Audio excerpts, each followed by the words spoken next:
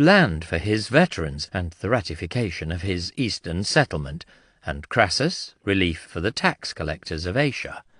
Caesar was very much the junior member, who needed powerful backers if he was to achieve anything in the face of a recalcitrant consular colleague and gain an important provincial command afterwards.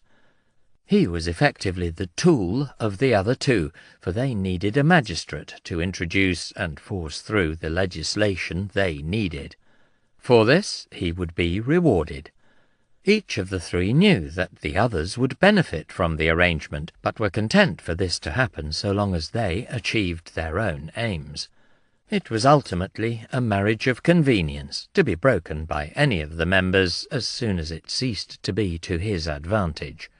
To see it as anything more solid or permanent risks misunderstanding the events of this and subsequent years.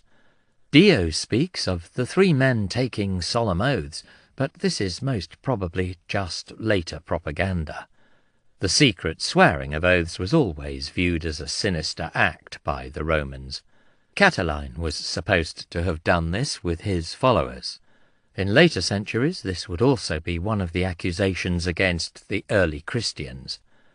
The two consuls were equal in power, but each took precedence over his colleague on alternate months.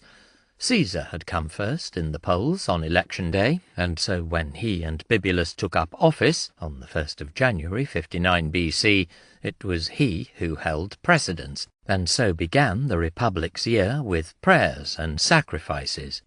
Each consul was accompanied by 12 lictors carrying the fasces, which symbolized a magistrate's power. The consul with precedence in that month was said to hold the fasces. Normally the lictors went ahead of a magistrate, clearing a path through the crowd if this was necessary. As a mark of respect to his colleague, Caesar stated at the beginning of the year that whenever Bibulus held the fasces, his own lictors would follow behind him. Instead, only a single lesser official, the clerk or acensus, would precede him. It was just one of a number of reasonable gestures that Caesar made at the very beginning of the year. He also wanted his deeds and words, as well as those of everyone else, to be a matter of public knowledge. Therefore, speeches in the Senate and at public meetings were to be recorded by scribes and published in the Forum. In the past, this had only been done occasionally, for instance, for some of the debates during Cicero's consulship. Yet his immediate priority was the land bill, and it is probable that this was read in the Senate and debated on either the 1st or 2nd of January. Haste was necessary, for a bill needed to be published 24 days before the tribal assembly was called to vote upon it. If Caesar was to have this vote in January, while he himself held the fasces, then every day was precious, for the Senate could not meet on the 3rd or 4th. Considerable effort had already been devoted to preparing the bill and securing its passage before the end of the previous year. We have already heard that Balbus had been sent to canvass for Cicero's active support. Caesar had been careful to learn from the failed land bills of Rullus and Flavius. The publicly owned land in Campania, the Ager Campanus, which supplied the treasury with a healthy revenue, was formally exempted. Clauses also made it clear that private property was to be respected. A commission would oversee the purchase and distribution of the land to both Pompey's veteran soldiers and large numbers of the urban poor. The commissioners were only permitted to purchase land from owners willing to sell, and would do so at the value recorded in the last census. The funding for this was to come from the vast surplus provided by Pompey's victories. Other clauses of the law expressly recognized all existing land occupation, lest fears grow up that there would be investigations into whether or not it was legally owned. It also barred the new settlers from selling their land for 20 years, to emphasize that it wanted to set up stable and permanent new communities. There were to be 20 commissioners, so that no 1 or 2 men should have overwhelming patronage in their hands, although there does appear to have been an inner council of 5 members to take some decisions. The commissioners would be elected, and the law expressly excluded Caesar from being amongst their number, so there would be no question of his proposing legislation from which he would derive tangible benefit. Roman laws tended to be long and complex. One of Rome's most enduring legacies to the world is cumbersome and tortuous legal prose. Before Caesar read the entire text to the Senate, he announced that he would alter or remove any clause to which an objection was raised. The bill was well crafted and sensible. There was little or nothing within it that could be reasonably criticised, and the senators were aware that anything they said in the debate was to be published. It was most probably on the 2nd of January that Caesar began to ask individual senators their opinion. Crassus was the first of the ex-consuls, and presumably gave his approval, as did Pompey, who would have been asked second. The others were somewhat sullen, but unwilling to go on record as opponents of the bill. The same was true of the former praetors. It was only when Caesar reached the ex-tribunes and called upon Cato to speak that there was anything other than unenthusiastic support or equivocation.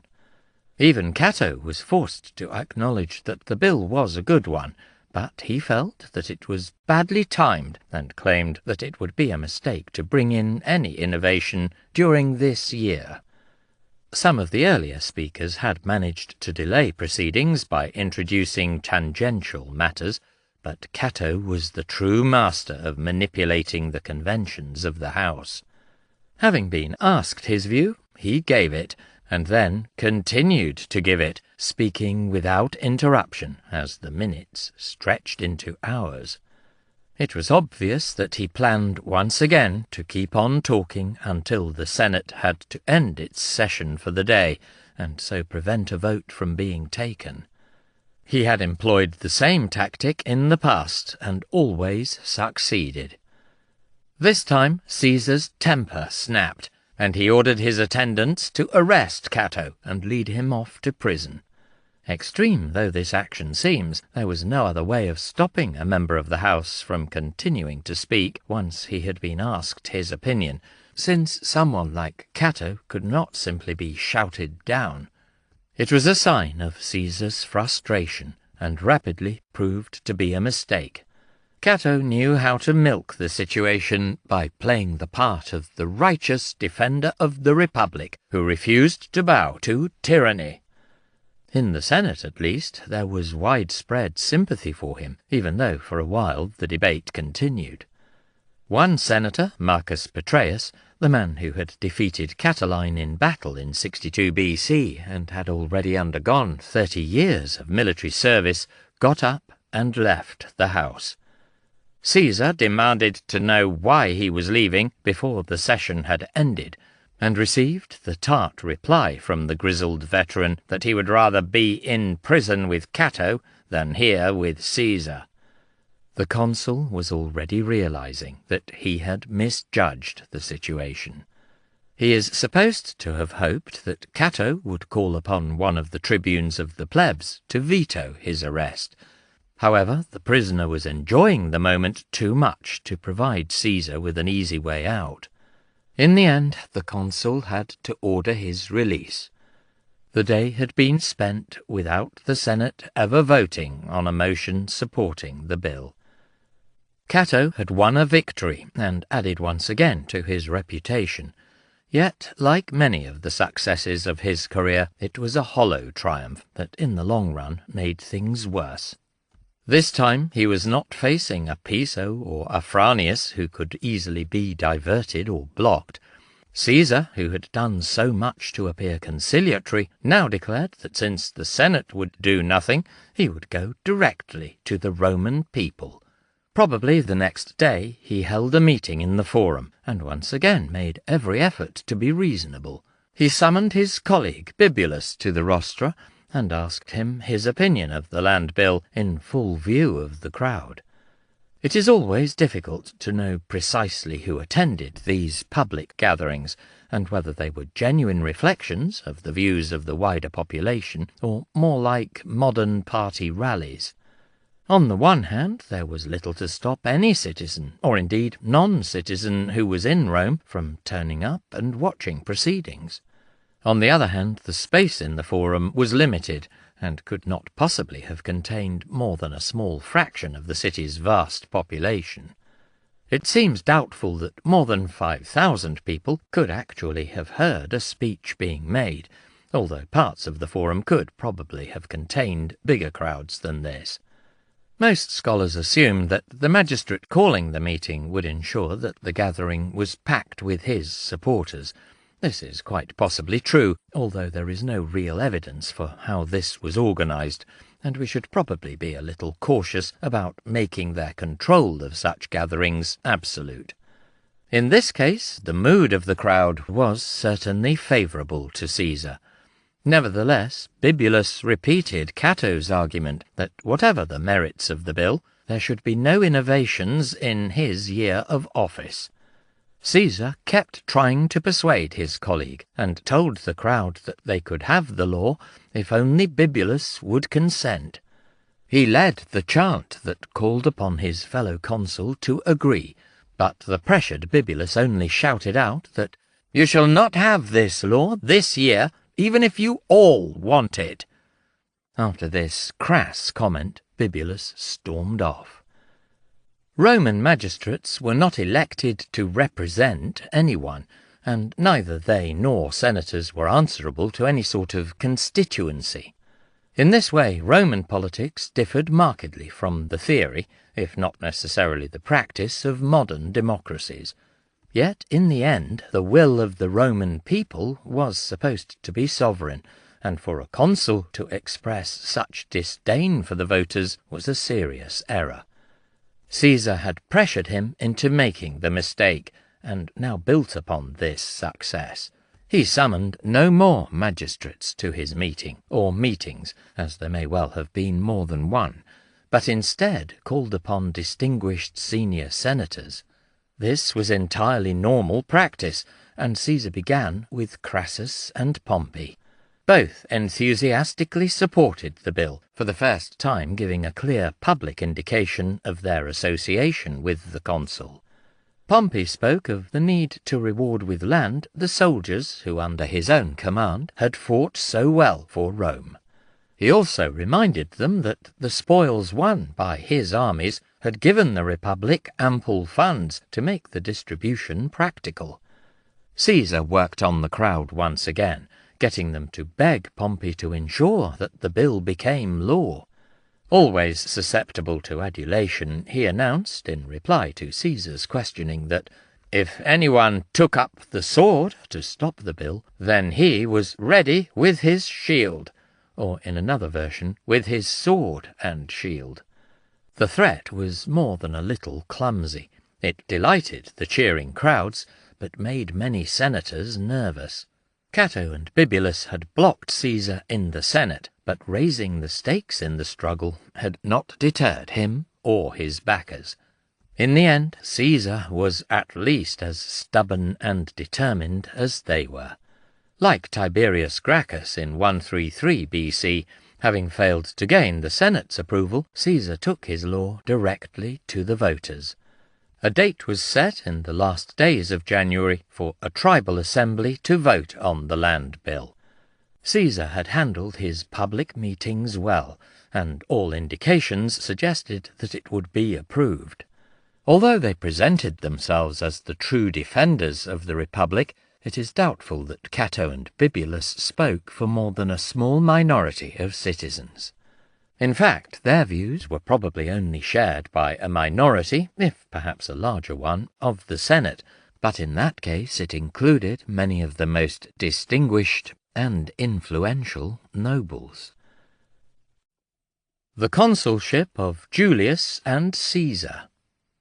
In the early hours of the day when the tribal assembly was to vote on the bill, supporters of Caesar, Pompey, and Crassus began to position themselves in key places around the forum.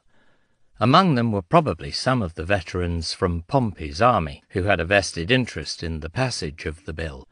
Some carried arms which were at least partially concealed. It is doubtful that there were enough of them to control all access to the forum, and as the sun rose, many other citizens came to join the crowd gathering in front of the temple of Castor and Pollux.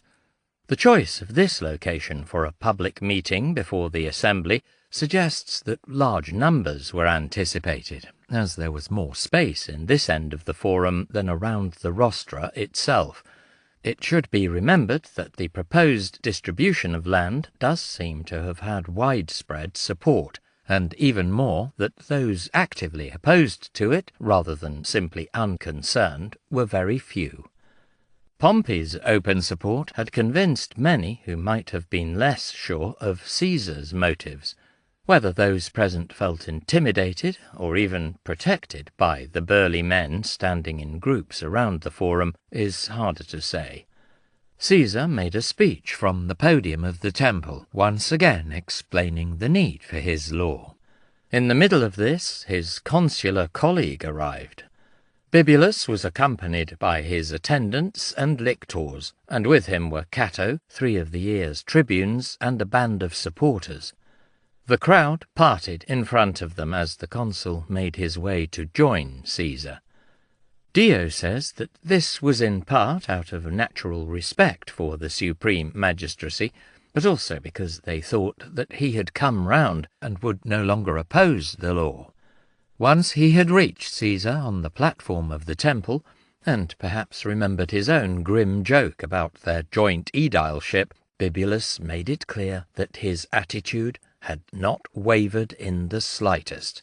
The presence of the tribunes suggests that he and Cato planned to veto proceedings and prevent an assembly from being held. He may also have considered announcing that he had seen unfavourable omens, which would also have broken up the meeting. However, matters may already have gone too far for this, since such pronouncements were supposed to precede the order for the citizens to separate into their tribes, which Caesar may already have given. The response of the crowd was immediately hostile. Doubtless the ensuing violence was led by the armed supporters. Bibulus was pushed off the steps of the temple as he tried to speak against Caesar. His lictors were overpowered, and the fasces they carried smashed, an important symbolic humiliation for a magistrate. According to Appian, Bibulus bared his neck and shouted out that he would rather stain proceedings with his death, since he could not stop Caesar. His attempt at heroism ended in farce when a basket full of dung was dumped over his head. Missiles were flung and several attendants wounded, as were one or more of the tribunes in some versions. Several of the attendants were injured by missiles. No one was killed, which may suggest that the violence was tightly controlled by Caesar and his allies. Covering the consul in manure rather than actually injuring him rather adds to the impression of well-orchestrated and restrained use of force. This was in marked contrast to most of the other periodic outbursts of violence since 133 BC. Cato was unhurt and was the last to leave, all the while shouting at his fellow citizens to persuade or intimidate them to his own point of view. Appian claims that he was actually carried out by some of Caesar's supporters, but later sneaked back in and only gave up when he realized that no one would listen to anything he said. The assembly then convened and approved the bill by a comfortable majority. The new law included a clause requiring every senator to take an oath to abide by its clauses and not to seek its repeal. Failure to do so would result in exile. Within a short period, perhaps 5 days, which was the period for a similar clause in another law, all had taken the oath. Metellus Celer, the consul who had summoned the Senate to join him in his prison cell a year before, was reluctant, but finally relented. Cato is said to have been persuaded by Cicero that he was of more value to Rome in the city than as an exile. Bibulus had summoned the Senate as soon as was possible after the day of the vote to protest at Caesar's behaviour. The meeting was most likely held on the 1st of February, when he assumed the fasces.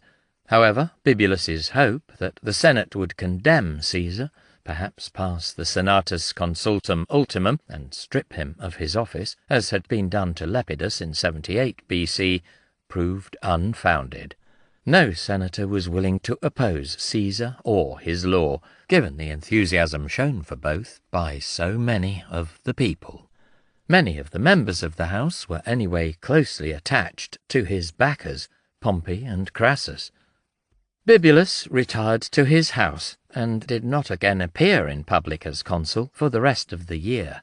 He busied himself writing scurrilous pamphlets and denunciations of Caesar, Pompey, and their supporters, which he ordered posted up in the Forum.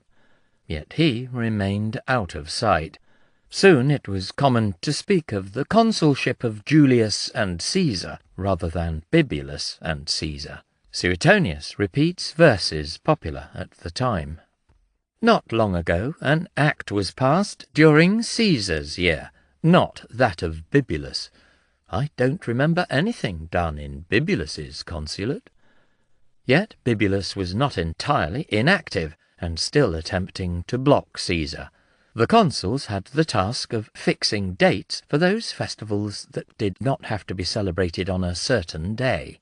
Bibulus chose to place these on days when the popular assemblies were allowed to meet, preventing this from happening.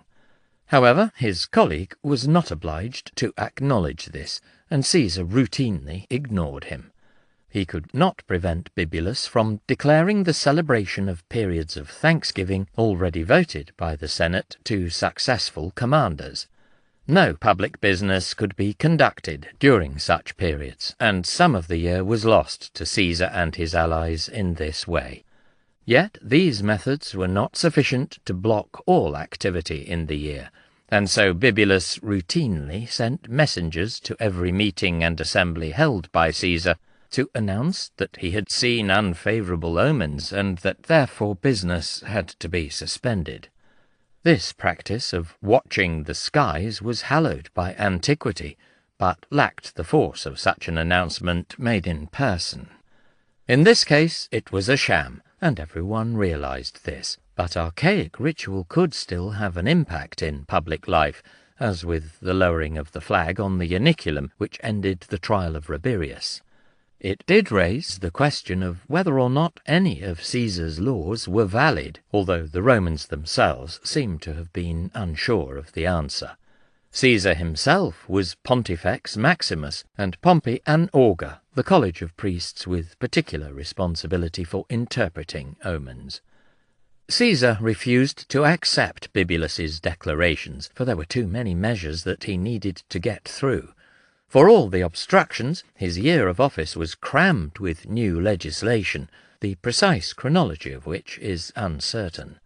The land law had helped to achieve one of Pompey's goals, and at some point his eastern settlement was also finally ratified by a vote of the tribal assembly. It may have been in a meeting to discuss this that Lucullus spoke out against Caesar. The consul replied with such a fierce tirade and with threats of prosecution that the senior senator flung himself on the ground to beg for mercy. For Crassus there was a 1/3 reduction in the sum due from the publicani for the right to collect the Aetian taxes. However, Caesar did formally warn the companies not to bid in such a reckless way in future. He may have benefited directly from this relief, for Cicero later claimed that Caesar was able to reward his agents with shares from the major companies. He had long taken an interest in how Rome's provinces were governed, with most of his famous appearances in court being prosecutions of oppressive governors. Now he framed a law that closely regulated the behaviour of provincial governors, clarifying and improving a law passed by Sulla as dictator. This proved highly successful and would remain in force for centuries. Cicero later described it as an excellent law. Both Caesar and Crassus had in earlier years tried to secure special commissions to Egypt.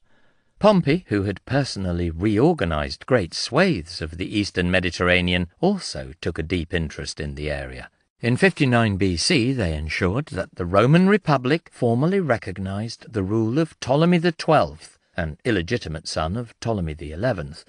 Ptolemy XII, who was nicknamed Auletes, or the flute player, was deeply unpopular with the Egyptians, but had paid a massive bribe to Pompey and Crassus. Suetonius claimed that this amounted to 6,000 talents, or a staggering 36 million denarii. Some of these laws were presented in Caesar's own name, so that each was a Julian law, lex Julia, on whatever the subject happened to be. Others were put forward by sympathetic tribunes. The most notable of these was Publius Vatinius, who comes across as a charming rogue in our sources. On one occasion he led a crowd to Bibulus's house and tried to make him come out and announce his unfavourable omens in public. There was even talk of arresting him. Vatinius supported Caesar, but it would be wrong to see him merely as the consul's tool, for like any senator he had ambitions of his own. He helped Caesar because this brought him personal benefits, including some of the shares in the tax-gathering companies mentioned earlier. Cicero claims that in later years Caesar would wryly comment that Vatinius had done nothing for free during his tribunate. For all his legislative activity, Caesar had time for other things during 59 BC. He remained deeply in love with Servilia, and in these months presented her with a pearl worth 1.5 million denarii, perhaps paid for from Ptolemy's bribe. Caesar had now been single since the divorce of Pompeia in 62 BC. None of our sources tell us whether Caesar and Servilia felt any desire to marry.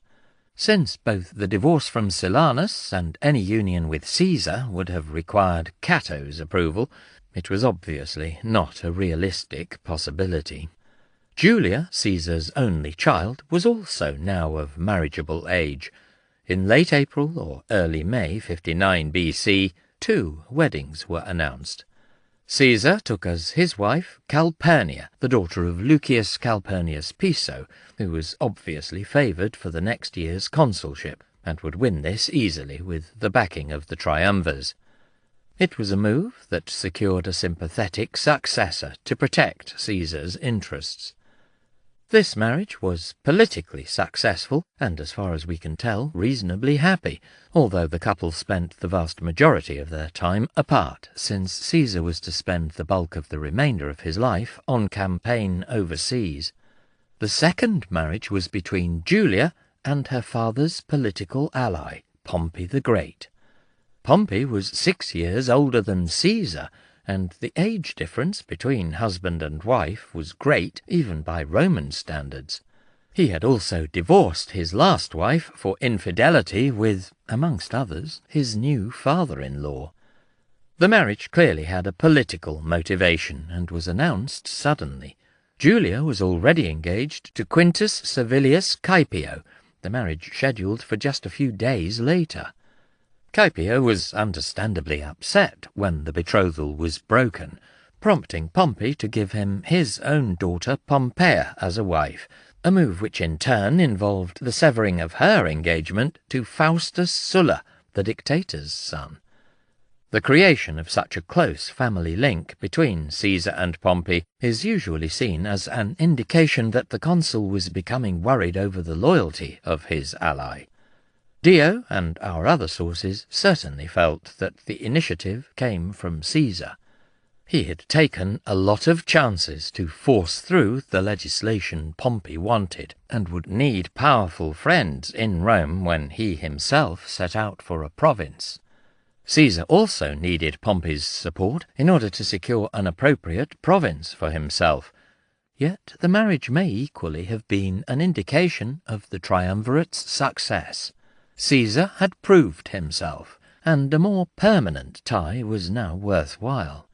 Pompey's new wife was young, attractive, intelligent, and seems to have had much of her father's charm. The 47-year-old husband rapidly fell deeply in love with his teenage bride. His affection appears to have been returned, and the marriage was undoubtedly a happy one. Pompey had always thrived on adoration, and willingly returned devotion with devotion. The backlash. From the middle of April to well into May, most senators tended to leave Rome and visit their rural estates. As a result, there were rarely any meetings of the Senate or assemblies during these weeks. Probably before this unofficial recess began, Caesar had already put forward another agrarian law. This time it dealt specifically with the publicly owned land in Campania, which had been exempted from his first law. The commissioners for the first law had already been elected and begun their work, and it may be that they had found too little other land available for immediate purchase. Perhaps Caesar had always thought that its distribution would also be necessary at some point, or maybe the realization that his first law was on its own inadequate came more gradually.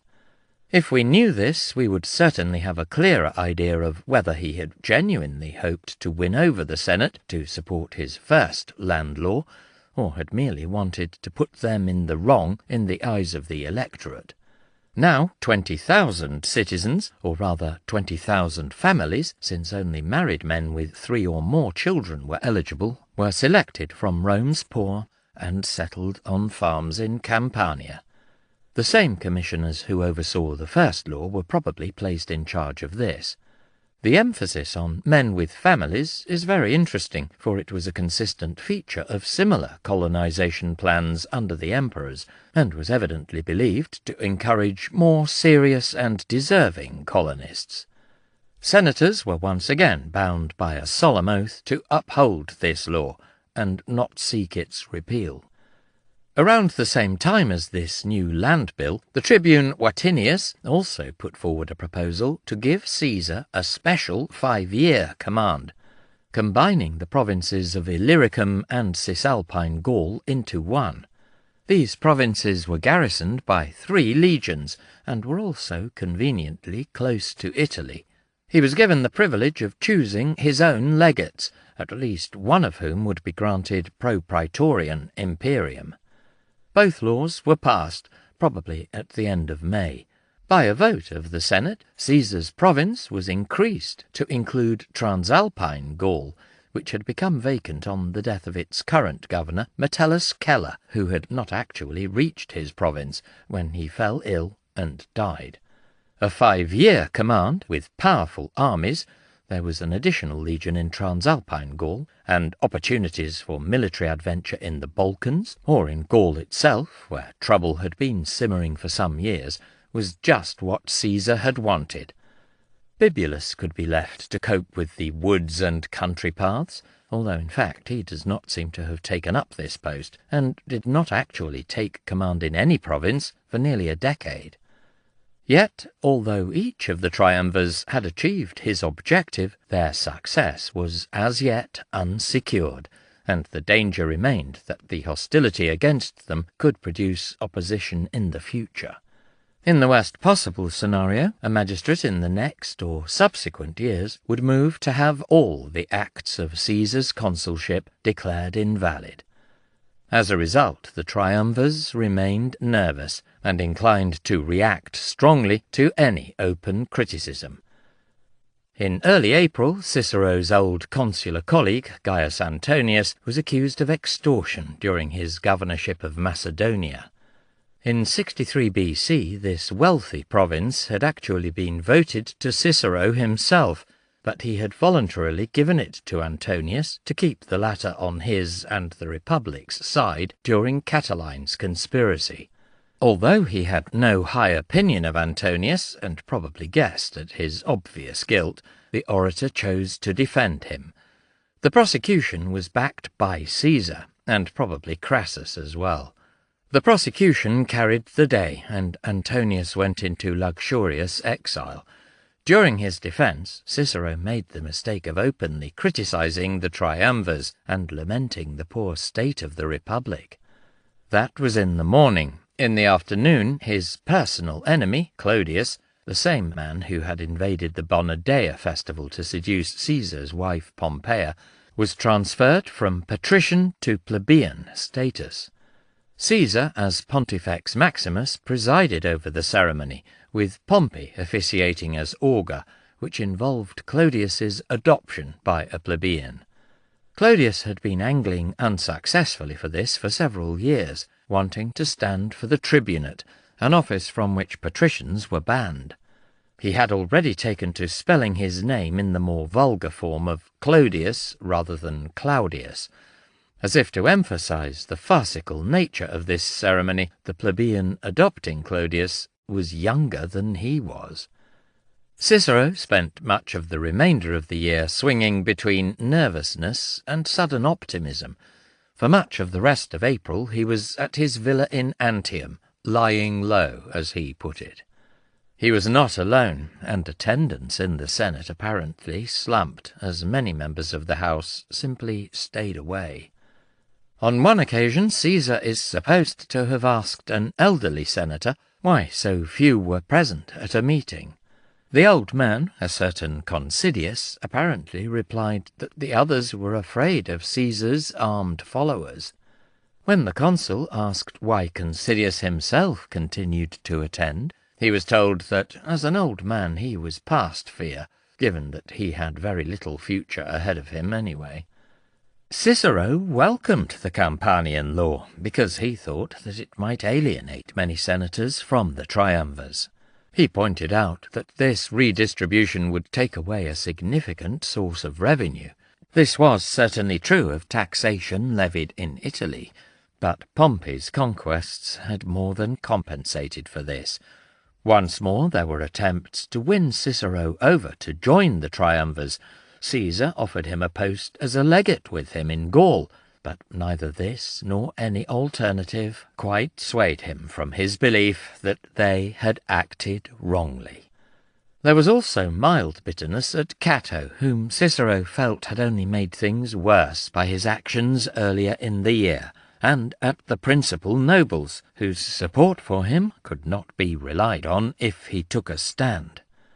By late April he began to hope that the balance in public affairs was changing, and wrote to Atticus, saying that if the power of the Senate was hateful, you can guess what will happen now control has passed not to the people, but to 3 immoderate men.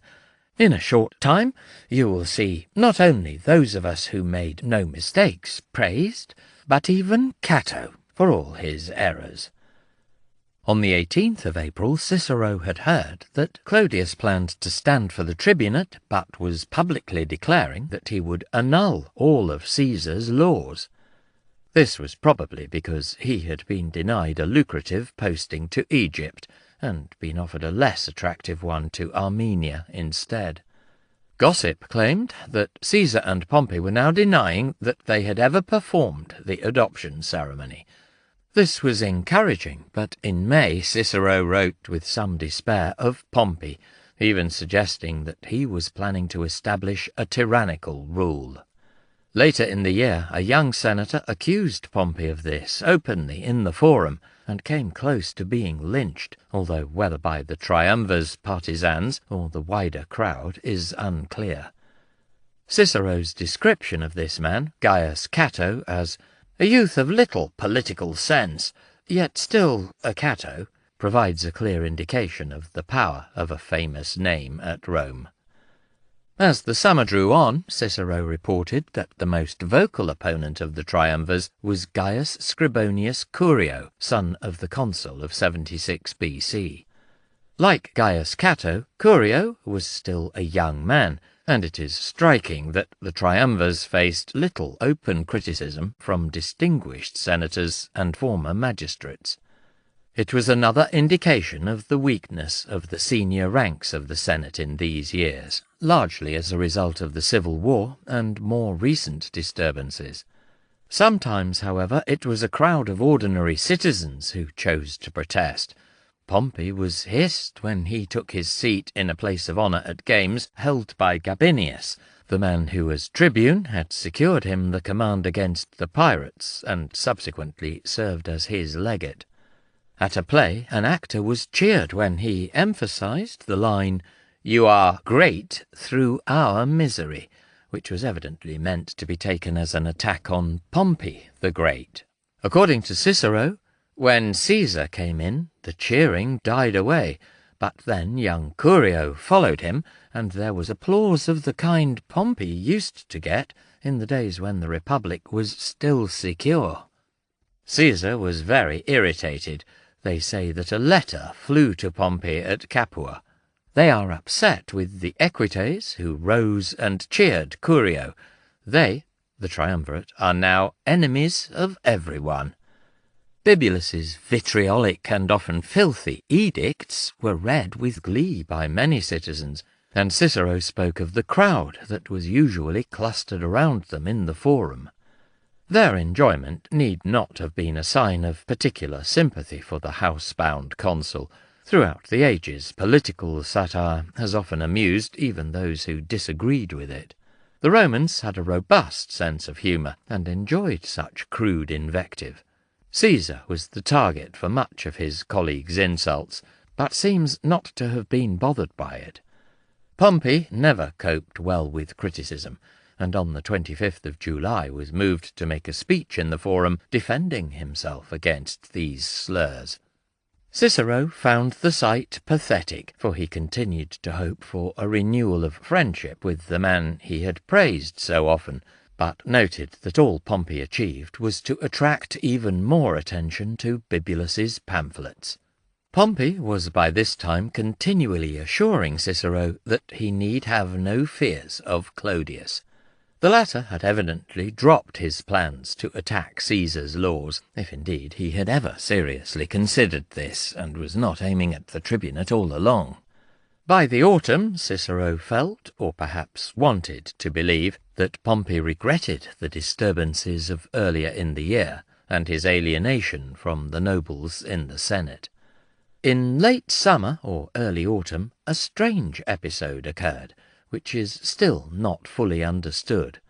Vettius, the man who in 62 BC had accused Caesar of complicity in Catiline's conspiracy and been beaten and imprisoned for his pains, was brought before the Senate and declared that he knew of another plot. He had become friendly with Curio, and eventually told him that he planned to murder Pompey, or both Pompey and Caesar in another version.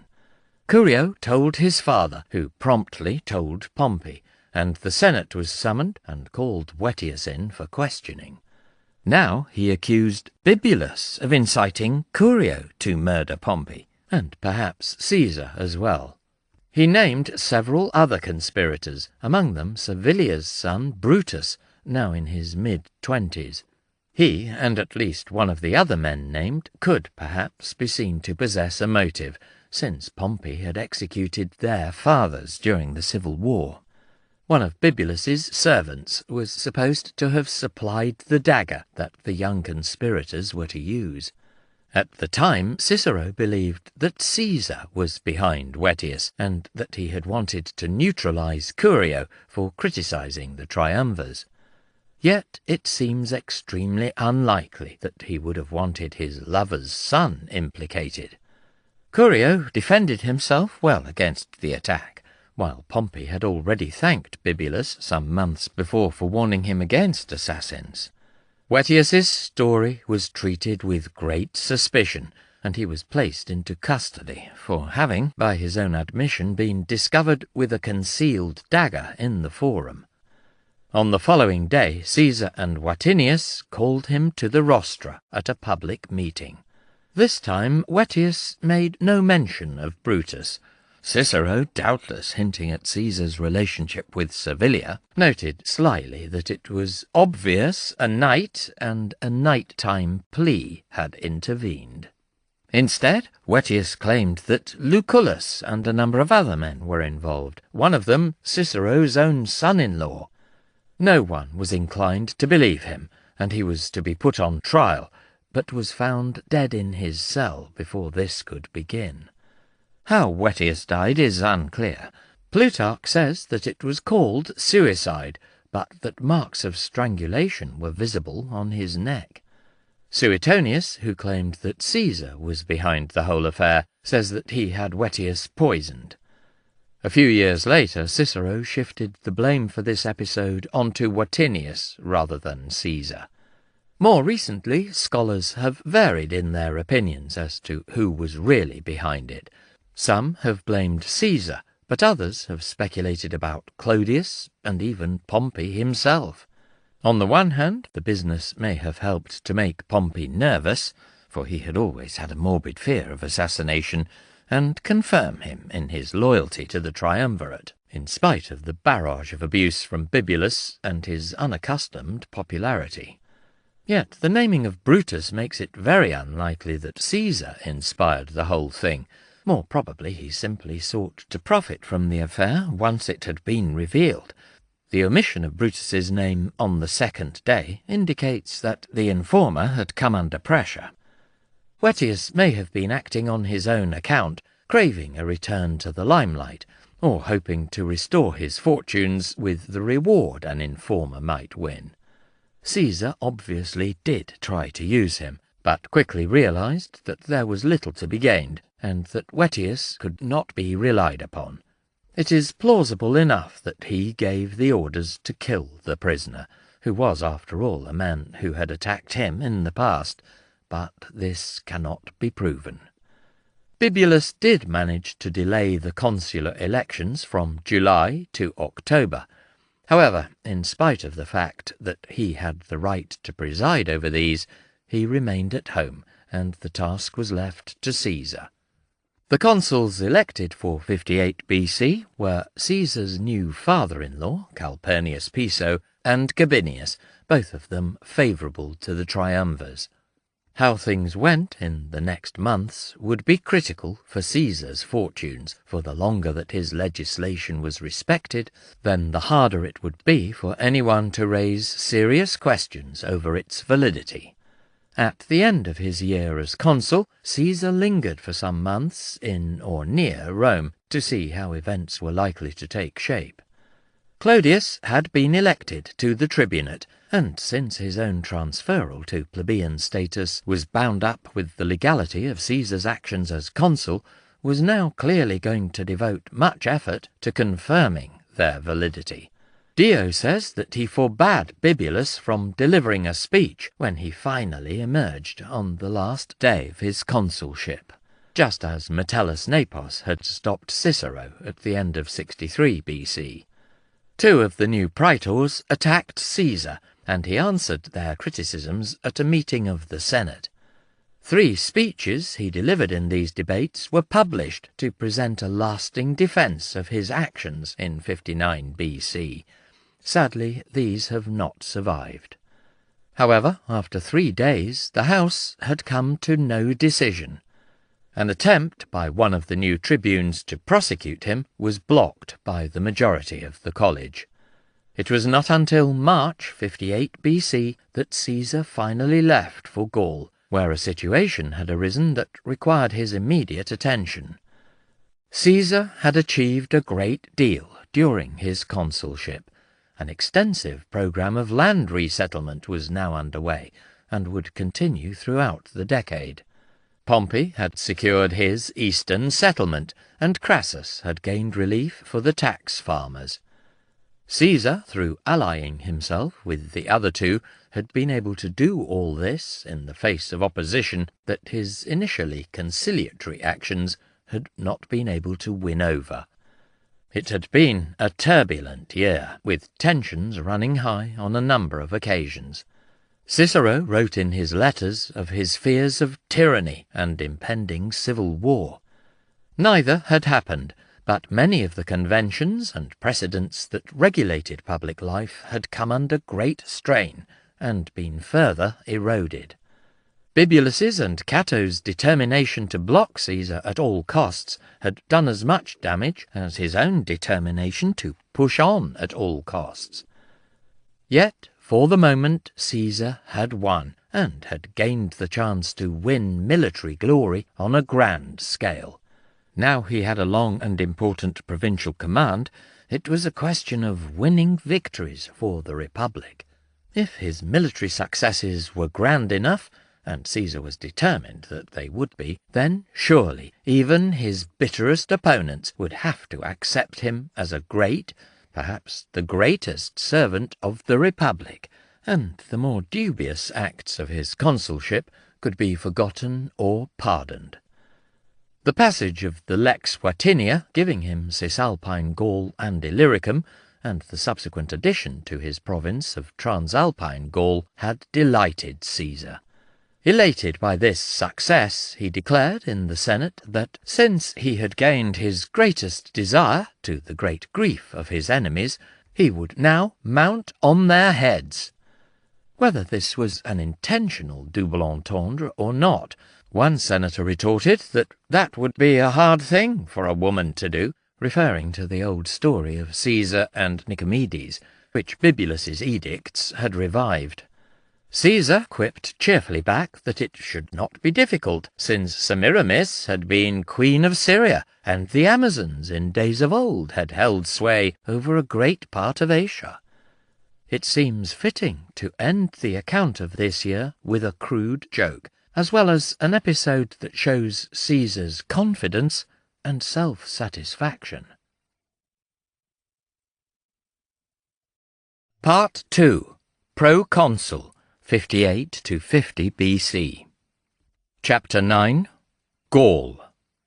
Caesar also fought 50 pitched battles, the only commander to surpass Marcus Marcellus, who fought 39, Pliny the Elder, mid-1st century AD. Caesar possessed the highest skill and elegance of style, but also the most perfect knack of explaining his plans. Aulus Hirtius, 44 BC. Caesar was 41 when he set out from Rome for his province. He would not return to the city for 9 years. The remainder of his life was dominated by warfare to a degree that is difficult to exaggerate. From this moment on, there were only 2 years in which he was not involved in major military operations. In 50 BC, this was because Gaul was conquered, and he was busily engaged in settling the region. In 44 BC, he was murdered, just days before setting out for grand new campaigns against first Dacia and then Parthia. In most years, he fought at least one, and often several, major battles or sieges. Pliny claimed that altogether Caesar led his army in 50 battles, while Appian says that 30 of these engagements occurred during the campaigns in Gaul. It is impossible to confirm or deny the precision of these numbers, since in any period of history there is rarely agreement as to just what constitutes a battle and what is merely an engagement or skirmish. The fact remains that these authors reflected the widespread belief that Caesar had fought more often, and with more consistent success, than any other Roman general. Alexander, with whom he was frequently compared, took part in only 5 pitched battles and 3 major sieges, although he was in many smaller encounters.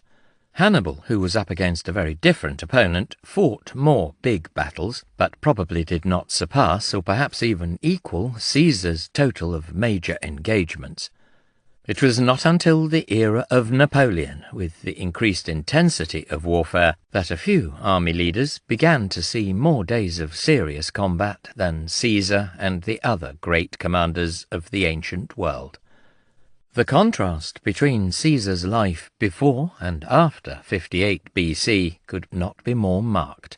Up until then, he had spent at the very most some 9 years outside Italy, and perhaps half that time in some sort of military service. This was fairly typical for a Roman senator, if anything, perhaps slightly below the average, although not in comparison with men like Cicero, who relied on constant appearances in the courts to keep themselves in the public eye. Once again, it is worth emphasizing that for all his flamboyance, association with dubious characters, and the controversial nature of some of his actions during the consulship, the overall pattern of Caesar's career had been broadly conventional. Having reached the consulship 2 years before the normal age, he was just marginally younger than the average proconsul. Compared to Alexander the Great, Hannibal, or Pompey, his opportunity came very late in life.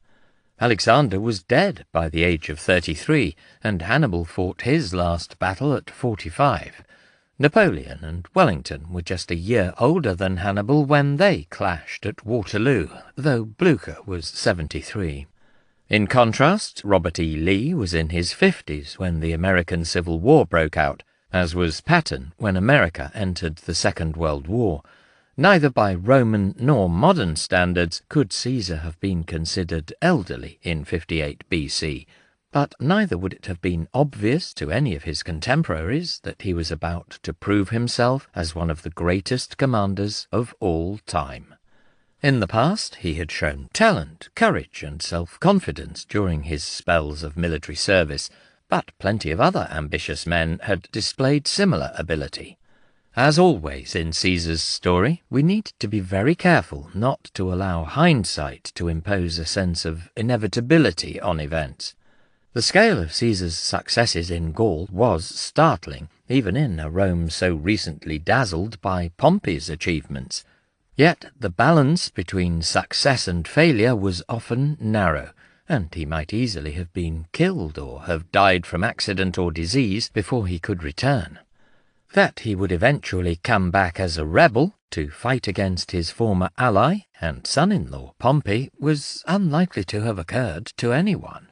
When Caesar went to Gaul, he had plans and ambitions and doubtless considered many possible outcomes. But in the end, he was trusting to fortune for his future. The War Commentaries. Caesar had worked hard to win the opportunity for such a great command, running up huge debts, taking great political risks, and making many enemies. He needed colossal victories if all this was to become worthwhile, but he also had to make sure that people knew about his achievements if he was to gain real advantage from them. Pompey's campaigns against the pirates and Mithridates had been recorded by Theophanes of Mytilene, a Greek scholar who had accompanied his staff. Caesar had no need of the literary services of other men, and would record his victories in his own words. He had already published a number of his speeches, as well as several now lost works, some of which he had written as a youth. The Emperor Augustus later suppressed these immature works, including a tragedy entitled Oedipus, and also his praises of Hercules and a collection of maxims, and none of the speeches have survived, other than in fragments. There was a tradition for Roman generals to celebrate their achievements by writing commentaries, a genre that was seen as distinct from history, and was often viewed as the material for subsequent historians to use. Caesar eventually produced 10 books of war commentaries, with 7 covering the operations in Gaul from 58 to 52 BC, and 3 more dealing with the civil war against Pompey from 49 to 48 BC. After his death, several of his own officers added 4 more books, covering the operations in Gaul in 51 BC, the campaigns in Egypt and the East in 48 to 47 BC, Africa in 46 BC, and Spain in 45 BC. No other commentaries have survived in anything other than the tiniest fragments, making it difficult to know whether or not Caesar's books conformed to the established style. Caesar's Commentaries on the Gallic War was from the beginning acknowledged as one of the greatest works of Latin literature. Cicero had great respect for Caesar's oratory and was similarly generous in his praise of the commentaries. They are admirable indeed, like naked forms, upright and beautiful, paired of all ornamentation as if they had removed a robe. Yet, while he wished to provide other authors with the means for writing history, he may only have succeeded in pleasing the incompetent, who might like to apply their gifts to his material, for he has deterred all sane men from writing, for there is nothing better in the writing of history than clear and distinguished brevity." These words were written in 46 BC, when Cicero was becoming increasingly uncomfortable with Caesar's dictatorship, so it may be that there was just a hint of double meaning when he said that men of sound judgment had been put off from writing their own narratives of his achievements. Nevertheless, it is clear that his praise for the literary quality of the books was entirely genuine, perhaps especially because the stark simplicity of their narrative contrasted so much with his own style of rhetoric. On one occasion Caesar declared that an orator should avoid an unusual word as the helmsman of a ship avoided a reef. Apart from necessary technical or foreign terms, he adhered staunchly to this principle, and produced a narrative that was clear and fast-paced. Rarely, if ever, is it emotional or melodramatic, for he allowed the drama and importance of the events to speak for themselves. Referring to himself, always in the third person, while his soldiers are nostri or our men, he tells the story of the army of the Roman people under their properly appointed commander as they struggle against ferocious enemies and even nature itself. At every stage, Caesar presents his actions as entirely in the interest of the Republic. Although the modern reader may sometimes balk at the catalogue of unabashed imperialism, massacre, mass execution, and enslavement contained in the commentaries, a contemporary Roman would not have found these things shocking. Indeed, it must have been hard, even for one of Caesar's political opponents, not to get carried along with the excitement of the narrative. Many political and military leaders have written their own versions of the events in which they were involved, but few have matched the literary standard of Caesar's commentaries. In recent times, Churchill probably comes closest in the sheer power of his words and the speed with which he produced his account so soon after the Second World War. Yet there is one major difference, both from Churchill and the vast majority of other famous generals, for all of them wrote for posterity, knowing that their own careers were substantially over and wishing to imprint their chosen version of events on future opinion. In contrast, Caesar was far more concerned with the contemporary audience, and wrote to help further his career and gain even more opportunities for glory, which had also been true of Churchill with his earlier writings. It is not absolutely clear when the 7 books of commentaries on the Gallic War were written and released, but it is often asserted that they came out all together in 51 to 50 BC. The conjecture, and it is no more than this, in spite of the certainty with which it is often asserted, is that in the months of tension that would eventually culminate in the Civil War, Caesar was hoping to win as much support as possible in Rome. Yet this had been true from the moment he left for Gaul in 58 BC, for neither he nor any other man pursuing a public career could afford to be forgotten by the electorate and the influential groups in the city. It would have been strange for him to wait so long. Moreover, differences in the treatment of some individuals and apparent contradictions of detail between the various books make it more than likely that each was published separately. A better case can actually be made for each book having been produced after the year of campaigning it describes in the winter months before operations could resume.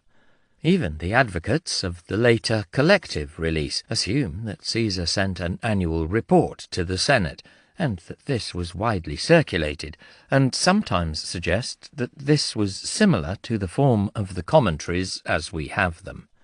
There is no reason to believe that in most cases Caesar lacked the time during the winters in Gaul to produce a book. Hirtius, one of his own senior subordinates, who later added the 8th book of Gallic commentaries, reflected Cicero's praise for Caesar as a stylist, but also noted the great speed with which he wrote these books. Another officer, Asinius Pollio, believed Caesar intended eventually to rewrite them, which could also be an indication that they were rapidly produced to fulfill an immediate political need. Neither comment proves that each book was published individually. It would obviously have been a considerable task to compose all 7 books in the months at the end of the Gallic campaigns, but on the whole it does seem extremely probable. Another widespread assumption is that the commentaries were aimed first and foremost at the senatorial and equestrian classes, but once again this may be questioned. In his consulship he had ordered the publication of all senatorial proceedings, which was evidently not for the benefit of senators. Levels of literacy in the Roman world are very difficult to judge, so that we do not know how many readers there were outside the wealthy elite. However, more practically, we can judge that any system where each copy of a book had to be written out by hand did mean that books were a rare and expensive luxury. Yet Cicero noted the enthusiasm with which men of humble station, such as artisans, devoured history books. There are hints in our sources that the public reading of books was common and could be very well attended. It does seem probable that Caesar, the man who had always been a popularis and reliant on the support of a wide section of the community, was keen to engage this audience. It is striking that senatorial and equestrian officers do not figure very prominently in the commentaries, and at times are shown in an unflattering light. In contrast, the ordinary soldiers of the legions consistently show courage and prowess. In most cases, even when they are criticized, it is usually for excessive enthusiasm that leads the legionaries to forget their proper discipline. Even more than the ordinary rank-and-file soldiers, the centurions who lead them are most often painted in heroic colours. Only a few of these officers are named, but generally it is the centurions as a group who keep calm at times of crisis and fight and die for the approval of their commander. This favourable portrayal of centurions and soldiers may well have pleased patriotic aristocrats and equestrians, but it was surely even more appealing to the wider population. Caesar cultivated these Romans, and did not simply speak to the elite. It is probable that some groups mattered to him more than others, for instance those citizens enrolled to vote in the first class in the Comitia Centuriata, but we know so little of life outside the circles of the elite that it is hard to be sure. From the start of the campaigns in Gaul until the very end of the Civil War, we know far more about Caesar's activities, but the overwhelming majority of this information comes from his own account in the commentaries. For the campaigns in Gaul in particular, there is scarcely any information in other sources that does not seem to have been derived from Caesar's version. If we have reason to doubt the basic truthfulness of the commentaries, then we have nothing with which to replace them. Napoleon was a great admirer of Caesar as a commander, placing him on the list of great captains whose campaigns should be studied by any aspiring general. But even so, he doubted the truthfulness of some aspects of his account, and spent some time during his exile criticizing them. However, given the flexible attitude to the truth in his own bulletins and memoirs, he may simply have seen this as natural. Caesar wrote for a political purpose, to build up his reputation as a great servant of the Republic, and show that he deserved his preeminence. Therefore, the commentaries were works of propaganda, and showed everything he did in the most favourable light.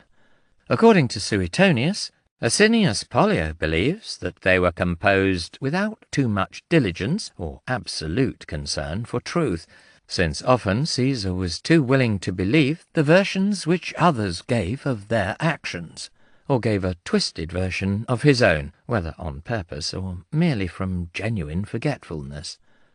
Pollio served under Caesar in the Civil War, but was not with him in Gaul, and it is more than likely that his comments were mainly aimed at Caesar's account of that later conflict. The claim that Caesar was too ready to accept the accounts others gave of their actions may well have had a bitterly personal note, since Pollio was one of the few survivors from a disastrous landing in Africa led by a man given favourable treatment in the commentaries. Yet, if he was right that Caesar also distorted some of his own actions, then to what extent could this have occurred? Archaeology has confirmed some of his account of operations at Gaul, but it is a clumsy tool with which to reconstruct the details of military operations, still less the motivation and thought behind them. More importantly, it is clear that throughout the conflict in Gaul, the many senators and equestrians serving with Caesar's army regularly wrote to their family and friends. In later years, Cicero's brother Quintus became one of Caesar's legates. The surviving correspondence includes little military detail, but it is striking that Quintus was even able to send a letter to his brother while the army was in Britain for a few months in 54 BC. There was clearly a constant flood of information going back to Rome from the army. In 56 BC, Cicero attacked Caesar's father-in-law, Lucius Calpurnius Piso's record as proconsul of Macedonia in the Senate. Piso had flouted convention by not sending regular dispatches to the Senate, but nevertheless Cicero claims that he and everyone else in the house was well informed about the proconsul's activities and failures. Most of the critics of Caesar's truthfulness employ details from his own narrative against him. Defeats are mentioned, as are a number of controversial actions. Ultimately, Caesar could not risk widespread invention or blatant distortion, because these would readily have been spotted by his audience. He could, and clearly did, present everything in the most favourable light possible, passing the blame for defeats on to others, justifying his actions with apparently calm reason, and not highlighting operations that achieved little. Yet in the end he had to stick closely to facts, particularly those facts that were of most concern to a Roman audience, if the commentaries were to achieve their aim of winning over public opinion. Caution must be used in dealing with Caesar's narrative, as with any other source, but there is good reason to believe that, at the very least, his account relates the basic events accurately. Caesar's army. The army garrisoning Caesar's province in 58 BC was twice the size of the force that he had taken over in Spain, and in due course it would double and then treble in size. He had had about 5 years of military service, with no prior experience of warfare in this region, but, as we have seen, neither of these things were especially unusual for a Roman commander. Caesar coped well with the challenge, but it is a mistake to assume that from the very beginning he showed the sureness of touch that has led to his universal recognition as one of the greatest commanders of all time. He had to get to know his new army and learn how best to use it, and this process was not instant. However, his most senior officers were all men whom he had selected himself and brought with him to the province. The most important were the legates. The name legatus meant representative, and was used both for ambassadors and senior officers who acted on behalf of a governor, who were invariably senators. As far as we can tell, none of these men had any more experience of soldiering than Caesar himself. He had asked Cicero to accompany him in this role, which is a good indication that useful political connections were often of greater importance than headhunting military talent. The orator had turned Caesar down, but from the beginning of the campaigns he had at least 5, and possibly 6 or even 10 legates on his staff. The most senior was Labienus, who was actually granted pro-praetorian imperium of his own, and not merely delegated power. The man who was tribune in 63 BC had cooperated with Caesar and brought the prosecution against Rabirius, receives more attention in the commentaries than any other legate, and proved himself to be an exceptionally gifted soldier.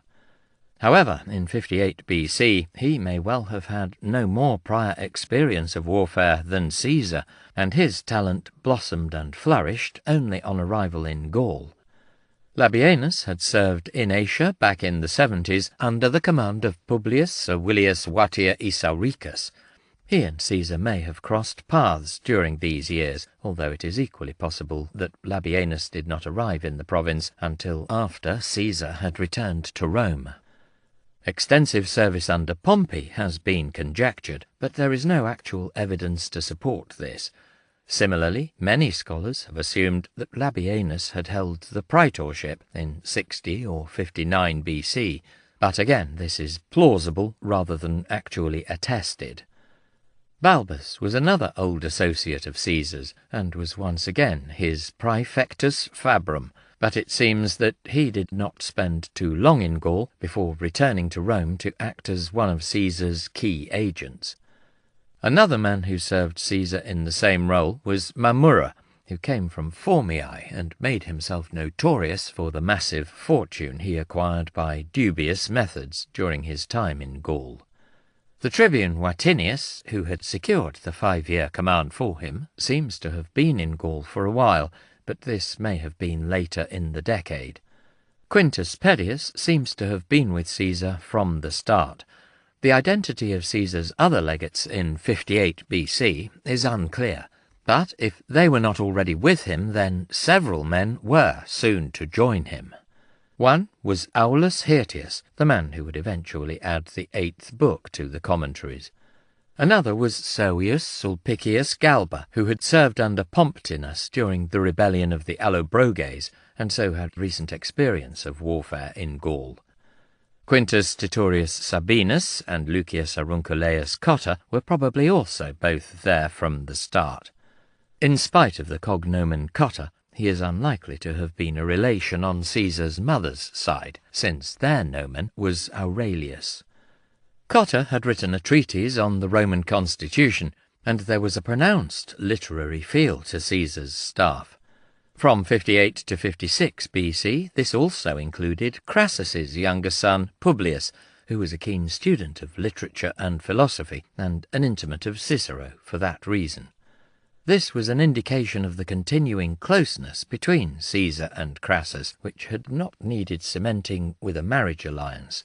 In his mid-20s, Publius Crassus was to prove a bold and gifted commander, but began the campaign as the commander of the army's cavalry, praefectus equitum, before being promoted to legate in the following year. Another young man of talent who served with Caesar probably from the start of the campaign was Decimus Junius Brutus, son of Sempronia, who had notoriously been closely involved in Catiline's conspiracy. Finally, Caesar also had the assistance of a quaestor, but his identity is unknown. The most striking thing about Caesar's legates is their comparative obscurity. Crassus, and to a slightly lesser extent Brutus, belonged to distinguished families, and both their fathers had become consul. Labienus was a new man, and had not yet held a magistracy more senior than the tribunate, as had Vatinius. Cotta's family seem not to have been prominent for many generations, while even less is known of the background of Sabinus and several other officers.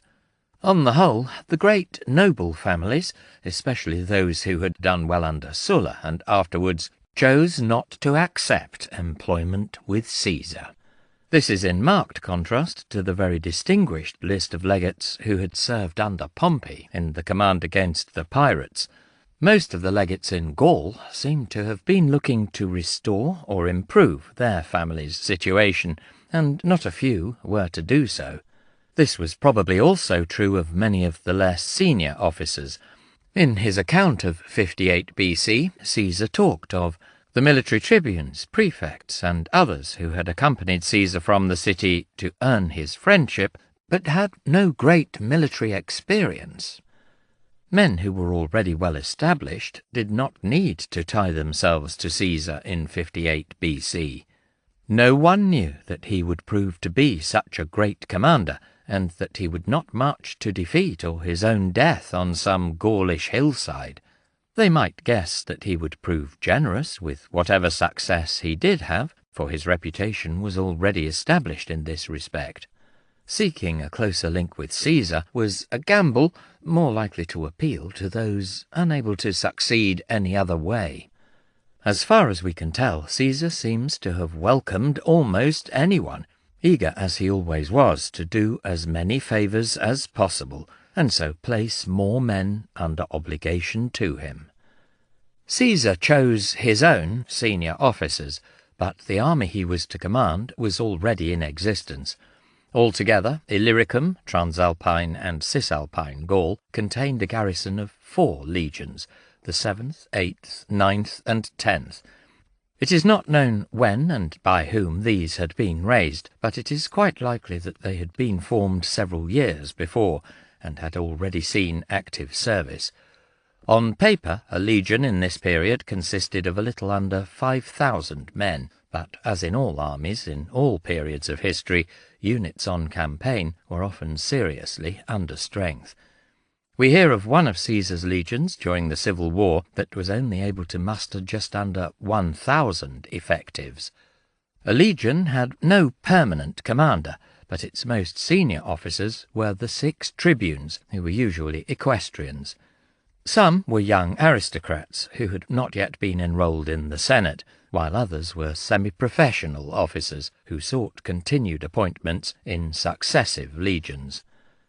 24 tribunes were elected by the Roman people each year, this traditional number being intended to supply the army of 2 legions, which was allocated to each consul in earlier centuries. Caesar had himself been elected in this way, but there were now usually too many legions in service at any one time to rely on this method. Most, if not all, of Caesar's tribunes were appointed by him, although some may already have been with the 4 legions. The commentaries never mention a tribune actually commanding a legion, and Caesar normally gave this task to his legates and his quaestor. However, the tribunes clearly had important staff and administrative roles, and could command sizable detachments. Beneath a tribune was a centurion, which is better thought of as a grade rather than a specific rank. There were 60 centurions in a legion. Each commanded a century of 80 men. The title had probably never meant anything more specific than around 100 men, and 6 centuries combined to form a cohort of 480, which was the basic tactical unit of the army. Our sources are silent on the matter, but it is highly probable that the most senior of the 6 centurions commanded the cohort in battle. There were 10 cohorts in a legion, and the first cohort had greater prestige than the rest, for it protected the silver or gilded eagle that was the standard of the entire legion. The centurions of the first cohort had immense prestige, and they, probably along with centurions who commanded the other cohorts, formed the centurions of the first grade, primi ordines, who were often included in the commander's briefings. Centurions have sometimes been portrayed as sergeant-major types, grizzled veterans promoted only after long service in the ranks, but there is actually very little evidence to support this view. Never in the entire commentaries does Caesar mention promoting an ordinary legionary into the centurionate, but then he says nothing at all about their origins, presumably because he assumed that his audience would know this. Many men may have been directly commissioned as centurions, something that we know was common under Rome's emperors, when we even hear of equestrians serving in this way. The administrative role that was an important part of the job evidently required a good standard of literacy and numeracy, neither of which may have been common amongst the ordinary soldiers. Once in the rank, it is certain that centurions were socially and economically very distant from the ordinary legionaries, for their pay was several, perhaps as much as 10 times greater. Probably most centurions already came from the more prosperous classes, and not the very poor who formed the bulk of the rank and file. If so, then the prominence they receive in the commentaries becomes all the more interesting. It may well be that they were drawn from amongst the first class, which played such a decisive part in the voting in the Comitia Centuriata. Appointments to this grade and subsequent promotions would then have taken on an importance beyond the purely military for a commander like Caesar. fitting in with the wider networks of patronage that underlay so much of Roman society. Yet, unlike the more senior officers, centurions do seem to have stayed with the army for long periods, and it would not be a mistake to see them as essentially professional officers. The legions of earlier centuries, which had been drawn from a cross-section of society and had excluded all those with insufficient property to afford their own equipment, were now a distant memory. Marius had openly recruited from the capitae censi those so poor that they were counted simply as numbers in the census, but he had probably just acknowledged a trend that was already well established. There was now little to attract the better off and well-educated to the legions. Discipline could be brutal, with floggings common, and execution the penalty for more serious dereliction of duty.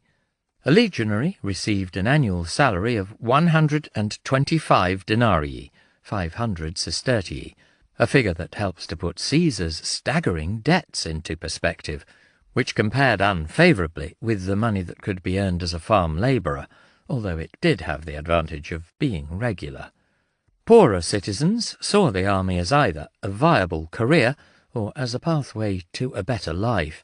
A general who was generous with the rewards, or promised to secure grants of land for his veteran soldiers, could win an intense loyalty from his legionaries, as Marius, Sulla, and Pompey had already demonstrated. Centurions often transferred from one legion to another, but there is no mention of ordinary soldiers doing the same.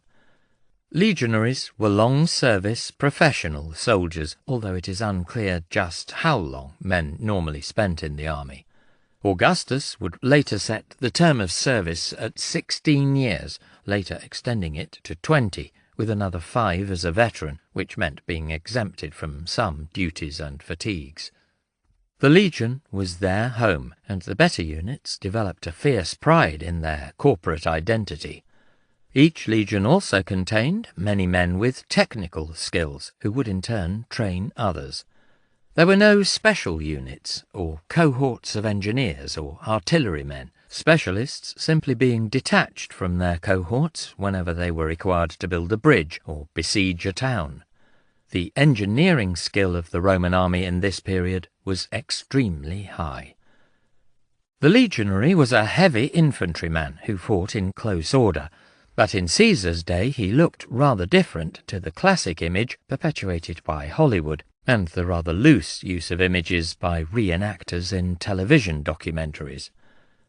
The famous banded or segmented armour had probably not yet been invented, for the earliest known fragment of such a cuirass dates to AD 9.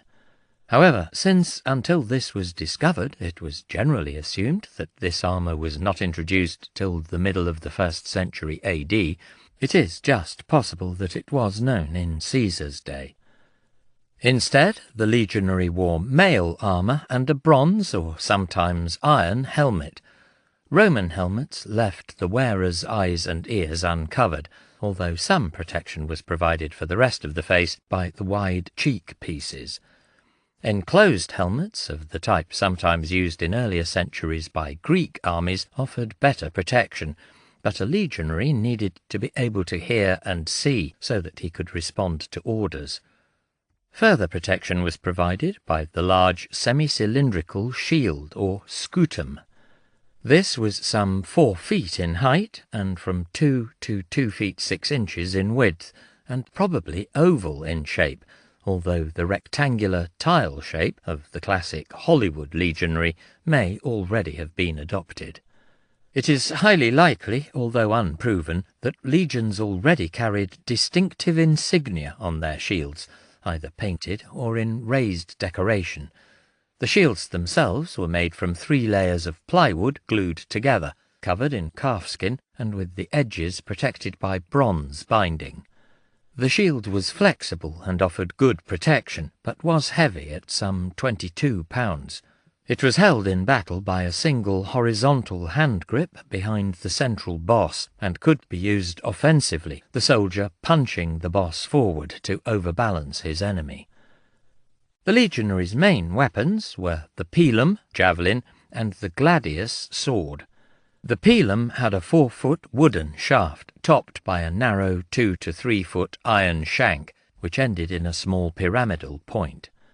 When thrown, all the weight of the weapon concentrated behind the small head, allowing this to punch through an opponent's shield, while the long slim shank gave it the reach to keep going and wound or kill the man himself. Contrary to deeply entrenched myth, the metal was not intended to bend. By the 1st century AD, the gladius sword used by the Roman legionary was short, with a blade usually under 2 feet in length. However, in Caesar's day, a longer blade, at least 2 feet 6 inches in length, and sometimes longer, was in use. Made of high-quality steel, the heavy blade was well adapted to both cutting and thrusting, its long point being well suited to penetrating armour and flesh. The legionary was well equipped and trained as an individual fighter, but the greatest strength of the Roman army lay in the discipline and command structure that made them so effective collectively. For support troops, the legions relied on foreign soldiers, who were known collectively as the auxilia. Many of these were locally recruited allies. Caesar would draw heavily on the tribes of Gaul, especially for contingents of cavalry. In most cases, these men were led by their own chieftains, but at least some Gauls do seem to have served in units led by Roman officers, and may have been drilled and equipped by the army. In his account of the civil war, Caesar mentions that in 49 BC he had 3,000 cavalry, which he had had with him in all his past campaigns. He also tells us that he had 5,000 auxiliary infantry, although it is unclear if these had also served with him from 58 BC onwards. Neither group is specifically mentioned in his account of the campaigns in Gaul, and they may have been allies, mercenaries, or regular soldiers, foreshadowing the organized and permanent regiments of auxiliaries of the imperial period. He does make a few references to units of specialists, including Cretan and Numidian archers and slingers from the Balearic Islands. The Cretans and Balearics were famous for their skill with their respective weapons, and had appeared as mercenaries in many armies for several centuries. The Numidians were more famous for their light cavalry, and it is quite possible that Caesar also had some of these with him. It is only through a single comment that we know that there were some Spanish cavalry with the army. The number of allied soldiers varied from year to year, while the total force of professional mercenaries and auxiliaries is likely to have been more static. Allied contingents were on occasions substantially larger, but even so, it was always the legions that remained the heart of Caesar's army. The whole of Gaul is divided. In 58 BC, it was not obvious where Caesar's campaigns would lead him. He had first been granted Cisalpine Gaul and Illyricum as his province, and Transalpine Gaul was only added after the sudden death of its governor. Caesar's original intention may well have been a Balkan campaign, probably to curb the growing power of the Dacian king Burebista, who was carving out a powerful empire around his heartland in what is now Transylvania. The region was wealthy and scarcely explored by Roman armies, offering the glory attached to defeating a people never before encountered. He may well have been planning to advance in that direction, both in 58 BC and in later years, but events continued to provide him with ready opportunities for military adventures in Gaul, and the Balkan expedition never took place. Even so, it never left Caesar's mind, for he was planning to move against Dacia in 44 BC when he was assassinated. In the 1st century BC, Gaul comprised the area of modern France, Belgium, and part of Holland, running from the Rhine to the Atlantic coast. In no sense was Gaul a nation. As Caesar famously said in the opening sentence of the commentaries on the Gallic War, its population was divided into 3 ethnic and linguistic groups: In the southwest, bordering on the Pyrenees, were the Aquitanians, whom he believed had much in common with the Iberians of Spain. In the north, especially the northeast, were the Belgians, while central Gaul was the home of the peoples whom the Romans referred to as Gauls, Galli, but who named themselves Celts. Each of these groups was in turn subdivided into numerous individual peoples, who, for all their similarity in language and culture, were often mutually hostile. The basic political unit was the clan, pagus, and several of these usually made up a tribe, civitas. Neither English word is entirely appropriate, and some scholars would prefer state to tribe, but no one has really come up with anything better. The importance of the tribe seems to have increased markedly in the century before Caesar's arrival in Gaul, and some scholars would like to see them as comparatively recent inventions. More probably, the changing political and economic climate in Gaul had simply given new importance to loose ties of kinship and ritual that were very long established. Even so, the degree of unity between the clans of one tribe varied considerably, and there were a number of cases during the Gallic Wars when individual pagi acted independently. Kings appear in some tribes, and perhaps also at the clan level, but not in others, and the majority seem to have been governed by councils or senates, with the day-to-day running of affairs being placed in the hands of elected magistrates. Rome's oldest ally, the Aedui, had a supreme magistrate called the Vergobret, who held office for a single year. No man could be elected twice to this post, nor could any member of his family hold the office during his lifetime, thus preventing any individual or group from monopolizing power. The similarity of this ideal to the Roman republican system is striking, and in many ways the tribes of Gaul resembled the city-states of the Mediterranean world, though perhaps at an earlier stage of development. There is an ongoing academic debate over the extent to which we can see the Gauls and other peoples who spoke Celtic languages as part of one people with broadly uniform customs and culture, but this need not concern us here. Caesar notes both similarities and differences between the various tribes, but did maintain a very clear distinction between the peoples of Gaul and the German tribes.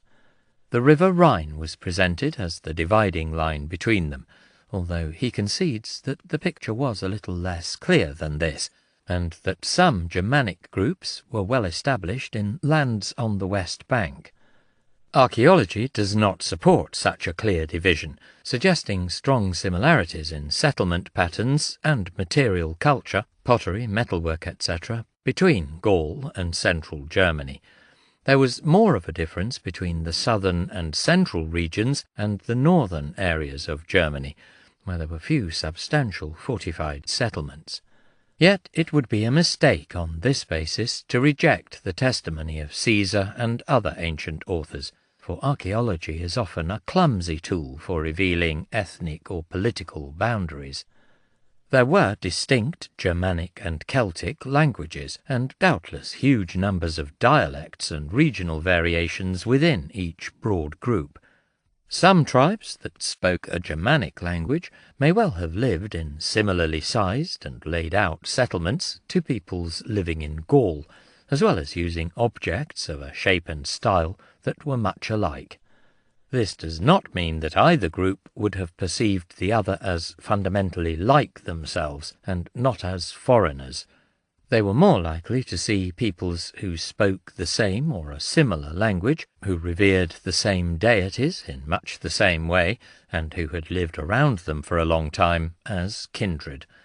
This would not in itself have prevented hostility and warfare between the two groups, nor ruled out peaceful relations with a more foreign people. Neither the Gauls nor the Germans were nations in any meaningful sense, and personal identity and loyalty had far more to do with tribe and clan, and within these, family, neighbour, or chieftain. Contact between Gallic tribes and the Mediterranean world had a long history, and was often marked by warfare. A band of Gauls had sacked Rome in 390 BC, while other tribes had overrun and settled in the Po Valley. Later, the Romans began to colonize the same region, resulting in a series of wars that ended in the early 2nd century BC with the subjugation and absorption of the Gallic tribes. Around 125 BC, the Romans began the conquest of Transalpine Gaul to create a secure land route to their provinces in Spain. One of the proconsuls involved in these campaigns was Gnaeus Domitius Ahenobarbus, the great-great-great-grandfather of Emperor Nero. Described by a contemporary as having a face of iron and a heart of lead, he is said to have impressed the tribes by riding on an elephant, but his most enduring legacy was the Via Domitia, a great strategic road running to Spain. The region was the scene of much fighting during the migration of the Cimbri and Teutones, but there was no more concerted Roman expansion before Caesar's arrival. There was considerable consolidation, with the establishment of fortified outposts and a colony at Narbo, modern Narbonne, in 118 BC. The latter soon became an important trade centre, as goods produced by the great latifundia estates of Italy flooded over the Alps. Wine was the main product, and the trade can be traced by the discovery of sherds from the amphorae used to transport it. The sheer quantity involved is staggering, and one scholar has estimated that during the 1st century BC some 40 million wine amphorae were traded in Gaul. If anything, this figure is probably too low. Each vessel was usually around 3 to 3 feet 6 inches high and contained 35 to 45 pints. The main trade routes followed the Rhône-Saône valleys, or went west to the Atlantic coast via the Aude and Garonne. In return for wine and other luxury goods, traders sought raw materials, including tin from southwestern Britain, and most of all, slaves. One source claims that a Gaulish chieftain would exchange a slave for a single amphora of wine. This may have been a misunderstanding of the social obligation on a host to demonstrate his wealth and power by giving a guest something of far greater value than his gift, but nevertheless illustrates the importance of wine to the Gaulish nobility. Some of this trade may have been undertaken by local middlemen, but Roman merchants were evidently a familiar sight in much of Gaul. This was a time of great commercial opportunity for Romans, and enterprising businessmen penetrated deep into lands that had never yet seen a Roman army. At one site in Noricum there was a Roman trading community with its own small forum, established outside a native town by the start of the 1st century BC. Trade with the Roman world encouraged a trend towards centralization in many of the tribes of Gaul. The late 2nd and 1st centuries BC saw the growth in large walled towns, which Caesar calls by the somewhat vague term oppida. Many tribes were minting coinage of a standard size and weight based on Hellenistic models, which suggests that long-distance trade was common. Some sites show traces of large-scale manufacturing activity and were laid out to an organized plan. Entremont, a hill town stormed by the Romans around 124 BC during the conquest of Transalpine Gaul, was built in stone in a very Greek style. The cultural influence was not overwhelming, though, for a Hellenistic-style shrine also had niches built into the walls to take the severed heads of enemies.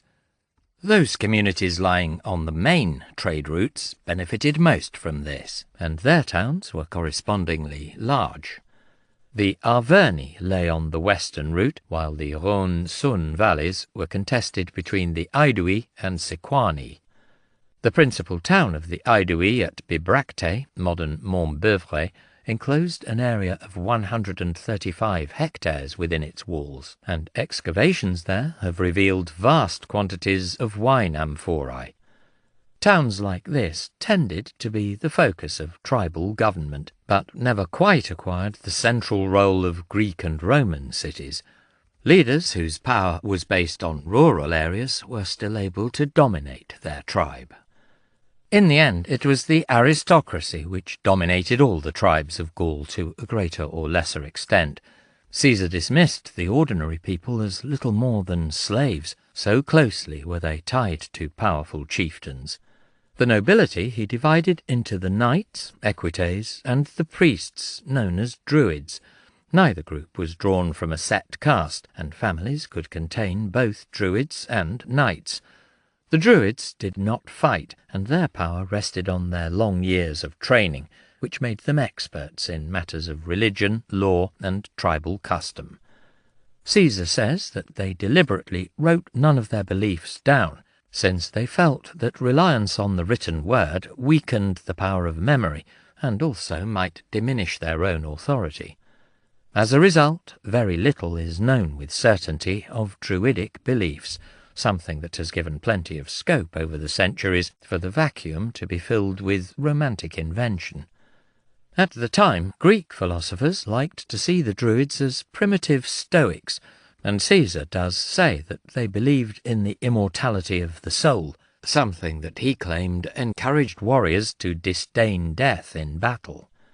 Once a year, the Druids of much of Gaul met at a shrine in the territory of the Carnutes, but their ability to act as a force to unify the tribes was extremely limited. They also presided over sacrifices and could punish a man by barring him from such rituals. The type of offering varied, but Caesar and our other ancient sources are adamant that the Gauls practiced human sacrifice on certain occasions. He speaks of large wicker figures that were filled with people, usually criminals or enemies, but if there were none of these, then others had to take their place, and set on fire. Some scholars dismiss such stories as Greek and Roman propaganda, but we should not forget that the Romans themselves had offered human victims to the gods at the time when the Cimbri threatened Italy, and the Senate only outlawed the practice in 97 BC. Roman society remained quite content to watch people being killed for entertainment in the arena, but balked at killing them for the sake of religion. The archaeological record does not provide incontrovertible evidence for widespread human sacrifice by the Gallic tribes, although such practices are clearly attested amongst the Germanic and British peoples. However, it is certain that many Gaulish rituals certainly made use of human body parts, and it is in most cases impossible to tell whether or not these were acquired through ritual killings. In addition, headhunting was certainly common amongst Gaulish warriors, and probably amongst many North European peoples. The shrine at Entremont and a similar one at nearby Roquepertuis provide graphic illustration of this. Strabo tells us that when the Gauls depart from the battle, they hang the heads of their enemies from the necks of their horses, and when they have brought them home, nail the spectacle to the entrances of their houses. Posidonius says that he himself saw this spectacle in many places, and that although at first he loathed it, afterwards, through his familiarity with it, he could bear it calmly. The heads of enemies of high repute, however, they used to embalm in cedar oil and exhibit to strangers, and they would not deign to give them back even for a ransom of an equal weight in gold. Posidonius was a Greek philosopher who travelled in southern Gaul in the early years of the 1st century BC, gathering material for his ethnographic study. He later settled in Rome, and it is quite possible that Caesar met him. A Gallic coin from the middle of the century actually depicts a warrior holding a severed head in one hand. Archaeologists have also discovered a gruesome trophy at Ribemont-sur-Ancre, where the corpses of many armed warriors and some horses had been fixed to a wooden structure, so that they stood upright. The heads of all these men were missing, and it is now unclear whether they were defeated enemies or some form of sacrificial offering.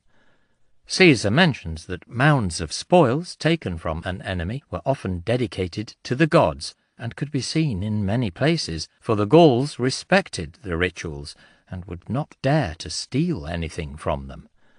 He also states that before his arrival the tribes would go to war well nigh every year, in the sense that they would either make wanton attacks themselves or repelling such.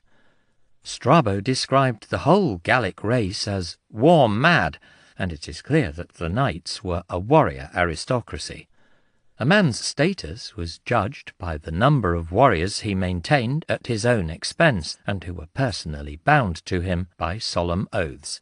The strength and fame of their retinues acted as deterrents against anyone inside or outside the tribe from attacking them, or the communities loyal to and protected by them.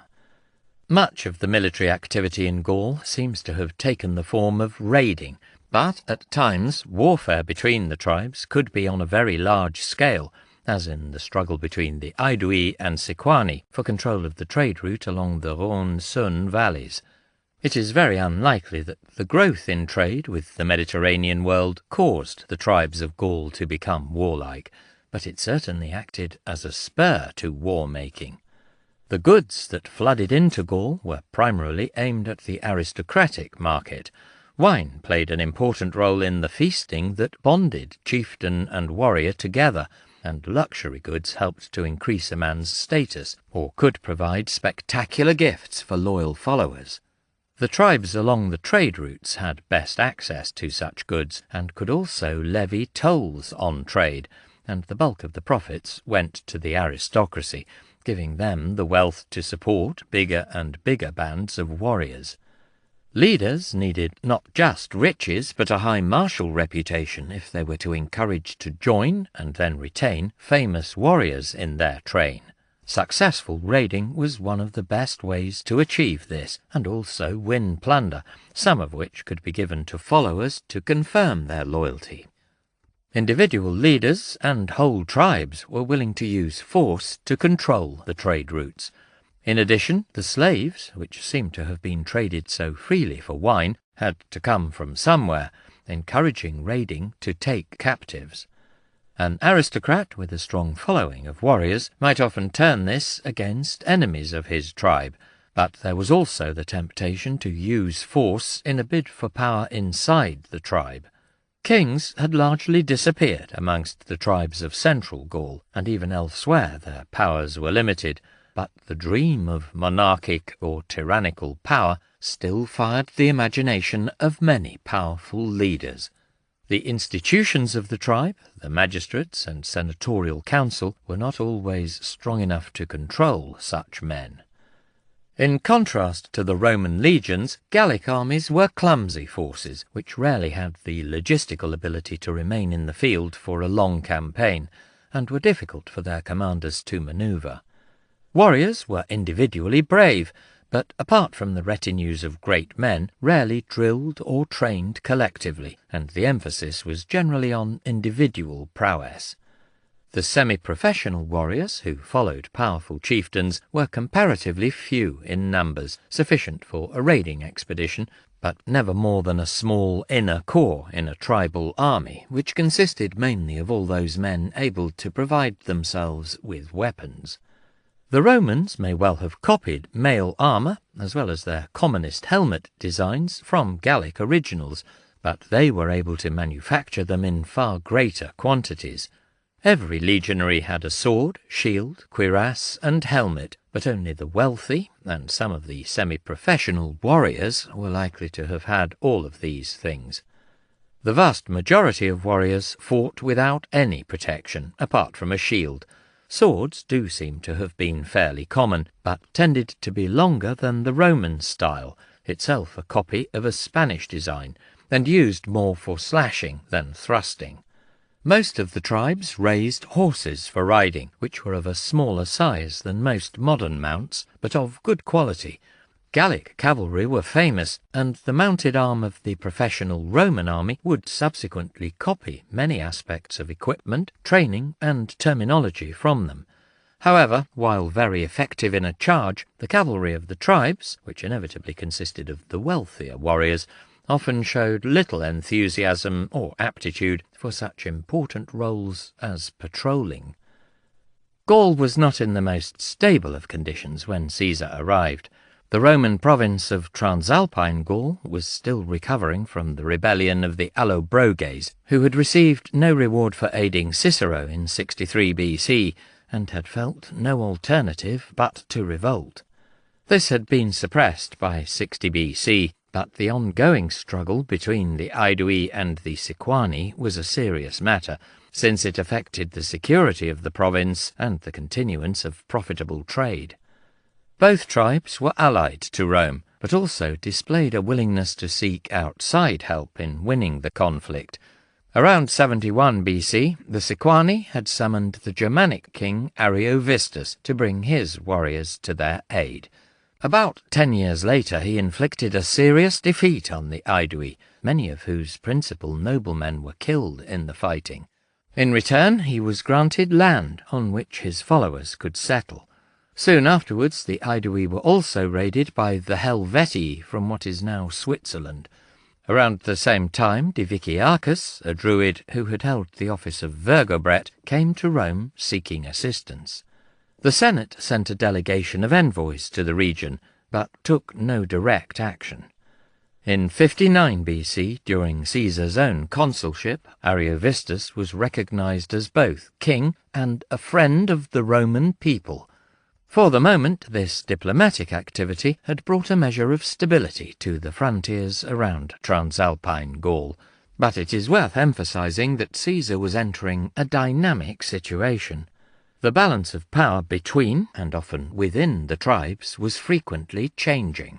By no stretch of the imagination were the tribes of Gaul mere victims, passively awaiting the onslaught of Roman imperialism.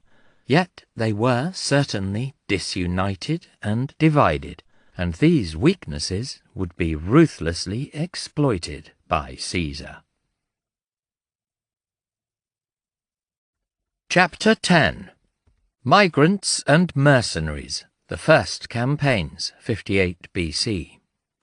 At the moment, fear of a war in Gaul is the main topic of conversation in Rome, for our brothers, the Aedui, have just fought and lost a battle, and the Helvetii are without doubt armed for war and launching raids into our province.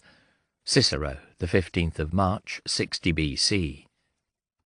On the 28th of March, 58 BC, a people known as the Helvetii began to gather on the banks of the river Rhône near Lake Geneva. Some 368,000 people were said to be on the move, about a quarter of them men of fighting age, and the remainder women, children, and the elderly. They wished to leave their homes in what is now Switzerland and cross to the western coast of Gaul, where they planned to settle on new, more extensive and fertile lands. Their route led directly through the Roman province of Transalpine Gaul. News had reached Caesar of the impending migration earlier in the month, and immediately prompted him to hasten to his province. Until then he had been waiting just outside Rome, keeping a close eye on the struggles in the Senate and in the Forum. The Helvetii wished to move through Transalpine Gaul, taking the easiest route to their destination.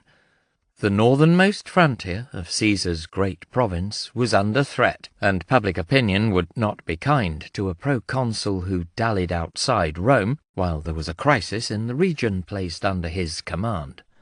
After the chances he had taken to secure himself this command, Caesar could not afford failure of any kind.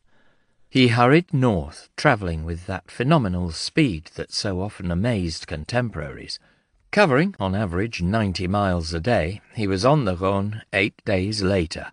A crisis could also be an opportunity. The migration was not the result of a sudden impulse, but the outcome of years of planning. It had first been conceived by Augeterix, described by Caesar as by far the noblest and wealthiest man in the tribe. But he seems to have played upon existing frustrations.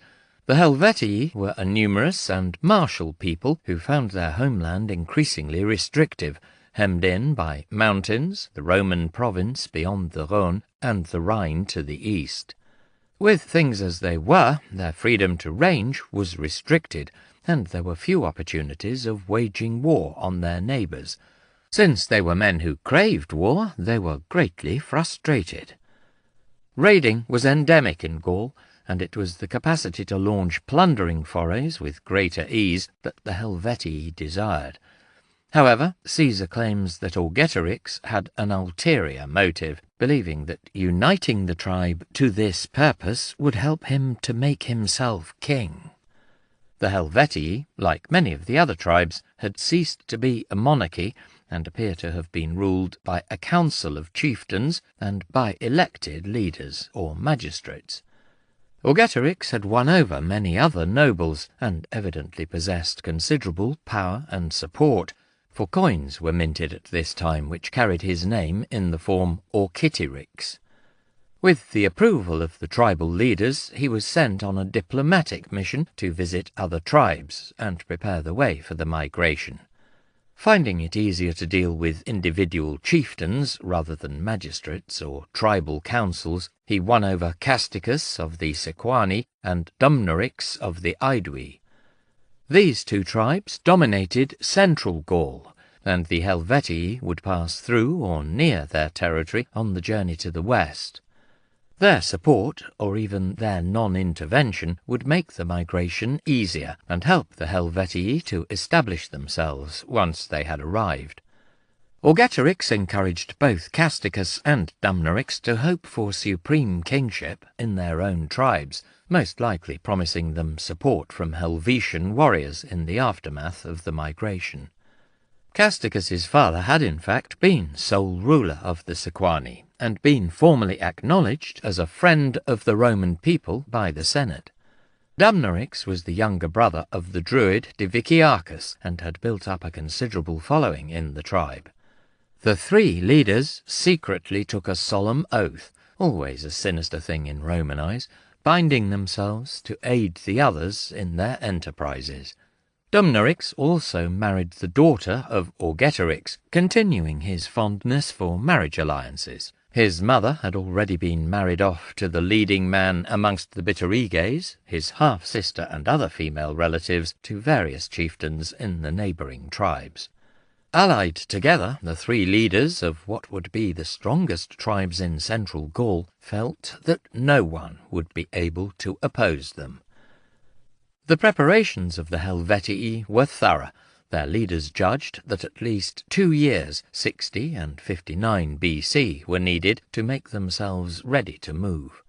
Draft cattle were gathered, some apparently bought or taken from their neighbours, and the greatest amount of cereal crops planted to produce a surplus that would feed them on their journey. Worrying reports of the plan came to the notice of the Senate in Rome, no doubt forwarded on by friendly leaders in the tribes, as well as the governor of Transalpine Gaul. In 60 BC it was decided to send a delegation to Gaul, including a number of men with experience in the area and family connections amongst the tribes. Contact seems to have been made with the German king Ariovistus, who had been brought into Gaul to aid the Sequani against their rivals, but who had now settled with his warriors and their families on a large tract of tribal land. Otherwise, we know little of the Roman delegation's activities, but the situation did soon appear to be turning in Rome's favour. In spite of the diplomatic success of Augeterix, word reached the other Helvetian nobleman of his wider ambitions, and he was placed on trial for aspiring to tyranny. The penalty for this crime was to be burned alive, and Augeterix decided to intimidate the other leaders. On the day appointed for his trial, he arrived accompanied by his warriors, dependents, and all tribesmen bound to him by social obligation or debt, which gave him a force of over 10,000 men, perhaps an eighth of the entire military strength of the Helvetii. It was to be a contest between the budding institutions of a state and traditional patterns of aristocratic leadership. No actual trial could occur under such circumstances, but the other leaders were not permanently overawed, and soon began to muster a full levy of the tribe with which to crush him once and for all. However, before civil war could actually break out, Augeterix died amidst rumours of suicide. Preparations for the migration continued in spite of this, and his death did not in any way alter the tribe's determination to go through with its plans. The Romans may not have fully appreciated that the momentum was still there, even after the removal of the leader behind the plan. By May 60 BC, Cicero felt that the prospect of a major war in Gaul had been averted, much to the displeasure of the consul Metellus Celer, who had been granted Transalpine Gaul as his province. This is Caesar's explanation for the migration, a product of the tribe's desire for greater opportunity to raid and the personal ambition of Augeterix. Not all scholars have been willing to accept this at face value, and have suggested that he concealed the truth in order to justify his own subsequent actions. They note, for instance, that the commentaries make no mention of Ariovistus, the Germanic king who had fought for the Sequani and subsequently settled in their lands. This leads to the suggestion that the main intention of the Helvetii was to assist the other tribes in defeating Ariovistus and his Germans. In Caesar's own consulship, the German leader was named a friend of the Roman people by the Senate, and those fond of conspiracies suggest that Caesar needed the neutrality, or even complicity, of Ariovistus to deal with the Helvetii in 58 BC. Once they had been defeated, he cynically turned on the German and drove him from Gaul. In this version, Caesar did not want the Helvetii to evict Ariovistus, and so deny him the excuse for intervention in Gaul. None of this is convincing, for it is mainly reliant on hindsight. In the first place, it is inherently unlikely that Caesar could have got away with such a massive distortion of the facts in his account, given that this was subject to hostile and often informed criticism. It is also unlikely that Rome would have viewed the expulsion of Ariovistus by the Helvetii entirely favourably. Their province of Transalpine Gaul was at present bordered by the Aedui and Sequani, both of whom had allied status. Ariovistus had recently been brought into the system. The province itself had just suffered a major rebellion on the part of the Allobroges, and ideally required a period of stability if trade and revenue were not to suffer. The arrival of a strong tribe threatened to disturb this existing network of alliances. There was also the question of what would happen to the Helvetii's own homeland once they left. If the abandoned land were then settled by newcomers, perhaps from one of the German tribes, then this might pose a new threat to the Roman province. On the whole, the Romans were suspicious of the movements of peoples so common in Iron Age Europe, and sought to prevent these from occurring in the lands near to their own provinces. Nor was it in their interest for the tribes of Gaul to unite independently of Rome. Therefore, Caesar would have had ample justification for intervention, even if the Helvetii had intended to fight Ariovistus, and did not need to conceal this. On balance, his own account is far more plausible. Casticus and Dumnorix clearly both believed that they would gain from the arrival of the migrants, and doubtless expected support from Augeterix against all their opponents, whether foreign or within their own tribe. Those leaders of the Sequani who had invited Ariovistus into Gaul in the first place, and the many chieftains who would appeal to Caesar for aid over the coming years, acted with the same motives. Association with a strong external force boosted a chieftain's prestige, and might well be converted into direct military assistance. It is misleading to speak of pro- or anti-Roman factions within the tribes, or for that matter pro- or anti-German or Helvetian groups. Each individual leader sought whatever aid he believed would be of most benefit to him, and all were engaged in the struggle for dominance within the tribe. Some leaders, and indeed the ruling councils of some tribes, decided that they were better off allied to Caesar and Rome, while other men and peoples who were their rivals acted differently. Yet in the spring of 58 BC there is every sign that Caesar was wrong-footed by the Helvetii. Perhaps he had been surprised by the timing of the migration, or maybe its sheer scale. He had 4 legions at his command, but only one of these was in Transalpine Gaul. The remaining 3 were camped near Aquileia, on the border of Cisalpine Gaul nearest to Illyricum. It is not known who stationed the troops there, but even if it had not been Caesar, then he had made no effort to alter this disposition. Even when he hastened to the Rhone, he made no effort to send new orders to these troops. It is hard to avoid the conclusion that he was still thinking very much in terms of a Balkan campaign. Perhaps it was only when he arrived near Geneva that he appreciated the full scale of the problem. The Helvetii and the allied clans who joined them in the migration had piled their possessions into wagons and set off with great purpose. Behind them they left the smouldering ruins of their towns and villages, deliberately put to the torch to discourage anyone from wavering if the journey became difficult. Caesar may have exaggerated when he claimed that every single settlement was burned, and indeed in the implication that not a single tribesman remained behind, but the upheaval was clearly a massive one.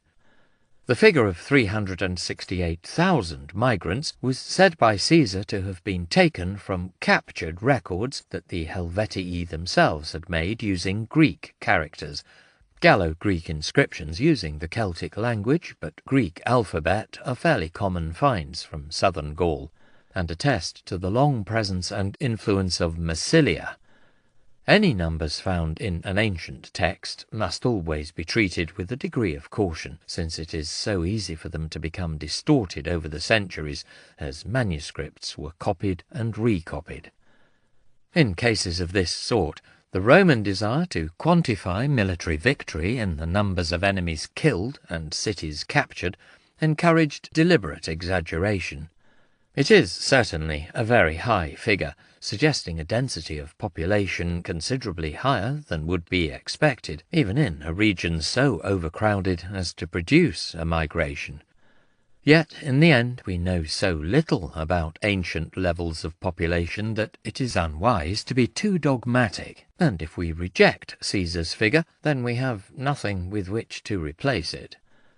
Modern suggestions of more plausible totals can never be anything more than conjectural. In the end, even if Caesar did exaggerate, or was genuinely mistaken, a substantial number of people and animals were on the move, probably in many separate parties rather than one immensely long column, which would have presented huge practical and logistical problems. However, at certain points, such as river crossings and mountain passes, there would have been a tendency for the different groups to cluster closer to each other. Caesar is unlikely to have known precisely how many migrants were waiting to cross the river into his province, but they certainly far outnumbered the single legion he had at his disposal. One of his first orders instructed the legionaries to break down the bridge crossing the river at Geneva. He also levied as many troops as he could find in the province, the tribes there providing him with contingents of cavalry. Soon after his arrival he was visited by a delegation of Helvetian leaders who asked permission for their people to move through the Roman province, promising that they would not plunder as they went. Caesar was unwilling to grant the request. In the commentaries, he takes this opportunity to remind his audience of a battle some 50 years earlier, when one of the clans of the Helvetii had defeated a Roman army. From a Roman viewpoint, this had been an unprovoked attack, made worse when the survivors were forced to undergo the humiliation of passing under a yoke of spears, symbolizing their loss of warrior status. This had been in 107 BC, in the midst of a series of disasters inflicted on Roman armies by the Cimbri and Teutones. Caesar wished to revive the fear of those years, something which was still just within living memory amongst his Roman audience. They could then be reassured that Marius's nephew was there to defend them. Yet, at the beginning, Caesar did not have the means to do this. Instead, he played for time, telling the Helvetian representatives that he would consider the matter and inform them of his decision if they returned on the E-days, the 13th of April, which was probably in 1 or 2 weeks' time. During the interval, he set the legion to constructing a line of defences running along the Roman bank of the Rhone from Lake Geneva to the edge of the Jura Mountains. It was the first of many engineering feats that his army would perform, and was swiftly accomplished. For 19 Roman miles, each somewhat shorter than the modern mile, at 1,618.5 yards, or 1.48 kilometres, they raised an earth rampart some 16 feet high. This was strengthened at key points where the river could be forded by forts garrisoned by detachments of the legion and the other troops Caesar had raised. It is possible that the rampart was not absolutely continuous, having gaps whenever natural features ensured that it was impossible to cross, but there is insufficient evidence to confirm this suggestion. Such a line was not a novel concept for a Roman army in this period. Crassus had made use of a similar fortified barrier in the campaign against Spartacus, and Pompey had done the same in the Mithridatic War. Such lines were practical, presenting an obstacle that would at the very least slow down an enemy, but also were a strong visible statement of intent and determination. When the Helvetii returned for Caesar's decision, he bluntly informed them that, according to the custom and precedent of the Roman people, he could not permit anyone to journey through the province, and that he would stop them if they tried to force their way through. The new fortifications were there to demonstrate that he meant what he said. However, it was difficult for such a great mass of people suddenly to change direction and purpose. The period of waiting by the river had also probably been very frustrating, and many of the Helvetii were determined to keep going, especially after the years of preparation and the willing destruction of their old homes. Small groups began to cross the Rhone, either using the fords or rigging up rafts to carry themselves, their animals, and vehicles. It is possible that these were deliberate probes sent by the chieftains to test the strength of Caesar's defences, but more likely that they reflected the loose central authority and individual independence that seems to have been characteristic of many of the tribes of Gaul. They were certainly not full-fledged assaults on the line of fortifications. Most of the crossings took place under cover of darkness, but a few parties were bold enough to risk the attempt in daylight. None succeeded, for Caesar's men were able to concentrate and meet each group in turn, overwhelming many of them with missiles as they struggled to cross. Eventually, the Helvetii admitted defeat, but by this time some of their leaders had decided on another course, taking the alternative, more difficult route out of their lands. This meant taking the passes through the Jura Mountains into the lands of the Sequani. It would not have been practical if the latter had decided to resist them, but the tribe was persuaded by Dumnorix the Aeduan to let the Helvetii through. He was presumably able to do this through his own reputation and some of his many marriage connections with powerful men.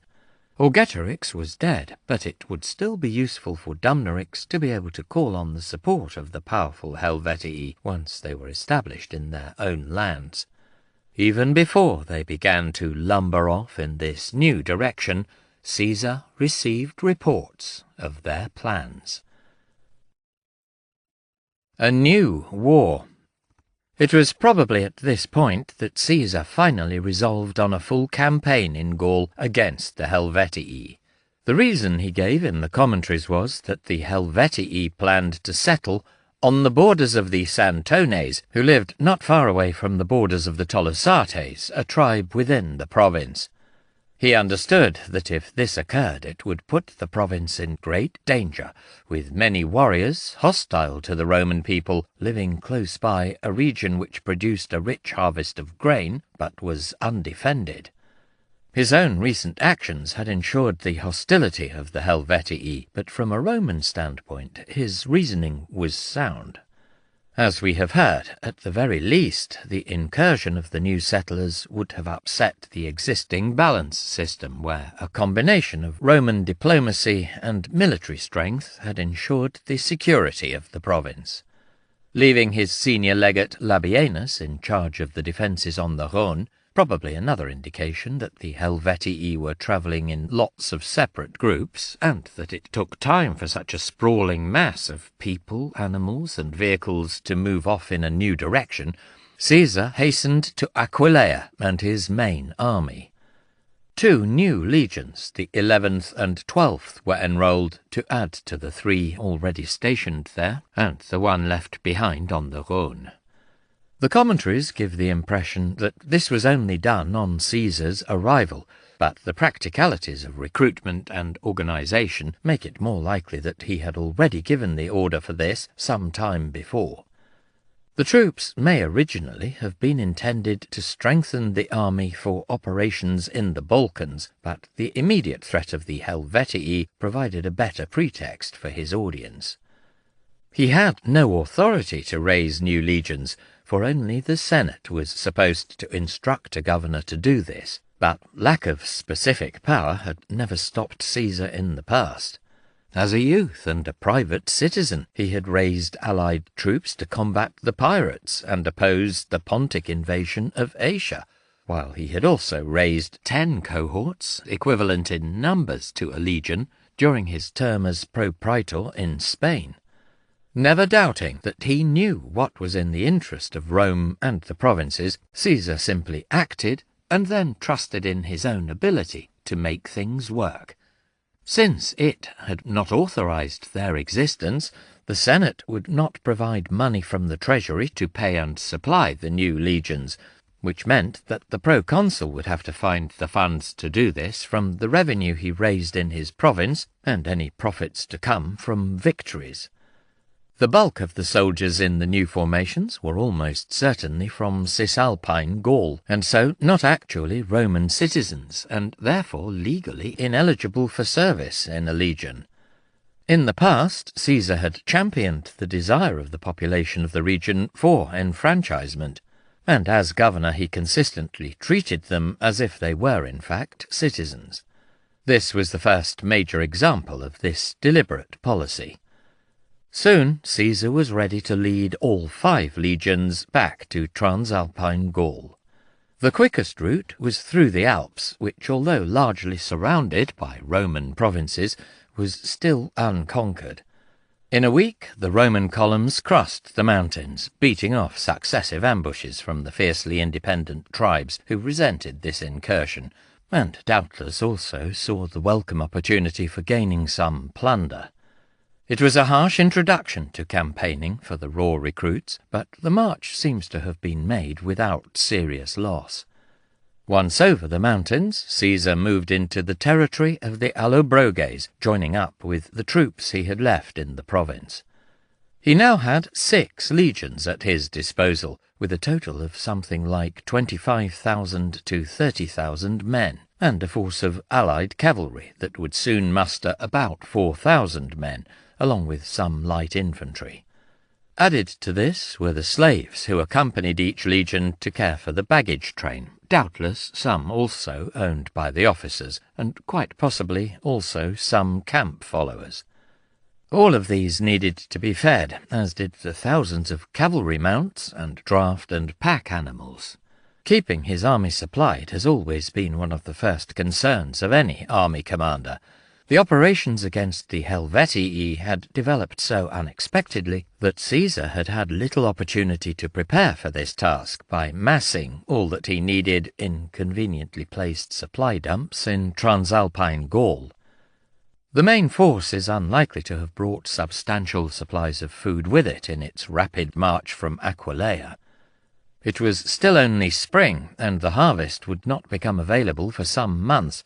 Caesar notes in the commentaries that it occurred late in these northern climes, so that the army could not expect to gather too much of what it needed from the land it marched through. Therefore, messages went to Rome's allies, particularly the large and powerful Aedui, to gather stocks of grain and make them available for his troops. In the meantime, the Helvetii had crossed through the Pas de l'Écluse into the lands of the Sequani, and were entering the borderland of the Aedui. Representatives of the tribe came to Caesar complaining of plundering attacks by the migrants.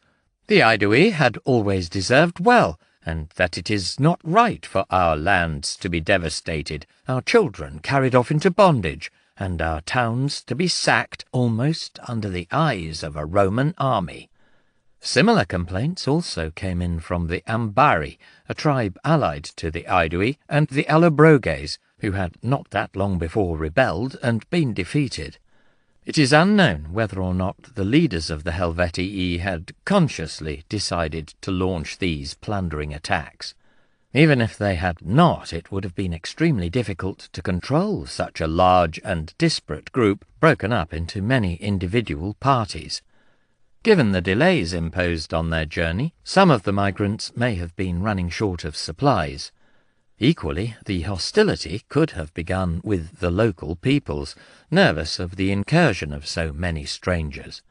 That violence resulted was unsurprising, but the need to defend or gain revenge for attacks on an ally was, for the Romans, a classic justification for aggressive warfare. It should also be said that this made practical sense. If Rome was unwilling or unable to guard its friends, then why should any tribe, especially the so recently discontented Allobroges, feel that it was worth maintaining the alliance? As consul, Caesar had passed a law regulating the behaviour of provincial governors and restricting their freedom to lead their army outside their province. In the commentaries he demonstrated that it was entirely right for him to do just that. Caesar caught up with the migrants near the Sun. For 20 days the tribesmen had been ferrying themselves across the river on rafts and small boats lashed together, and 3/4 of them were already on the far bank. It was another indication that we should not think of the Helvetii as moving in one ordered column, but in many separate groups spread over the landscape, and only bunching when the path became narrow. Still on the same side of the river as the Romans were the Tigurini, the clan that had been responsible for the humiliating defeat of the Romans in 107 BC. Caesar makes sure that he reminds his readers of this defeat once again, and adds that he had a personal stake in avenging it, since the grandfather of his father-in-law, Calpurnius Piso, had died in the battle. After his scouts had reported this to Caesar, he decided on a surprise attack, leading his army out before dawn. The result was not a battle, but a massacre, as the Romans fell upon the scattered and unsuspecting groups of tribesmen and their families. Many were killed, and the rest dispersed, abandoning their wagons and possessions. The Romans then bridged the Sun and crossed it in a single day. As the Roman army closed with the rest of the Helvetii, their chieftains sent another delegation to the proconsul. To further emphasize the connection with 107 BC, Caesar claims that it was headed by the same man who had been their war leader in that year, a certain Divico, who by this time must have been very elderly. The tribe offered to settle on whatever land Caesar suggested, and promised to keep the peace with Rome. Yet they also showed that they were not dismayed by the surprise attack on the Tigurini, and warned the Romans not to despise their military strength, reminding them of the battle half a century before. They had learned from their parents and ancestors to win battles through courage, not by guile or stealth. A Roman audience would have seen this as dangerous pride, which refused to acknowledge and submit to Roman might. Caesar told them that the defeat of Cassius's army in 107 BC had only occurred because the Helvetii had attacked without warning, when they were not even at war with the Romans. Apart from this old wrong, he reminded them of their recent attacks on Rome's allies. He advised them against overconfidence, declaring that the immortal gods often granted short spells of success to criminals before they met with terrible punishment. Caesar was Pontifex Maximus, yet this is one of very few references to the gods in his writings. Only if they gave him hostages for their good behaviour and made restitution to the Aedui and others who had suffered from their depredations would he be willing to grant them peace. Retorting that the Helvetii took but never gave hostages, Divico and his delegation stormed off. It is difficult to see how Caesar could reasonably have granted the request for land, since Gaul was already densely inhabited. He had no right to allocate them any territory outside his own province, and it would have been unthinkable to settle them inside. Wherever they went, the Helvetii would inevitably cause disruption, and this was not in the interest of the Romans. The convoys of the Helvetii moved onwards, and Caesar followed them, sending his 4,000 cavalry out in advance. Amongst them was a sizable force of Aedui led by Dumnorix, the same chieftain who had allied with Augetorix and then aided the Helvetii. Advancing too carelessly, the allied cavalry were ambushed and beaten by a force of Helvetian cavalry a fraction of their size. The rout began with Dumnorix and the Aedui. Encouraged by this easy success, the enemy rearguard started to move more slowly and offered to fight more often. Caesar was unwilling to risk too many skirmishes with them, but kept the enemy under observation and stopped any parties from breaking away and plundering the landscape. His army followed the Helvetii, shadowing their every move, so that his advance guard was never more than 5 or 6 miles from their rear guard. By this time he was some distance out of his province, and growing more worried about the supply situation. When he was near the sun, this had been less of a problem, as he had been able to have food brought to him in the many barges plying this trade route. However, the Helvetii had moved away from the river, and so he had had to do the same. The Aedui had promised him grain. He was, after all, fighting against an enemy who had invaded and plundered their lands, but as yet nothing had arrived, and repeated requests brought no results, in spite of frequent promises that it was on the way. In a few days' time the soldiers were due to be issued with grain that Caesar did not at present possess. For short periods of time, soldiers on campaign had sometimes been persuaded to keep going on minimal rations, but usually only strong leadership made this possible. Caesar and his men were still relative strangers, while 1/3 of the army was very inexperienced. Eager to avert a disaster, Caesar summoned the leading men of the Aedui, headed by the druid Diviciacus and Liscus, the man who currently held the post of Vergobret, the annually elected supreme magistrate of the tribe. Berated by Caesar over their failure to fulfill their obligations to an army that was fighting to protect them, Liscus blamed powerful men within the tribe who had deliberately held up the collection and transport of the grain, claiming that they thought it better to be dominated by their fellow Gauls, the Helvetii, rather than the Romans.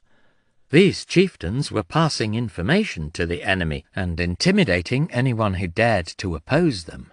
Liscus had named no names, but Caesar was clearly already suspicious about Dumnorix, and guessed that he was the man behind this. He dismissed the other chieftains and spoke privately with the Vergobret, who was now willing to talk more freely, and readily confirmed the proconsul's suspicions. Dumnorix was aiming at kingship. Coins dating to this period and carrying the name Dubnoreix were probably minted by him, backed by a large force of warriors maintained with the profits from controlling the tolls on trade along the Sun. His complicity with the Helvetii was now fully revealed, and Caesar felt that he had sufficient evidence to warrant stern punishment, but was hesitant since he valued the loyalty of Diviciacus. Therefore he summoned the Druid to an even more closed conference in his headquarters tent. He dismissed the interpreters he normally used, and relied on Gaius Valerius Procillus, an aristocrat from Transalpine Gaul, whose father had won Roman citizenship for the family. Caesar, who had spent enough time in the courts at Rome, presented the facts and the case against Dumnorix, and suggested that either his brother or the Aedui needed to try him for these offences. Diviciacus told how his younger brother had depended on him for his success in public life, but had since turned against him as a rival. Some of Dumnorix's frustration is understandable, for the Druid had recently held the office of Vergobret, and the rule was that no other member of his family could win the post during his lifetime. Nevertheless, Diviciacus pleaded with Caesar not to punish his ambitious sibling, in part through affection, but mainly because he thought that it would be very damaging to him personally if he was seen to back the Romans against his own brother. His appeal was tearful and persistent. Dumnorix was summoned to the tent, and in front of his brother presented with his crimes. The proconsul informed him that he was to be given another opportunity for the sake of his older brother, but that in future he must avoid even the hint of suspicion. Such face-to-face diplomacy was to be a common feature of Caesar's time in Gaul. As in Roman public life, much of what a governor did was at a very personal level. Caesar was famous at Rome for his readiness to forgive and his willingness to do favours. In Gaul he would sometimes follow the same principles. Yet nowhere was he ever naively trusting. After the meeting he gave orders that Dumnorix be kept under constant observation, and everything he did reported to him. Although the hindrance to the grain supply had been removed, it was not an instant solution to his problems, and it would still take time for the Aedui to bring the grain to his army. Caesar needed to force a quick outcome to the campaign, and on the same day as he had held these meetings, he believed that he had spotted the opportunity. His scouting patrols came back to report that the Helvetii had camped some 8 Roman miles away, next to some high ground.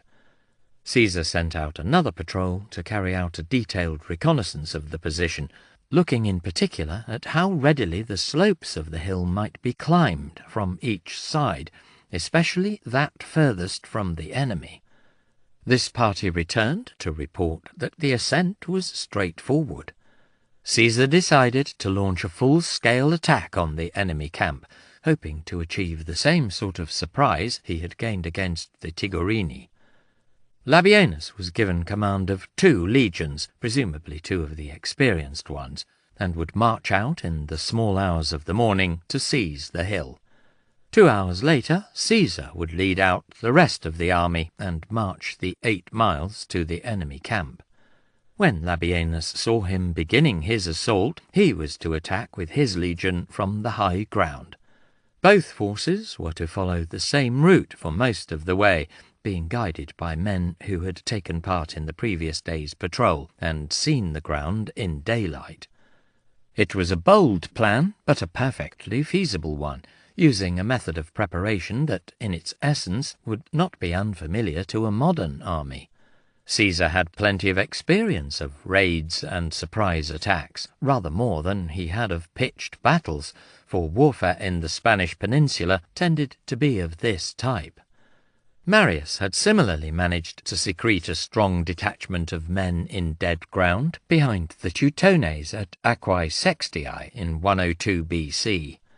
Operations at night have always been risky, for the potential for confusion and units getting lost is always there. In this case, things began very smoothly. Labienus moved out and disappeared into the darkness. After the appointed interval, Caesar followed with the main force. The cavalry led the column and sent out patrols to screen the advance.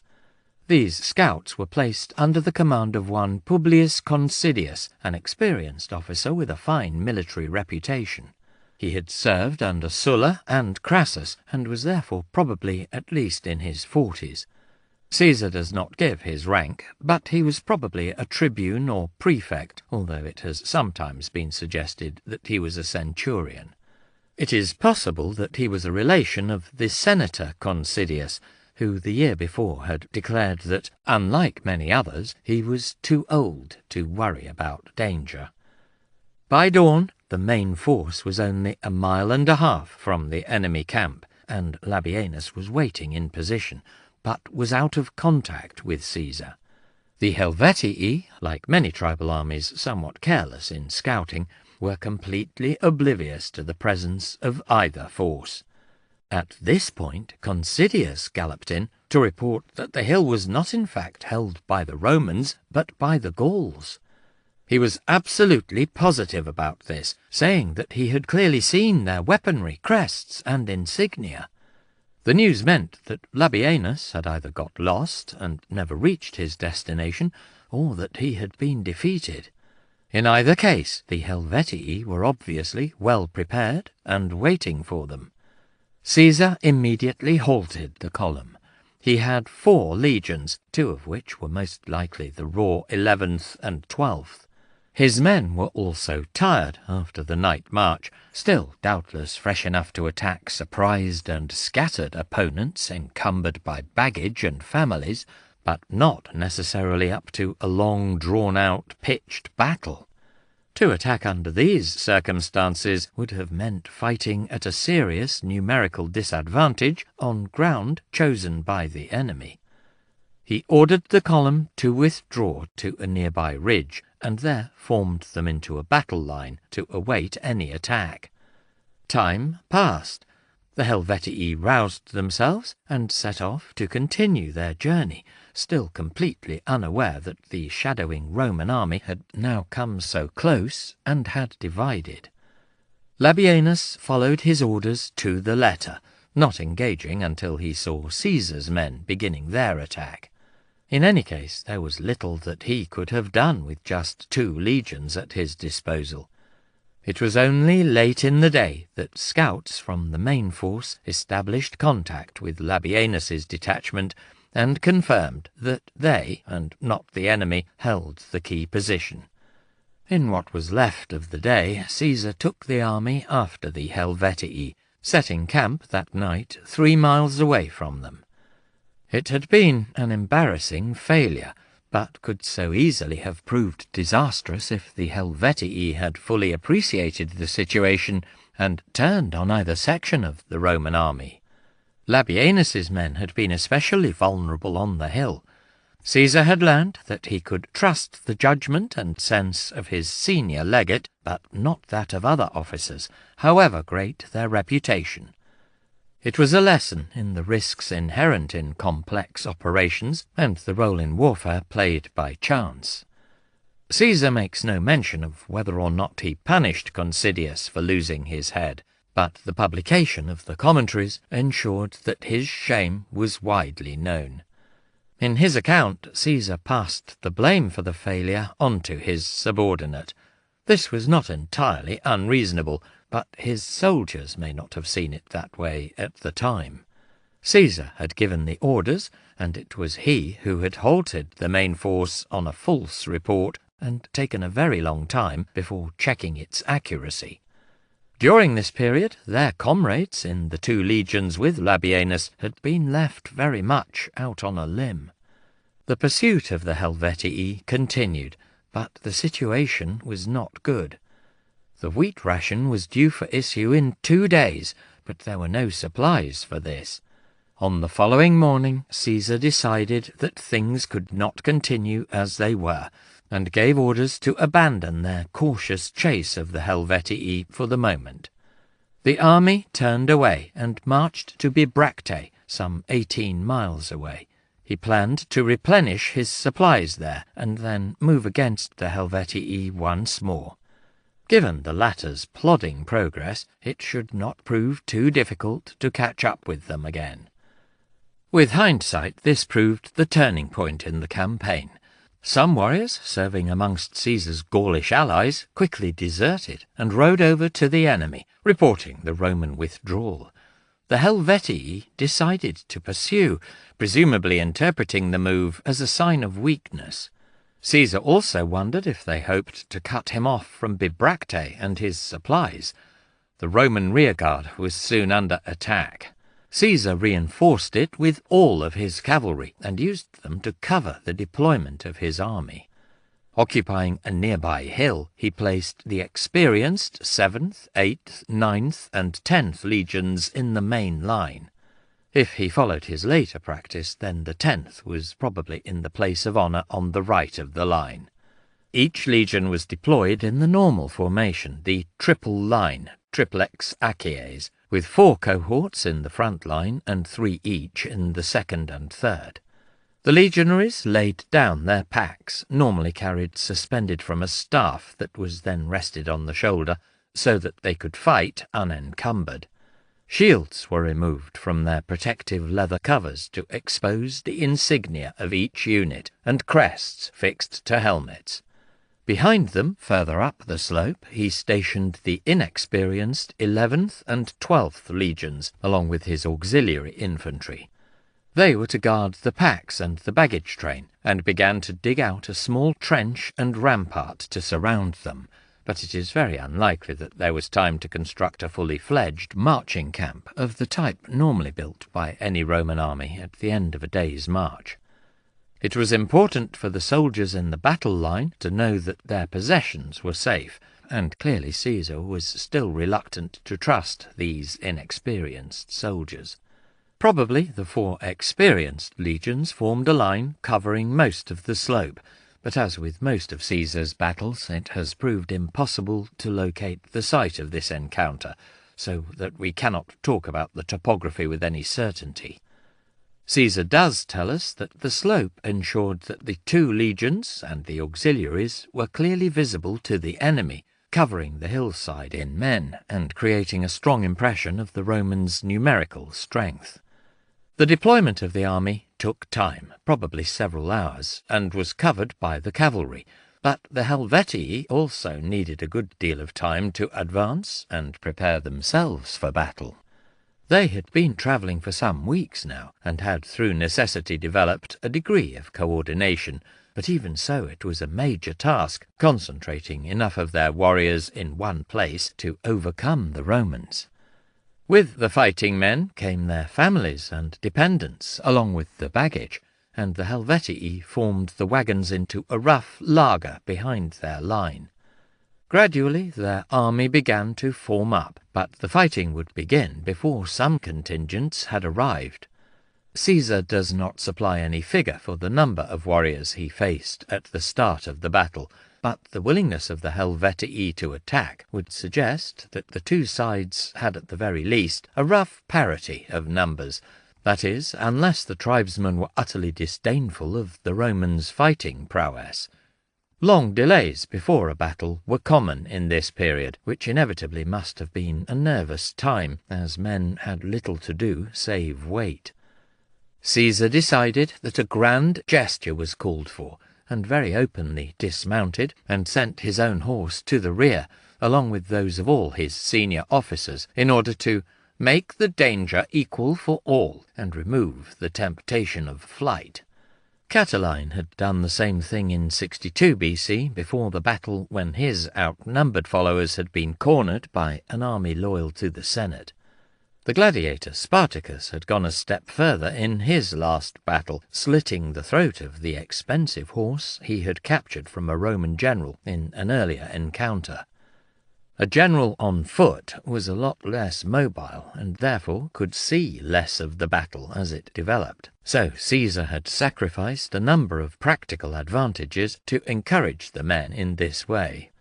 He would never again do this in any of his later battles, and it does suggest that he was aware that his legionaries did not yet know him that well, and that the campaign had not been going especially well in the last few days.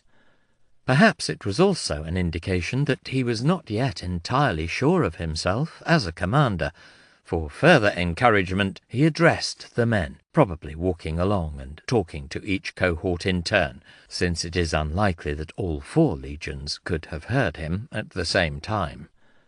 The battle began in the middle of the afternoon, when the Helvetii advanced up the slope against the Roman line.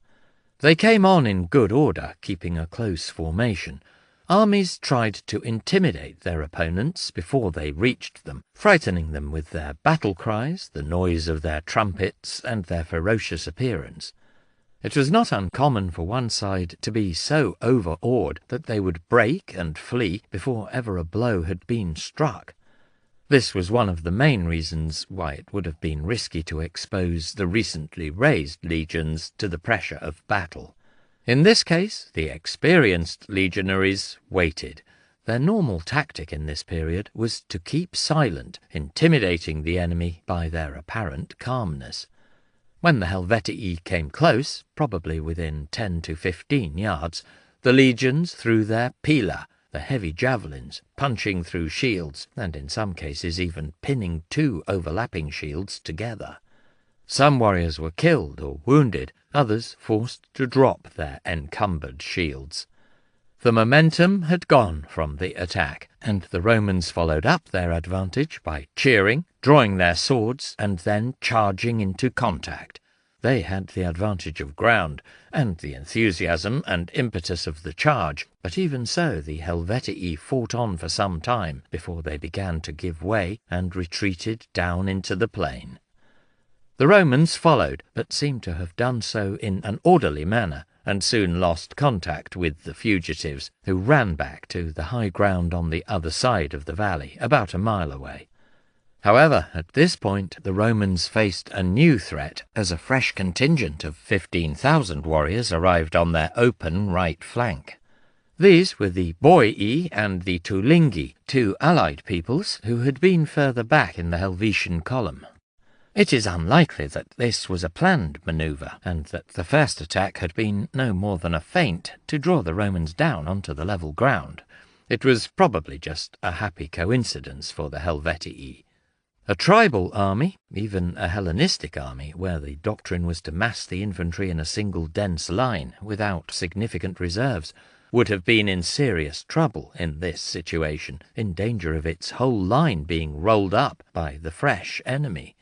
In contrast, the Roman military system emphasized the importance of a reserve, normally keeping at least 2/3 of their force back from the fighting line at the start of a battle. The third line of cohorts was peeled away and formed into a new line to face the Boii and Tulingi.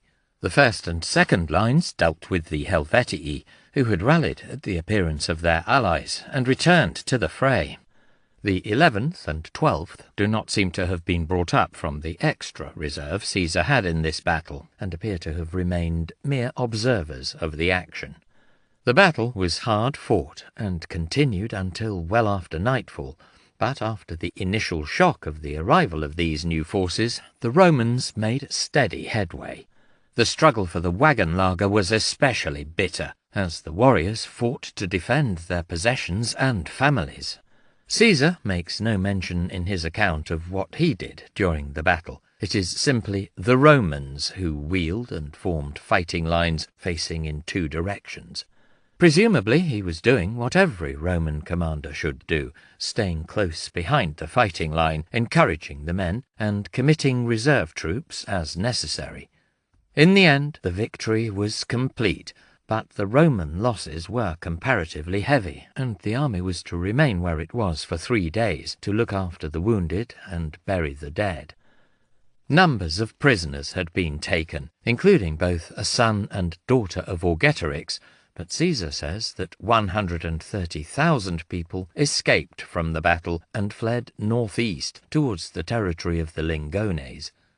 In the circumstances, it must have been hard for him to make an accurate count, but clearly sizable numbers of the migrants survived the battle.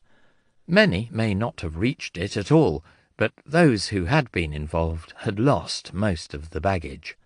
Caesar did not pursue immediately. he had still not sorted out his supply situation, and the care he showed for his casualties was important in adding to the growing trust between army and commander. Instead, he sent messages to the chieftains of the Lingones, ordering them not to aid the Helvetii unless they wanted to be treated as enemies. After 3 days, he set out after the enemy, but was soon met by a delegation offering to surrender. Caesar instructed them to tell the tribesmen to halt and wait for him to reach them and give a decision. That they did so was an indication that they were not simply playing for time. When Caesar arrived, he demanded and received hostages, as well as getting the Helvetii to return the slaves who had fled to or been taken by them during their migration. The warriors were also disarmed. On the first night, some 6,000 men from one clan broke away from the camp, heading eastwards towards the Rhine. Caesar sent messengers to the communities in their path with the same stark warning as he had given to the Lingones. The fugitives were brought back and sold into slavery, being denied the terms that he extended to everyone else. The Helvetii and most of their allies were then ordered to return to their homelands and settle there once more. Instructions were sent to the Allobroges in his province to supply the returning tribes with grain until they had re-established themselves once more, rebuilding their burnt settlements and cultivating their farms again. After an appeal from the Aedui, Caesar allowed them to settle the Boii on lands within their tribal territory. Stability was restored to the lands surrounding Transalpine Gaul, but the cost in human lives had been very high. In conclusion, Caesar states that of the 368,000 people listed in the records captured from the Helvetii, only some 110,000 returned home. The 32,000 Boii, minus their casualties from the battle, settled in Gaul, while 6,000 fugitives were sold into slavery, leaving a massive deficit of 220,000. As always, we cannot know how accurate these figures were, and presumably very large numbers of people had simply dispersed in the face of Roman attacks, just as the Tigurini had done at the Sun. Nevertheless, many, perhaps tens of thousands, must have been killed, but we should not let the modern horror at such huge loss of life blind us to the response of Caesar's Roman audience to such statistics. For them, a dangerous movement of hostile peoples had been stopped, and their province, which was not far from Italy itself, secured for the future. In the commentaries, Caesar often makes use of the verb pacare, which meant to pacify, and was used for the defeat of any people, anywhere, who had refused when challenged to submit to Roman authority. Pax, or peace, was the outcome of a Roman victory. From the Roman perspective, peace had returned to the northern frontier. The friend of the Roman people. By this time it was summer. Several months of the campaigning season remained, but there would not have been enough time to shift the forces back to the Balkan frontier and begin operations there. Caesar had already won a great victory, but was hungry for more and reluctant to stand idle even for a short time. He was soon presented with an opportunity for a further military adventure. Delegations had come in from most of the Gallic or Celtic tribes of central Gaul, congratulating him on his defeat of the Helvetii. The praise may in part have been genuine, but it was obviously wise to establish good relations with any new power that had moved into the region.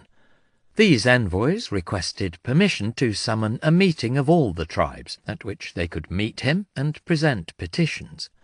In another tearful scene, chieftains threw themselves at the proconsul's feet, and with the druid Diviciacus as their spokesman, begged Caesar to protect them from the German king Ariovistus.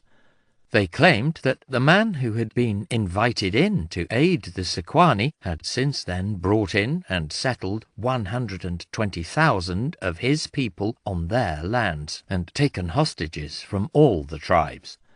They complained of his tyranny, calling him a wild, uncontrolled barbarian. More Germans were said to be coming to join their war leader, and Caesar was asked to defend the whole of Gaul from the onslaught of Ariovistus. Representatives from the Sequani silently supported the plea, Diviciacus answering Caesar's enquiry by saying that they were too afraid to speak, lest word be carried to the Germans. Caesar then assured the gathered chieftains that he would take care of the matter, and use his auctoritas to persuade Ariovistus to moderate his behaviour. Privately, he took the matter very seriously, feeling that he must support the Aedui because of their long and loyal alliance with Rome.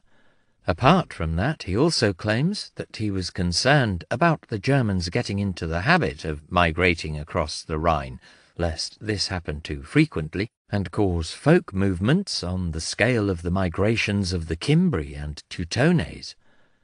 Envoys were sent to Ariovistus asking him to meet with Caesar at some point midway between them. The king declined, saying that Caesar must come to him if he wanted to talk, and also asking why the Roman felt he needed to intervene in this part of Gaul. In response, Caesar sent a new message, reminding the king of the obligation he ought to feel, because during Caesar's own consulship the Roman people had acknowledged him as king and friend. This time the demands were clearly expressed. Ariovistus was not to bring any more Germans across the Rhine to settle in Gaul. Secondly, he must restore the hostages to the Aedui, and refrain in future from raiding or threatening them. Compliance would ensure continued good relations with Rome, but refusal would force Caesar to take firm steps to safeguard the Aedui and other allies of the Republic. Ariovistus's reply showed a similar unwillingness to compromise. He was a conqueror, and, just like the Romans, saw no reason to be dictated to by others in his treatment of the conquered.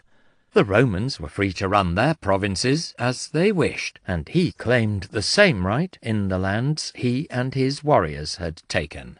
He had beaten the Aedui, and their hostages had nothing to fear from him, as long as the tribe delivered their annual tribute to him. He and his warriors had never been defeated since they came to Gaul, and feared no enemy. Having established Ariovistus's overweening pride to his audience, Caesar claims that within an hour of receiving this message, envoys came from the Aedui reporting that their lands had been raided by the Germans. In addition, the Treveri from further north sent word that huge numbers of Suebi, the Germanic people to which Ariovistus and his men belonged, were at the Rhine and trying to cross into Gaul. There were supposed to be 100 clans making this attempt, a migration that would have dwarfed that of the Helvetii.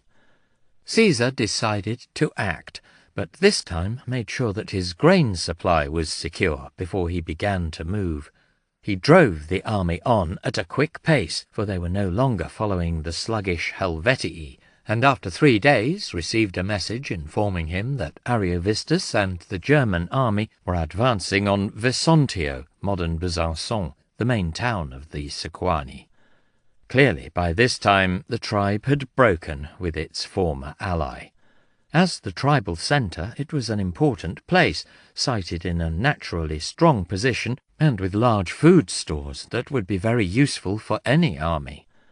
Not willing for this to fall into enemy hands, Caesar drove his men on, force-marching both day and night, with only brief rests until he reached the town, into which he put a garrison. With the race won, he gave the troops several days of rest to recover from their exertions, and also to allow his supplies to catch up. Discontent has always tended to flourish more when armies have time on their hands, rather than when they are busy. Rumours were rife in the town, and, A panic spread after conversations with the Gauls and the traders, who said that the Germans were a race of huge stature, incredible courage, and skill with weapons. They claimed that often when they met them, they had not been able to sustain even their glance and keen expressions. Then, very suddenly, a great panic seized the entire army, dismaying the minds and spirits of all ranks. The thing started with the military tribunes and prefects and the rest of the men lacking military experience, who had followed Caesar from the city in an effort to win his friendship. Some put forward some excuse obliging them to depart. Others asked permission to leave, and a few were shamed into staying. They were unable to conceal their depression, or, at times, hide their tears. They cowered in their tents to bemoan their fates, or gathered with friends to lament the common danger. Throughout the entire camp, men started drawing up their wills. With these voices of despair, even men with long experience of campaigning, soldiers, centurions, and cavalry officers were affected. Some men claimed that they were more worried about the difficult terrain through which the army would have to pass in the next stage of the advance. Others said they were nervous about the grain supply, a plausible enough concern in the light of the recent operations against the Helvetii. A few officers even declared that there would be an open mutiny, and that the soldiers would not obey Caesar's order to advance. The episode provides another indication that the fanatical loyalty which Caesar's officers and soldiers displayed in later campaigns, especially during the Civil War, did not spring up instantly on Caesar's arrival in Gaul, but took time to grow. It is interesting that Caesar portrayed the tribunes and other officers as the source of the discontent, for these men were usually equestrians, and often the sons of senators. This reinforces the view that these classes were not the sole, nor even necessarily the main target audience for the commentaries. Dio claims that some of these men complained that the war against Ariovistus had not been authorized by the Senate, so that they were risking their lives purely because of Caesar's personal ambition. The proconsul summoned a concilium, a council or briefing. All of the centurions, some 360 men if all of these posts were filled in the 6 legions, were instructed to attend, along presumably with the other senior officers. It was time for Caesar the orator to use reason and charm his army, as he had often in the past worked a crowd in the forum. He began sternly, as befitted a general given imperium by the Senate and people of Rome, and told them off for daring to question the plans of their legally appointed commander. After giving them this shock and reminder of discipline, Caesar switched to argument. Their nervousness might well prove unnecessary, since there was every chance that Ariovistus would remember his obligation to Caesar because of his recognition by Rome in the previous year, and see reason. Even if fighting became necessary, Roman legions had met and defeated German warriors in the past, when Marius smashed the Cimbri and Teutones, and more recently when there were many Germans amongst the slave army of Spartacus. Ariovistus had beaten the Aedui and other Gauls by outwitting and surprising them, not in a fair fight. Such crude stratagems would not work against a Roman army. Those who openly worried about the grain supply insulted him by doubting his care and competence, while ignoring the convoys already coming from allied tribes and the ripe harvest now visible in the fields. He was not worried by the claim that his soldiers would refuse an order to advance. At any time when an army has not listened to its commander, either fortune has failed them or bad mistake been discovered. My own integrity has been shown in my life, and my good luck in the war against the Helvetii. Therefore, I intend to carry out what I had planned to postpone till a later date, and to break camp in the 4th watch of this coming night, so that I may see once and for all if duty and honour prevails in your hearts over fear. Anyway, even if no one else follows, I shall set out with just the 10th Legion, for I have no doubt of its loyalty, and it will act as if it were my own guard." Caesar had favoured this legion, and had the greatest confidence in its courage. The whole speech was a challenge to the centurions' pride in themselves and their units. Caesar's tone displayed disappointment in them, since only cowardice and lack of faith in his leadership could explain their threatened refusal to obey orders. The 10th was flattered, and its tribunes immediately reported the legion's readiness to obey Caesar's every order and prove that his trust was not misplaced. The other units were each determined not to be outshone by any other legion, and their centurions asked the tribunes and senior officers to assure Caesar that there had never been any real question of disobedience. As he had promised, Caesar marched the army out of camp before dawn of the next day. He did change his plans in one way, which may suggest that he had seen some justification in a little of the criticism. Rather than continue as he had originally planned through the hills, he sought advice from Diviciacus and took the column through open country. This meant a detour of 50 miles, but prevented a fresh outbreak of croaking amongst his officers. After a week, his scouts reported that the German army was only 24 miles away. Envoys soon arrived from Ariovistus, saying that he was now willing to have the face-to-face meeting that he had previously declined. In the commentaries, Caesar claims that he still hoped for a peaceful resolution of the problem, and this may not simply have been intended to emphasize his reasonableness to his audience. Many Roman commanders, Sulla included, had celebrated the occasions when, surrounded by the full pomp and ceremony of a Roman magistrate and surrounded by the serried ranks of the legions, they had confronted a foreign king and dictated terms to him. There was almost as much glory in such a deed as there was in defeating the enemy in battle, although the potential profits were less, with no prospect of plunder or slaves. 5 days later, the meeting took place on the neutral ground of a plain roughly equal in distance between the two camps. Only one large mound interrupted the flat land. The details of how this would take place had been hammered out in long negotiations during the preceding days. Ariovistus insisted that each of them should only have horsemen in his entourage. Not fully trusting his allied horsemen, Caesar borrowed their mounts and gave them to legionaries from the 10th, so that these provided his escort. Once again delighted to be singled out from the entire army, the soldiers joked that the proconsul was making them knights, equites, punning on the ancient role of the wealthy equestrian order. The two parties stopped 200 paces apart.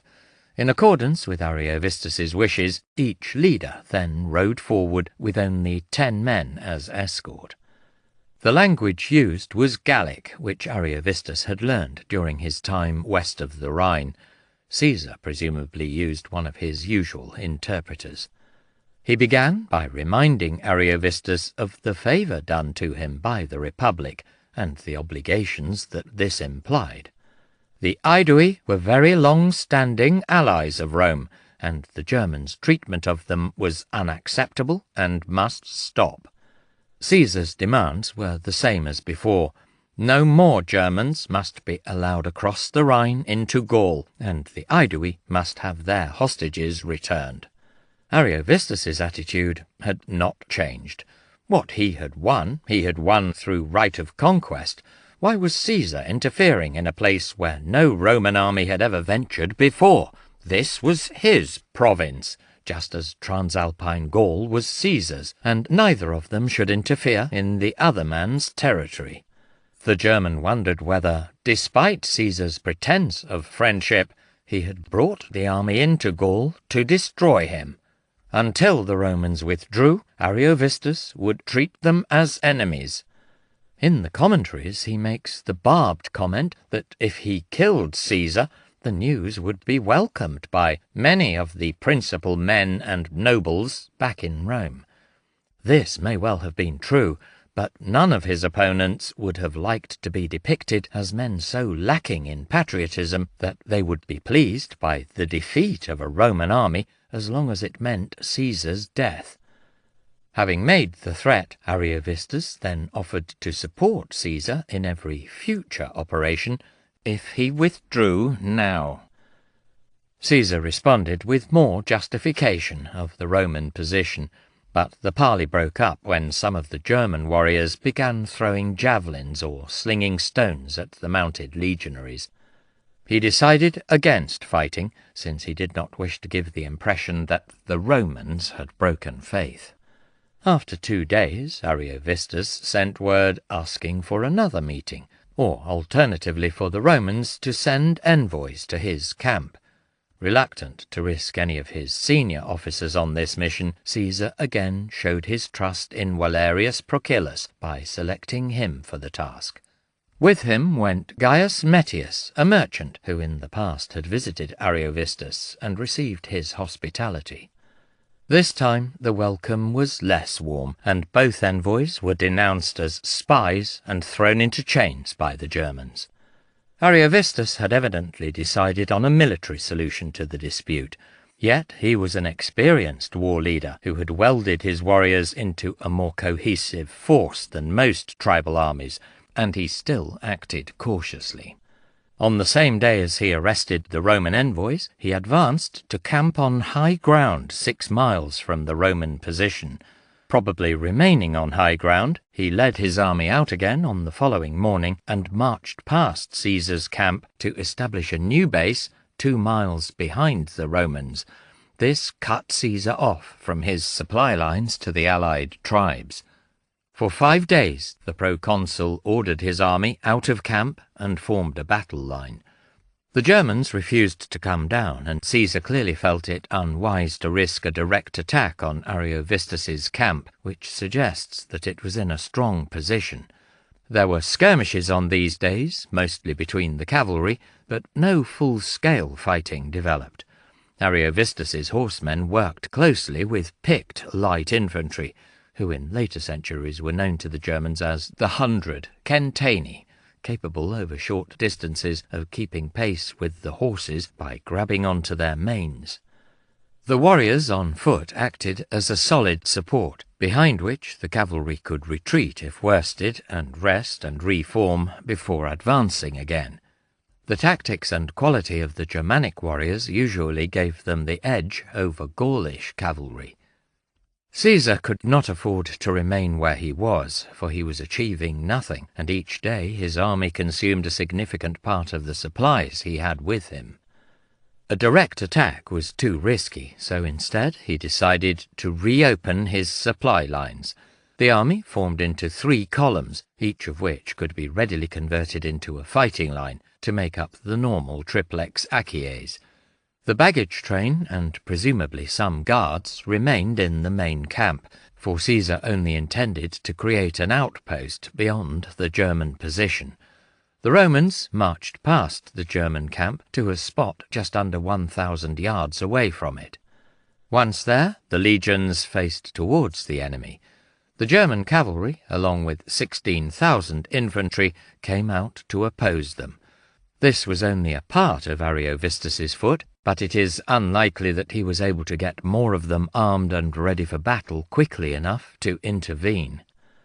Caesar ordered the cohorts in the 3rd line to begin laying out and constructing a new camp to accommodate 2 legions, while the 1st and 2nd lines met any German attack.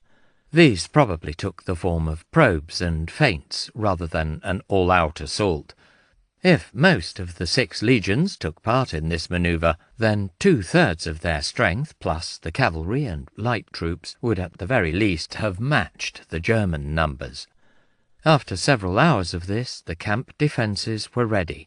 2 legions were installed, while the rest of the army marched back in the same order to the main camp. The smaller fort would now make it easier to protect supply convoys coming from the allied tribes. The pressure on Caesar for a quick victory or an ignominious retreat was removed, and he could afford to wait for the moment and situation of his choice before engaging the enemy army. On the next day, Caesar ordered the legions out of both camps to form up in the standard triplex acies facing the enemy. It was a gesture of confidence intended to encourage his own men and impress the enemy, and he says that this was his normal practice during these days. Ariovistus declined the offer of battle, and at noon the Roman commander sent his men back. Later in the afternoon the Germans did become aggressive, sending out troops to attack the smaller camp, but the troops there were able to repulse the onslaught.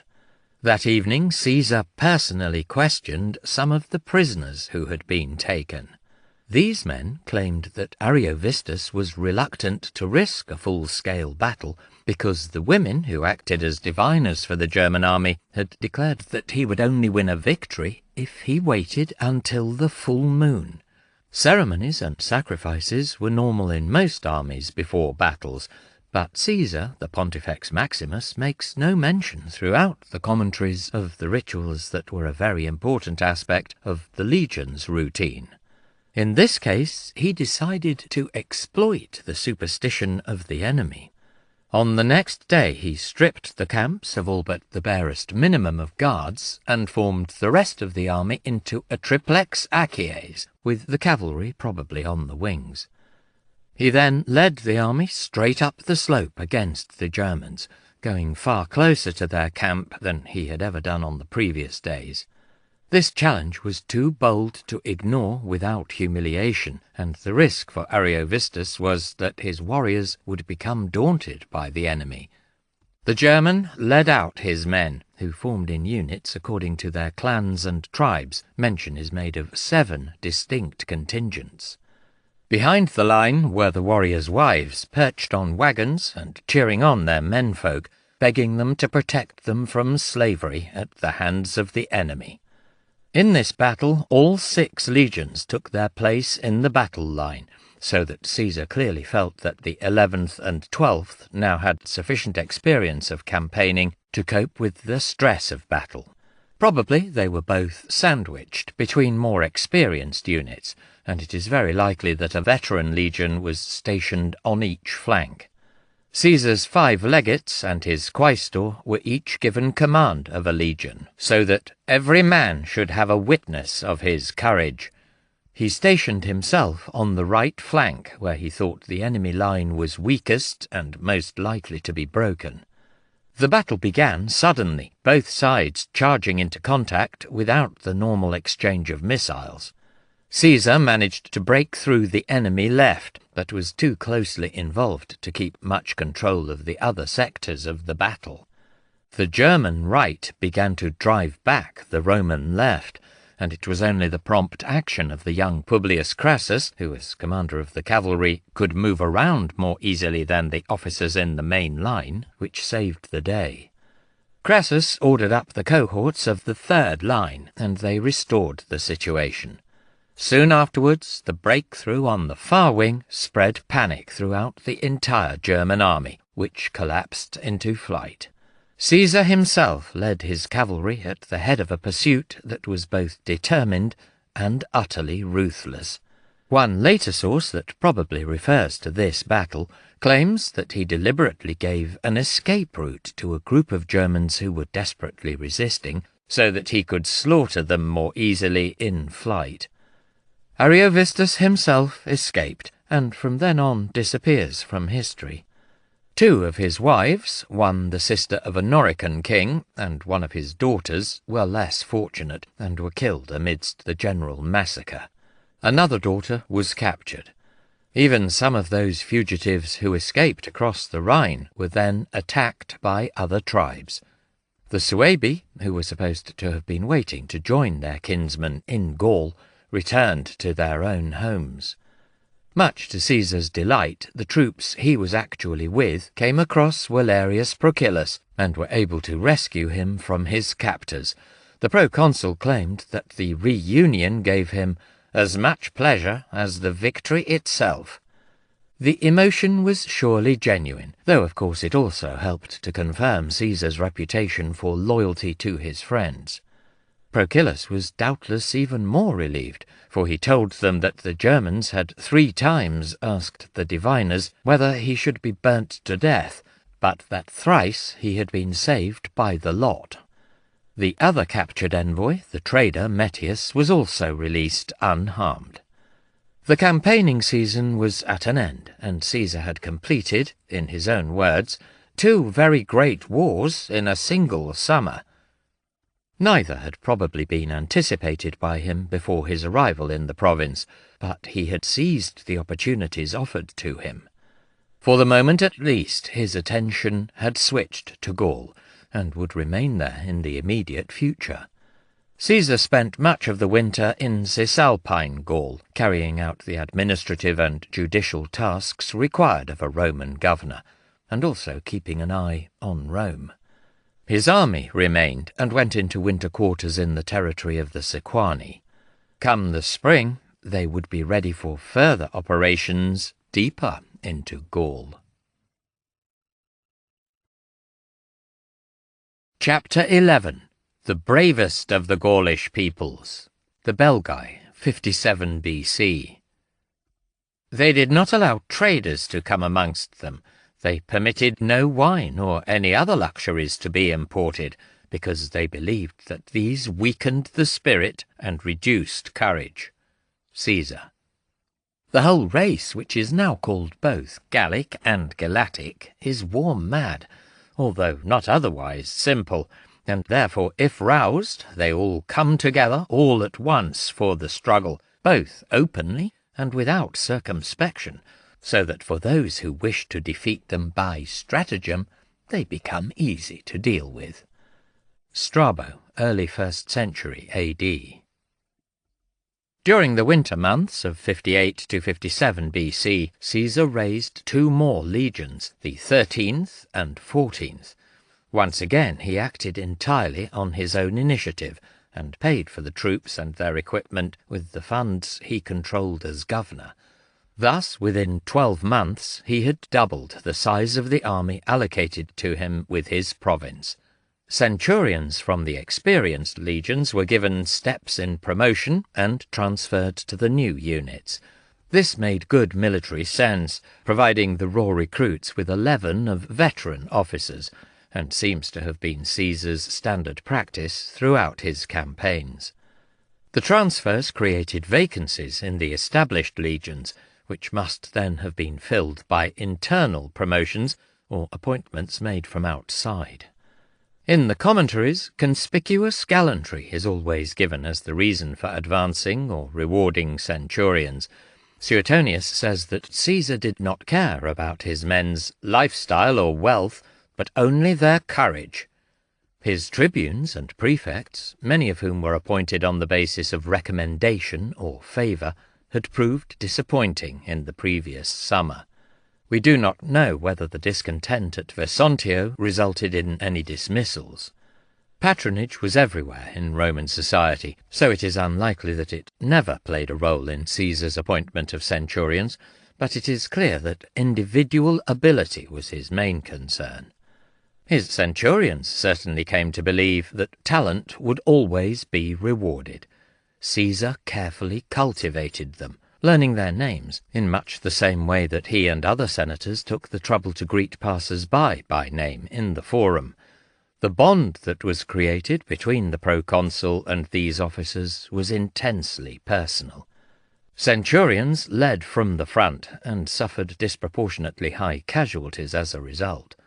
This, combined with the continued expansion of Caesar's army, helped to ensure that there were always more posts to fill and more brave junior officers to reward. By the end of the Gallic campaigns, the vast majority of the centurions in his legions owed their initial appointment, promotion to senior grades, or both, to Caesar himself. This was an important part of the process whereby his legions became not simply the army in the province he happened to control, but Caesar's army. The winter months were also a time for training. Caesar was not a martinet in the old Roman tradition of stern commanders who flogged and executed their men to instill rigid discipline. He seems rarely to have employed either punishment, considering only desertion and mutiny as serious crimes. Off duty and in the quiet months, his men were allowed considerable leeway in their behaviour. Caesar is once supposed to have said that his men would fight as well, even if they stank of perfume. Marius had led his armies in the same way, and Caesar may deliberately have copied his famous relative, and perhaps felt that this was an appropriately popularis way of doing things. Yet, for all their leniency in peaceful times, both Marius and Caesar had high standards of conduct for their legions during actual operations. Then it was a question of tight discipline, instant obedience, and proficient manoeuvres, and to ensure that he received this, Caesar trained his army hard. In this respect he conformed with the aristocratic ideal of a commander, for all the best generals were seen as men who carefully prepared their armies for battle through rigorous training. Caesar often stood his men too, even when there was no cause, and especially on festival days or when it was raining. Sometimes he would tell them to keep an eye on him, and then slip away suddenly by day or night, and lead them on an especially long march designed to wear out those who failed to keep up. His personal example was vital in encouraging the soldiers to meet his standards. Caesar led the column on training marches and in the field, sometimes on horseback, but more often on foot, just like the ordinary legionaries. It was a gesture intended to show them that he was not expecting them to do anything he would not do himself. According to Plutarch, the soldiers were astonished that he should undergo toils beyond his body's apparent power of endurance, because he was of a spare habit, had soft and white skin, suffered from epileptic fits. Nevertheless, he did not make his feeble health an excuse for soft living, but rather his military service a cure for his feeble health, since by wearisome journeys, simple diet, continuously sleeping in the open air, and enduring hardships, he fought off his trouble, and kept his body strong against its attacks. Most of his sleep, at least, he got in cars or litters, making his rest conduce to action, and in the daytime he would have himself conveyed to garrisons, cities, or camps. One slave, who was accustomed to write from dictation as he travelled sitting by his side, and one soldier standing behind him with a sword. When Caesar addressed his troops, it was always as comrades, commilitones, never men or soldiers. He and they were all good Romans, serving the Republic by fighting against its enemies, and also winning glory and plunder along the way, which he took care to share with them most generously. Already they had won 2 great victories. Mutual trust grew up gradually between the commander, his officers, and soldiers, as they came to know and rely on each other. Pride in themselves and their units was also carefully fostered. Decorated weapons, some inlaid with silver or gold, were issued, most probably as rewards for valour, marking the recipients out as exceptional soldiers and making them feel special. The Roman military system had always sought to encourage boldness in its soldiers, but in Caesar's legions this ideal was taken to an extreme. Caesar spent much of the winter south of the Alps, so that presumably a good deal of training must have been supervised by his legates, tribunes, and centurions. In the past he had championed the rights of the residents of Cisalpine Gaul, and during his time as governor he did his best to win the lasting support of the people of the area, especially the aristocracy.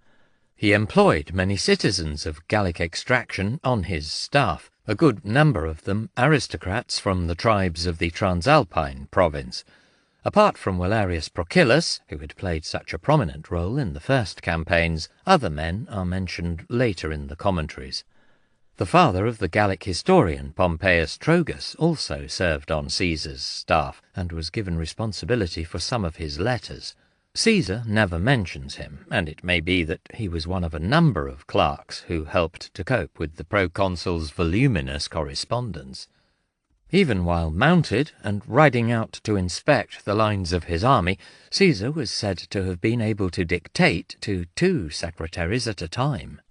Letters went often to influential men in Rome, and on many occasions were reinforced by personal visits made by his agent Balbus.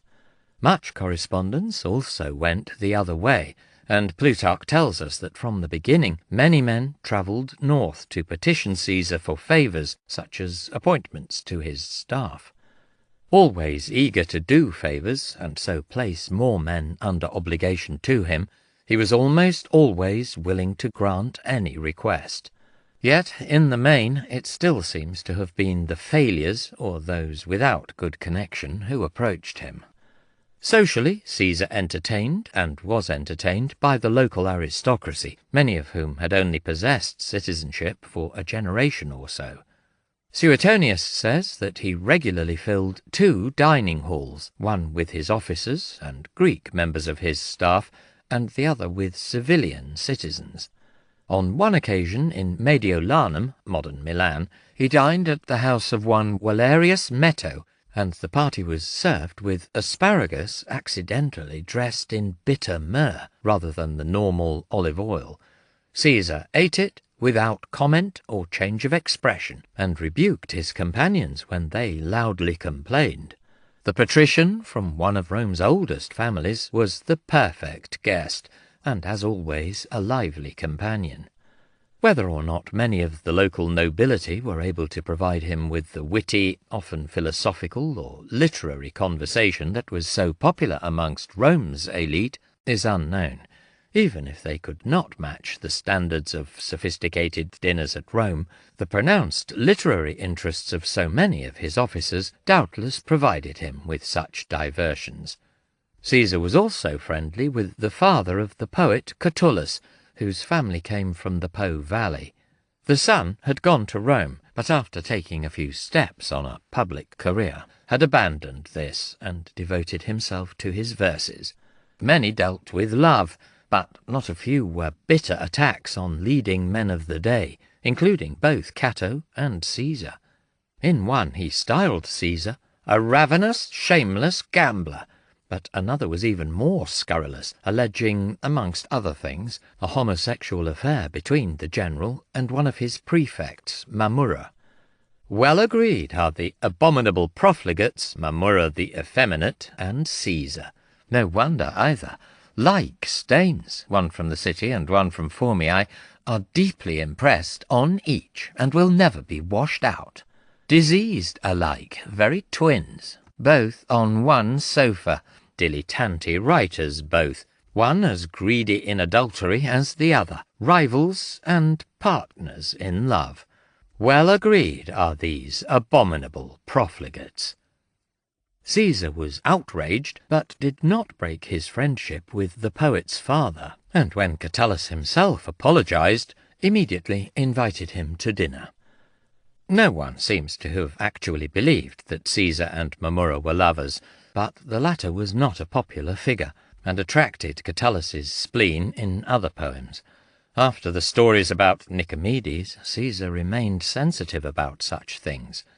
However, the suggestion that the proconsul continued his womanizing ways while in Gaul was widely, and certainly correctly, credited.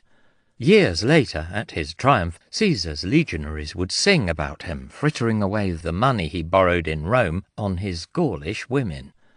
In Tacitus's account of a rebellion in the Rhineland in AD 70, we read of one Gallic nobleman who claimed that he was descended from Caesar. The latter was supposed to have taken the man's great-grandmother as his mistress at some point during the campaigns in Gaul.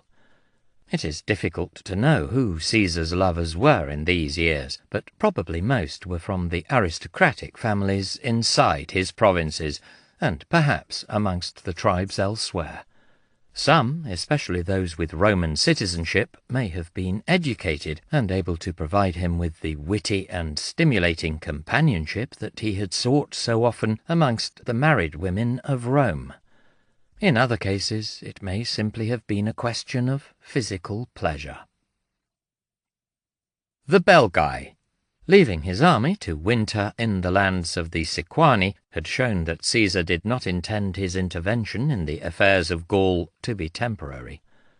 Even he admits that this caused disquiet amongst certain tribal leaders who wondered whether they had truly gained from the expulsion of Ariovistus if they were now to be dominated by a Roman proconsul. During the winter, rumours and reports reached the proconsul south of the Alps that the Belgae, the tribes of northern Gaul, were even more disturbed and had formed a conspiracy against Rome.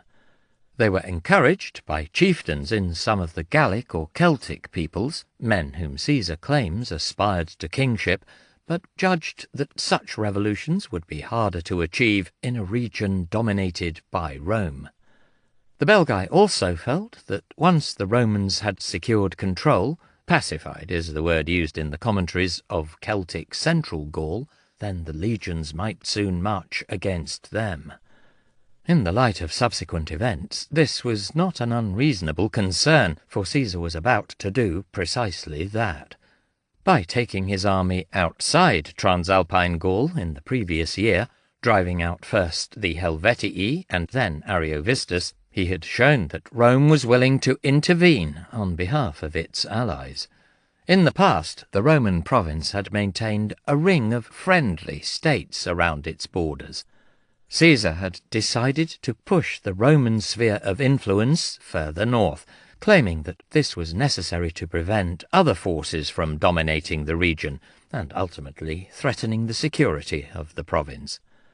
These motives were entirely appropriate for a Roman governor, and even if Caesar's actions interpreted his duty in an extremely aggressive way, he still remained within the boundaries of proper action for a magistrate of the Republic.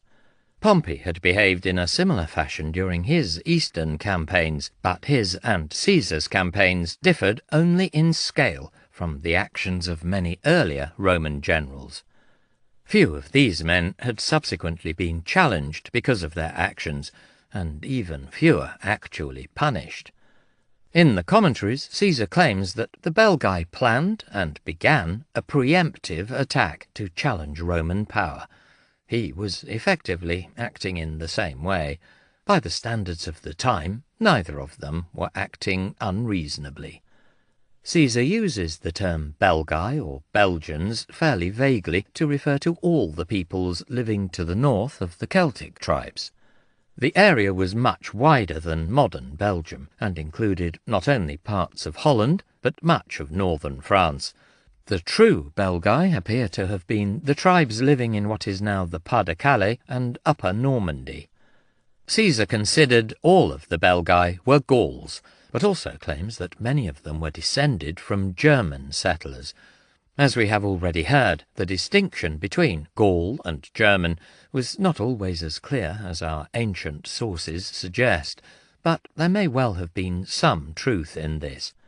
At the end of the 1st century AD, Tacitus also believed that the Nervii and Treveri were both Germanic.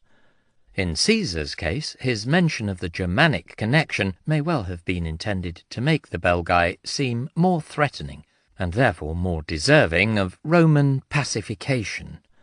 He also takes care to report that one tribe boasted that they were the only people who had resisted the migrating Cimbri and Teutones, while another was descended from these great enemies of Rome. The Belgae were more warlike than the Celtic tribes, in part because they were further away from Roman influence. Ancient authors believed that access to the luxuries of civilization softened a people, while a simple life preserved natural virtue and courage. The archaeological record confirms that Roman wine was far less common in northern Gaul than amongst those peoples who lay nearer the trade routes. The Nervii are supposed to have forbidden all imports, but elsewhere the tribal aristocracies did value wine, and possessing it even in small quantities helped to confirm their status. Less is known about the walled towns of northern Gaul than the oppida of the Celtic tribes, but in general they seem to have been somewhat smaller and less developed. Some of the tribes still had kings, a few of whom were powerful, although aristocratic councils were more important in other tribes. Only a generation or so before, one monarch is supposed to have controlled much of the region, and also part of Britain. Such political unity under a single strong leader no longer existed, but the Belgic tribes did show a willingness to join together to meet what they perceived as the threat posed by the Romans. During the winter they had exchanged hostages and agreed to form a combined army, to which each was to provide a set number of warriors.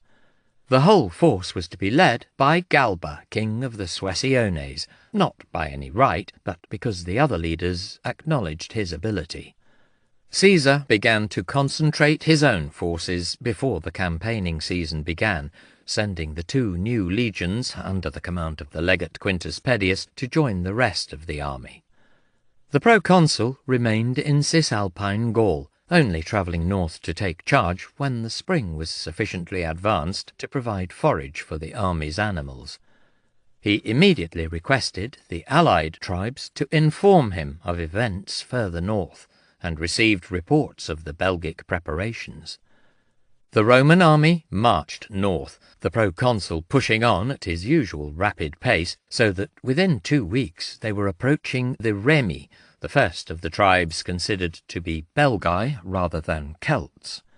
Envoys arrived, assuring him that they had never been hostile to Rome, immediately agreeing to Caesar's demands for hostages and supplies of grain. He questioned them about the numbers of warriors he was likely to face, and was given a precise list of the tribal contingents. The Bellovaci had promised 60,000 men, the Suessiones and Nervii both 50,000, the Morini 25,000, the Atuatuci 19,000, the Atrebates 15,000, the Ambiani and Caleti each 10,000, while another 6 tribes altogether offered 50,000, producing a total of 289,000 warriors. These were the figures reported by the Remi, and dutifully recorded by Caesar in the commentaries. He never troubles to say whether or not he believed their estimates were accurate. The narrative of the campaign does suggest that the combined army was an exceptionally large and rather clumsy force, which may well have been significantly bigger than the Roman army. Caesar himself made sure that the full strength of the tribes was never united by arranging with Diviciacus for the Aedui to attack the Bellovaci and keep their warriors busy defending their own lands. The Remi were closely related to the Suessiones, following the same customs and laws, and at times ruled by the same leaders. It is hard to know whether their readiness to join the Romans was a pragmatic acknowledgment of their inability to resist the sudden appearance of Caesar, or was based on rivalry with, and fear of, the other tribes. Certainly the Remi were the first target of the Belgic coalition, whose army advanced to assault Bibrax, one of the Remi's main towns, probably modern Vieux-Lons. Caesar had advanced across the Aisne, which lay on the tribe's borders, and camped on the far bank. He left a detachment under the legate Sabinus on the other side of the river to build a fort protecting the bridge. Bibrax was about 8 miles away, and its leader, one of the chieftains who had led the delegation to Caesar, now sent word that he could not hold out much longer unless he received help. Guided by the men who had brought this message, the proconsul sent his Numidian, Cretan, and Balearic light troops to slip into the town under cover of darkness. The method used by the Belgians for attacking a fortification was simple. A barrage of sling stones and other missiles pinned the defenders down, while other warriors advanced, holding their shields over their heads, and undermined the wall. The skilled archers and slingers sent by Caesar would have made this extremely difficult, and the Belgians abandoned the attempt, contenting themselves with ravaging the surrounding area, setting fire to the small villages and farms dotted about the countryside. They then moved to confront Caesar, camping 2 miles from the Roman position with a valley between them. Caesar claims that the fires in the Belgians' sprawling encampment covered an area of some 8 miles. For days, both sides then watched each other. There were cavalry skirmishes by which Caesar gauged the quality of this new enemy and judged that his own men would be more than a match for them in most situations. His camp was on high ground with the river Aisne to the rear. On the slope in front he deployed his 6 legions with battle experience, leaving the 2 recently recruited formations to guard his camp, an echo of the deployment against the Helvetii. With no natural feature to protect the flanks, the legionaries dug a 400-pace, roughly 130 yards, ditch on each side, running back at right angles from the main line. Each ditch led up to a small fort in which were emplaced light artillery pieces or scorpions, capable of firing heavy bolts with tremendous force and accuracy over distances far greater than any missile weapon the Belgians possessed. Sulla had once entrenched his position in much the same way to secure his flanks against an enemy army that was markedly superior in numbers. The Belgians would have to advance up the gentle slope before attacking the Roman position from the front, and the advantage of such a position had been clearly demonstrated the year before near Bibracte. To make matters worse for the Belgians, in the bottom of the valley between the 2 positions was a stream and an area of marsh. These were not impassable obstacles, but would have slowed an attack down and caused a line to fall into disorder. It was unlikely that the opposition would give the attacker the opportunity to stop and redress the line before continuing the advance. Caesar's position was a strong one, and he could be confident of beating off even the heaviest of attacks. However, the Belgic host showed no sign of charging to its doom, and was content to form up on the far side of the valley, waiting for the Romans to cross the boggy ground and fight at a disadvantage. This was always the risk for a commander who took up a very strong position, for if the advantages it gave were obvious, then there was little incentive for the enemy to engage. Both sides sent forward their cavalry, and the allied horsemen gained a slight advantage over the Belgian horse before Caesar withdrew them. Realizing that a full-scale battle was not going to develop, the legions were ordered back to camp to rest.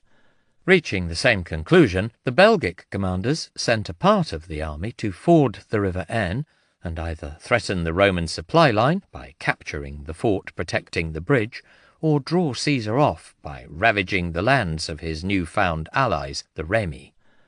The outpost at the bridge reported this new threat, and Caesar responded by personally leading his cavalry, Numidians, and the other light troops back across to the far side of the river.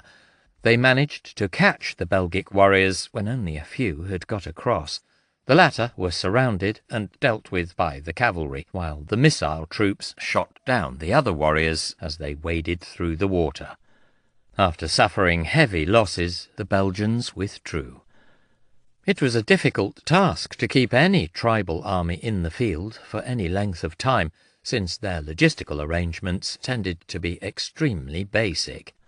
Only a certain amount of food would have been carried by the warriors, or the wives and servants who in many tribes accompanied them to battle. In the summer months it was often possible to find food and forage from the countryside, but the quantities to be seized in this way were limited, and soon exhausted if the army remained in one place for any length of time. The Belgian army in 57 BC was exceptionally large, even if we must treat the figures given with some caution, and so the problems of supply were made considerably worse. The attack on Bibracte had failed, as had the attempt to cross the river and get behind the Romans. Caesar had shown himself willing to fight only if the Belgians put themselves at a severe disadvantage. He had doubtless told his men that the reluctance of the enemy to attack the Roman position showed that they were frightened. Galba and the Belgian chieftains could equally have assured their warriors that the Roman refusal to come down from their hilltop and trenches was proof that they feared the might of the tribes. The campaign had not been especially successful for them so far, but they had shown their numbers and confidence to this new enemy, and Caesar had not risked attacking their main force. It is possible that Galba and the other leaders felt that they had demonstrated their strength, and that this might be enough to deter further invasion. There often seems to have been strong elements of display and gesture in intertribal warfare, so we do not necessarily need to follow Caesar and see the Belgians' next action in purely pragmatic terms. Yet the practical factors were undeniable, for the army had almost run out of food and could not stay where it was for much longer. In addition, news had arrived that the Aedui were advancing to the border with the Bellovaci in accordance with Caesar's arrangement with Diviciacus. At a council of the senior chieftains present with the army, the Belgians resolved to disperse and go home, each tribal contingent returning to its own lands, where they could easily be fed. Pledging themselves to come to the aid of any tribe that Caesar might attack over the coming months, the great army broke up. It did not do this in any ordered manner, individual leaders and groups simply packing up and walking off during the night. The Roman outposts reported the noisy departure of the Belgian army, but Caesar was suspicious that it might be a trap. The failure of the surprise attack against the Helvetii in the previous year may well have made him rather cautious about operations at night. At dawn he sent out patrols that confirmed that the enemy really were simply drifting away without any serious attempt to cover their retreat. The cavalry rode out under Pedius and Cotta, while Labienus followed them with 3 legions to provide close support. There was little resistance, and large numbers of Belgic warriors were killed and captured as they fled from the Roman pursuit. For the moment, the great army had dispersed. It would take some time before the tribes were able to concentrate their forces again. Caesar made sure that they did not have that time. On the following day, he marched against the Suessiones, whose lands bordered on those of the Remi. By a forced march, he reached one of their main towns at Noviodunum. Like most of the other Belgic oppida mentioned by Caesar, its precise location is unknown, but it was most probably fairly near modern Soissons. Believing from reports that the town had no defenders, Caesar sent his men straight into the attack. There were indeed few warriors to resist him, but the Romans had no ladders or other siege equipment, and those few were able to repulse the attack. After this failure, Caesar made sure that the business was done properly, and set the legionaries to making a ramp, siege towers, and mantlets to take his men up to and over the wall. The town was not yet blockaded, and numbers of warriors from the dispersing army took refuge within it. Their morale was shaky, however, and the sight of the Roman siege machines caused dismay. The Suessiones surrendered, winning favourable terms because the Remi interceded on their behalf. They gave up hostages from their leading families, including 2 of King Galba's sons, and handed over quantities of weapons, perhaps a token amount, as a symbol of disarmament. Caesar needed to move on while the advantage was still with him, and now attacked the Bellovaci. These similarly put up little resistance and swiftly surrendered. This time it was Diviciacus of the Aedui who spoke for them, pleading long-standing friendship between their 2 tribes. The recent hostility of the Bellovaci was blamed on a few chieftains who saw the Aedui's alliance with Rome as slavery. These men had now fled to Britain and could no longer influence tribal policy. Caesar happily granted the pleas and accepted the surrender on similarly lenient terms, although he did demand and receive 600 hostages, which was clearly far more than normal. In part, this was because he wanted to honour Diviciacus and the Aedui, but it was also important to weaken the coalition facing him by removing as many members as possible. The high total of hostages makes it likely that most of the Suessiones' aristocratic families sent someone to Caesar's camp, and this was clearly intended to ensure that they did not risk renewing the war. Throughout the commentaries on the Gallic War there are frequent references to hostages, but never once does Caesar say what happened to any who came from tribes that broke their treaties with him. It would be surprising if most of these were not executed on such occasions. After thus dealing with two powerful tribes individually, Caesar next attacked the smaller Ambiani, who swiftly capitulated. Well over a third of the force that it was claimed the Belgians had mustered earlier in the year had now been defeated, and the odds were turning in Caesar's favour. However, the easy victories of the last days were over, and resistance was hardening. The Battle of the Sambre. Caesar now drove northwest against the Nervii, the largest tribe still willing to fight. After 3 days, the Roman column was about 10 miles away from the river Sambre, and captives revealed under interrogation that the tribal army was waiting on the far side. They had been joined by the Atrebates and Viromandui, and another tribe, the Atuatuki, were on their way. According to the Remis estimates, the Nervii, Atrebates and Viromandui had contributed 75,000 men to the coalition army raised earlier in the summer, and Caesar gives the first tribe 10,000 more men in this battle. As we have heard, the reliability of these figures is questionable, and their contingents had probably anyway been weakened by the earlier operations, and further reduced by warriors who had not yet been able to join the army. Caesar's 8 legions probably mustered somewhere in the region of 30 to 40,000 men, backed by several thousand cavalry and as many light troops. It seems likely that the Nervii and their allies had at the very least parity of numbers with Caesar's men, and probably a significant numerical advantage, although probably not as much as double the Roman numbers. The Belgians were determined to fight, and had evacuated their women, children, and other non-combatants to places of sanctuary deep in inaccessible marshland. They also had information sent secretly by some of the Gauls and Belgians marching with Caesar as allies or hostages. These had reported that Caesar's normal order of march was for each legion to form up separately, guarding its own baggage train. This meant that the fighting troops were split up into 8 main sections, with cumbersome lines of servants, carts, and pack animals between them, which would have made it difficult to form a battle line.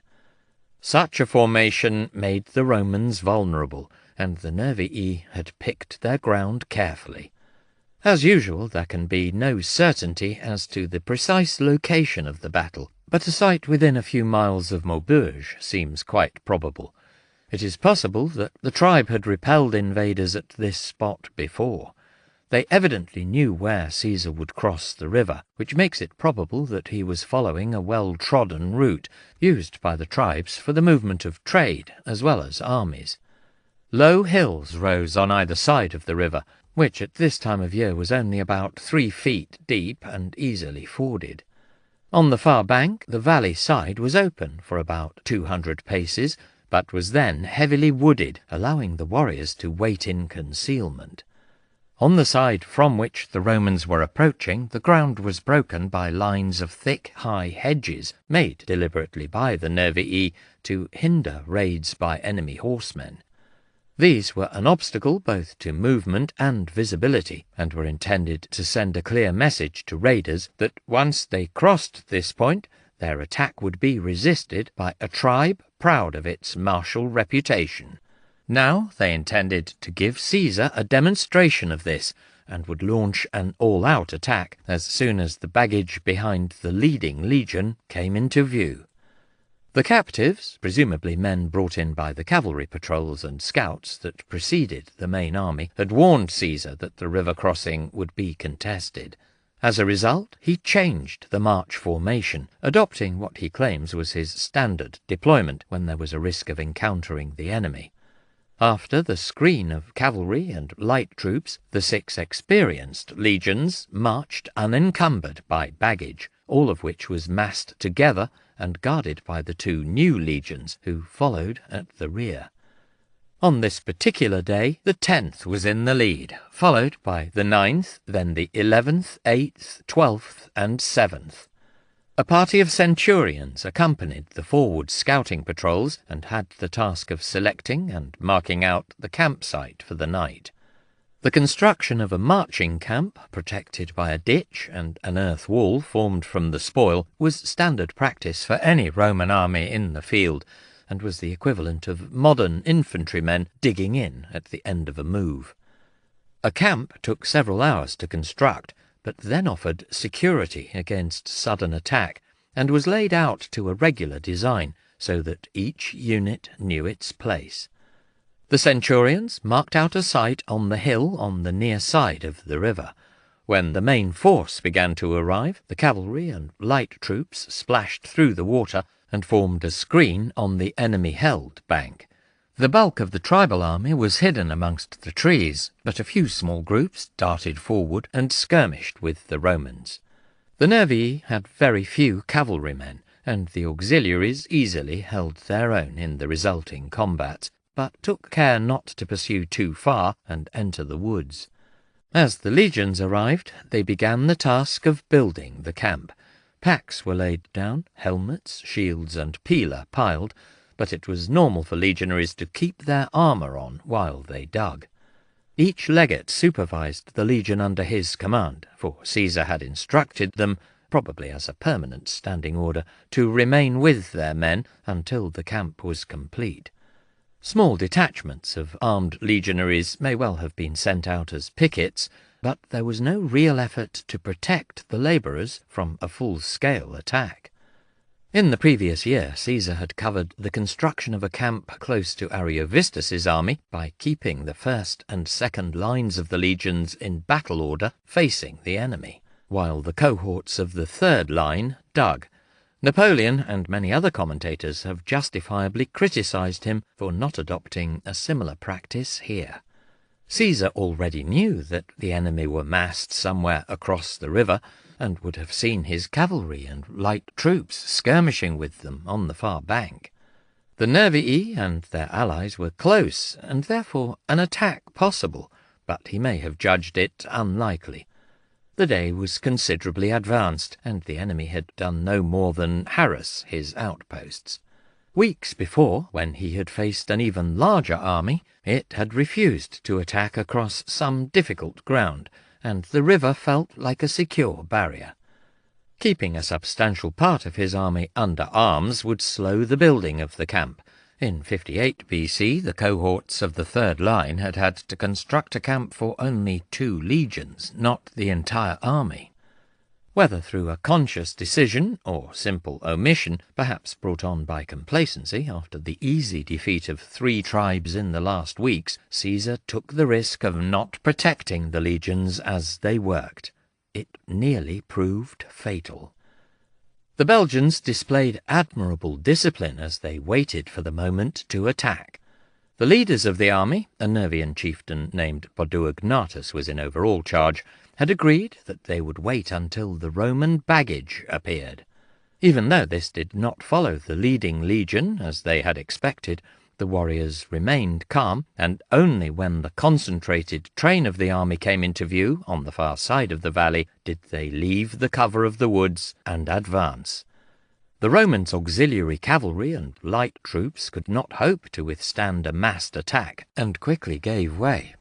The Belgian line had been formed into tribal contingents under cover of the trees, and surged quickly down the slope and across the river. Some of their order was lost in the process, and the hedges on the far shore probably encouraged the line to break up even further. For all that, they were still better prepared for battle than the Romans, who struggled to form any sort of a fighting line. The battles against the Helvetii and Ariovistus, and indeed most large encounters in this period, were carefully prepared and anticipated affairs, with hours spent carefully deploying the lines and encouraging the troops for the clash to come. This time it was different, and Caesar had to do everything at the same time, to raise the standard, which was the signal to stand to arms, to sound the trumpet call, which recalled the soldiers from work, to bring back the men who had gone further afield in search of material for the rampart, to form the line of battle, to address the soldiers, and to give the signal for battle. The proconsul could only be in one place at a time, and later paid tribute to his legates, who set about organizing the troops nearest to them without waiting for instructions from him. Similarly, the legionaries and centurions did not panic, but began to form up, often in ad hoc units of whoever happened to be near at the time. A battle line began to coalesce surprisingly quickly, and even if it was less neat than was usual, and also less impressive, there was no time to take the leather covers off shields, or to fix crests and plumes onto helmets. It was capable of putting up a resistance. It is questionable whether the army would have coped so well with such a crisis in the previous year, when army and commander were still unfamiliar with each other, and had yet to build up the cohesion that came from training and the confidence derived from success. Caesar himself rode to each legion in turn, coming first to his favourite, the 10th, who were on the left of his ragged line. He gave them a few words of encouragement, telling them to remain steady and to remember their proven courage. The Belgians, mostly Atrebates on this flank, were now within 100 yards or so, and Caesar ordered the 10th to charge, which they did with considerable effect. A volley of pila smashed into the enemy front ranks, halting the Atrebates. The slope at this point was mostly in the Romans' favour, and the enemy tired from their rapid charge, so that the 10th and neighbouring 9th soon drove them back down the slope. In the centre, the 11th and 8th were also able to hold their own, pushing the Viromandui to the river. The right and centre of the Belgian army was crumbling, and the 10th and 9th even crossed the Sambre to chase the enemy back up the far slope. However, the main weight of the Belgian attack, and the bulk of the Nervii, led by Baduagnatus himself, had fallen on the Roman right. It was hard for the Roman officers to see what was going on, since vision was so often restricted by the high hedges, but by instinct or clear realization, the proconsul had galloped to the spot. After addressing Legio Decimus, Caesar hurried to the right wing, where he saw his men hard pressed, and the standards, a shorthand term for the unit's formations, of Legio Duodecimus clustered in one place, and the soldiers so crowded together that it impeded their fighting. All the centurions in the 4th cohort had fallen, the signifer was dead, and his standard captured. In the remaining cohorts, nearly every centurion was either dead or wounded, including the primus pilus Sextus Iulius Baculus, an exceptionally brave man who was exhausted by his many serious wounds and could no longer stand. The other soldiers were tired, and some in the rear, giving up the fight, were withdrawing out of missile range. The enemy were edging closer up the slope in front and pressing hard on both flanks. He saw that the situation was critical and that there was no other reserve available, took a shield from a man in the rear ranks, he had come without his own, advanced into the front line and called on the centurions by name, encouraged the soldiers, and ordered the line to advance and the units to extend, so that they could employ their swords more easily. His arrival brought hope to the soldiers and refreshed their spirits, every man wanting to do his best in the sight of his general, even in such a desperate situation. The enemy's advance was delayed for a while. Roman generals normally led from close behind the fighting line, and were at risk from missiles or the attacks of bold individuals eager to win fame by killing the enemy commander. In this way they shared some of the risks of the soldiers in their armies, and this was an important element in bonding leader and led. This time Caesar went a step further, going right up into the front of the fighting line, and displaying the personal courage that was as fundamental an aspect of aristocratic virtus as the higher skills expected of a commander. This willingness to stand and fight, if necessary to die with his men, was the confirmation of the growing trust that had developed between Caesar and his troops. Once there, he encouraged the men around him, the centurions as individuals, the ordinary legionaries as fellow soldiers and units, and he improved their deployment. There were a number of stories about Pompey fighting at the front of his men, striking down enemies with sword or spear in heroic fashion. This was how Alexander the Great had fought his battles, and Pompey revelled in comparisons between the two of them. Caesar was also said to be very skilled with his personal weapons, but there is no mention in his own account of his actually fighting. It may be that this was deliberate false modesty, intended to allow his audience to imagine for themselves the heroism of the proconsul, hinted at by the matter-of-fact comment about borrowing a shield. However, Caesar does not seem to have wanted to emphasize his personal prowess, instead concentrating on his role as a leader and commander. In the end, his account acknowledges that the Sambre was a soldier's battle, ultimately won by the determination and discipline of the legionaries. During a lull in the fighting, Caesar redeployed the 12th and 7th legions, wheeling them back so that they formed a rough square or circle, and were able to defend against attacks from any direction. Such pauses in the fighting were common, contrary to the Hollywood image of frenzied battles in which every man rushed forward, intermingled with the enemy, and fought individual duels, deciding the battle in a matter of minutes. Battles usually lasted for hours, but hand-to-hand fighting was physically and mentally exhausting, and seems usually to have occurred in short, furious bursts, before the lines separated by maybe just a few yards, drew breath, and tried to build up enough enthusiasm to close again. When Caesar arrived, the line had been disintegrating, men from the rear ranks slipping off to escape from danger. Many centurions were dead or wounded, and collapse appeared imminent. His example, and doubtless that of the other officers there, for he encouraged the centurions and gave orders for a formation change through the tribunes, stabilized the situation for the moment, but the two legions were still under huge pressure, and a collapse was probably only a matter of time. The Roman right flank held out, but the battle was won elsewhere. The two legions marching at the rear of the column to protect the baggage came into the view of those Belgians who had bypassed the Roman right and gone up the hill to attack the camp itself. The arrival of fresh Roman forces dismayed the Belgians and encouraged those Romans able to see them. Labienus was in charge of the victorious Roman left, and on his own initiative sent the 10th back across the river again to aid the rest of the army. This legion, realizing that things were not going well, hurried forward and struck the Nervii in the rear. The Roman right was now able to advance and drive off the warriors facing it. In the meantime, even the slaves accompanying the baggage had joined the rallied cavalry and light troops and repulsed the Belgians around the camp. The Nervii did not give way quickly, many fighting on for a long time.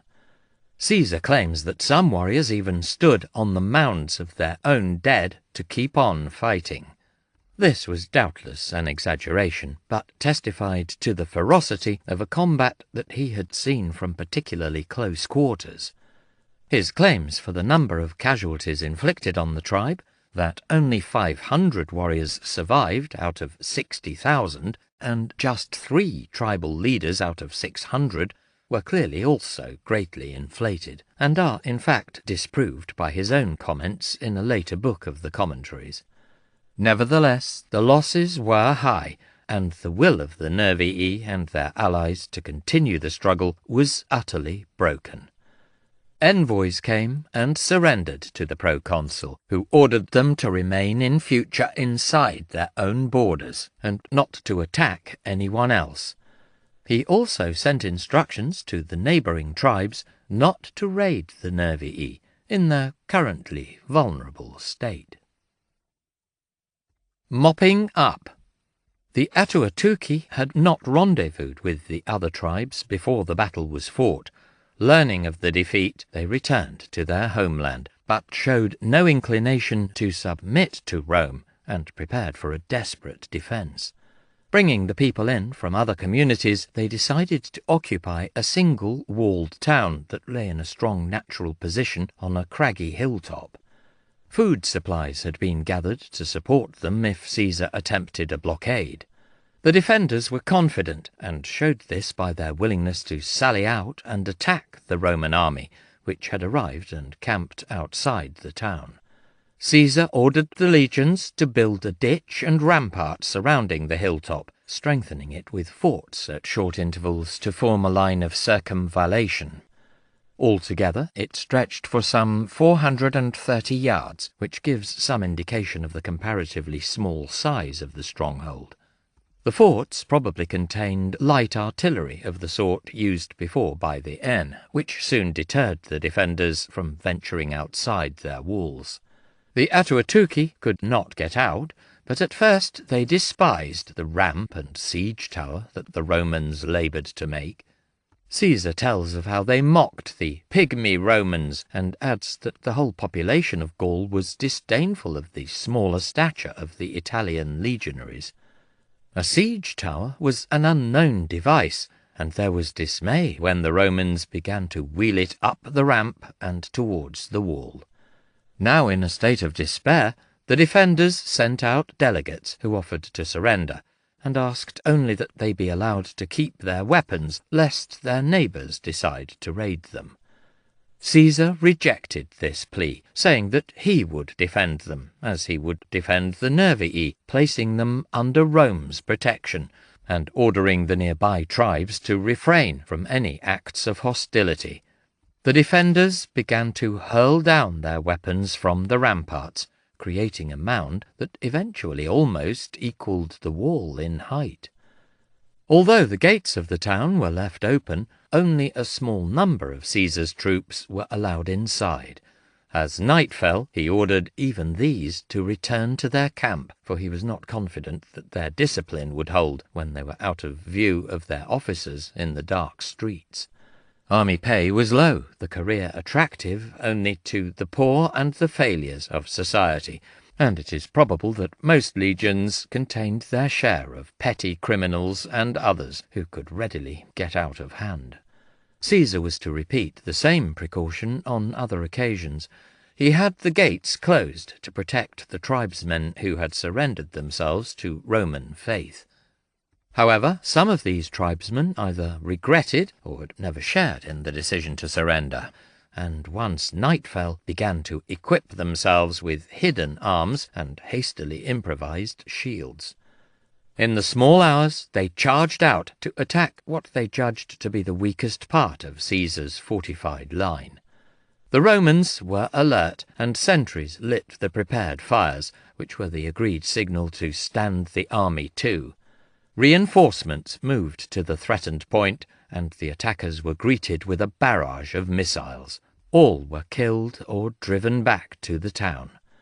The next day, Caesar held the entire population responsible for this breach of the peace. His men battered down the gates and arrested everyone inside. It is doubtful that there was any question of keeping the legionaries under tight discipline. Everyone inside, 53,000 men, women, and children, according to Caesar, was bought at a single price by a company of merchants who would then sell them on as slaves. It would have been quite normal for the era if most of the women were raped by the soldiers before this occurred. A share of the purchase price would also have gone to all of the legionaries, with larger shares to the centurions and tribunes. The sale of war captives was one source of profit. Another was plunder, though this is rarely mentioned in the commentaries. Caesar says that the Gauls had many sacred sites where gold and precious objects had been dedicated to the gods and left piled up in public view. All of the tribes respected these sacred sites, and no one dared to steal from them.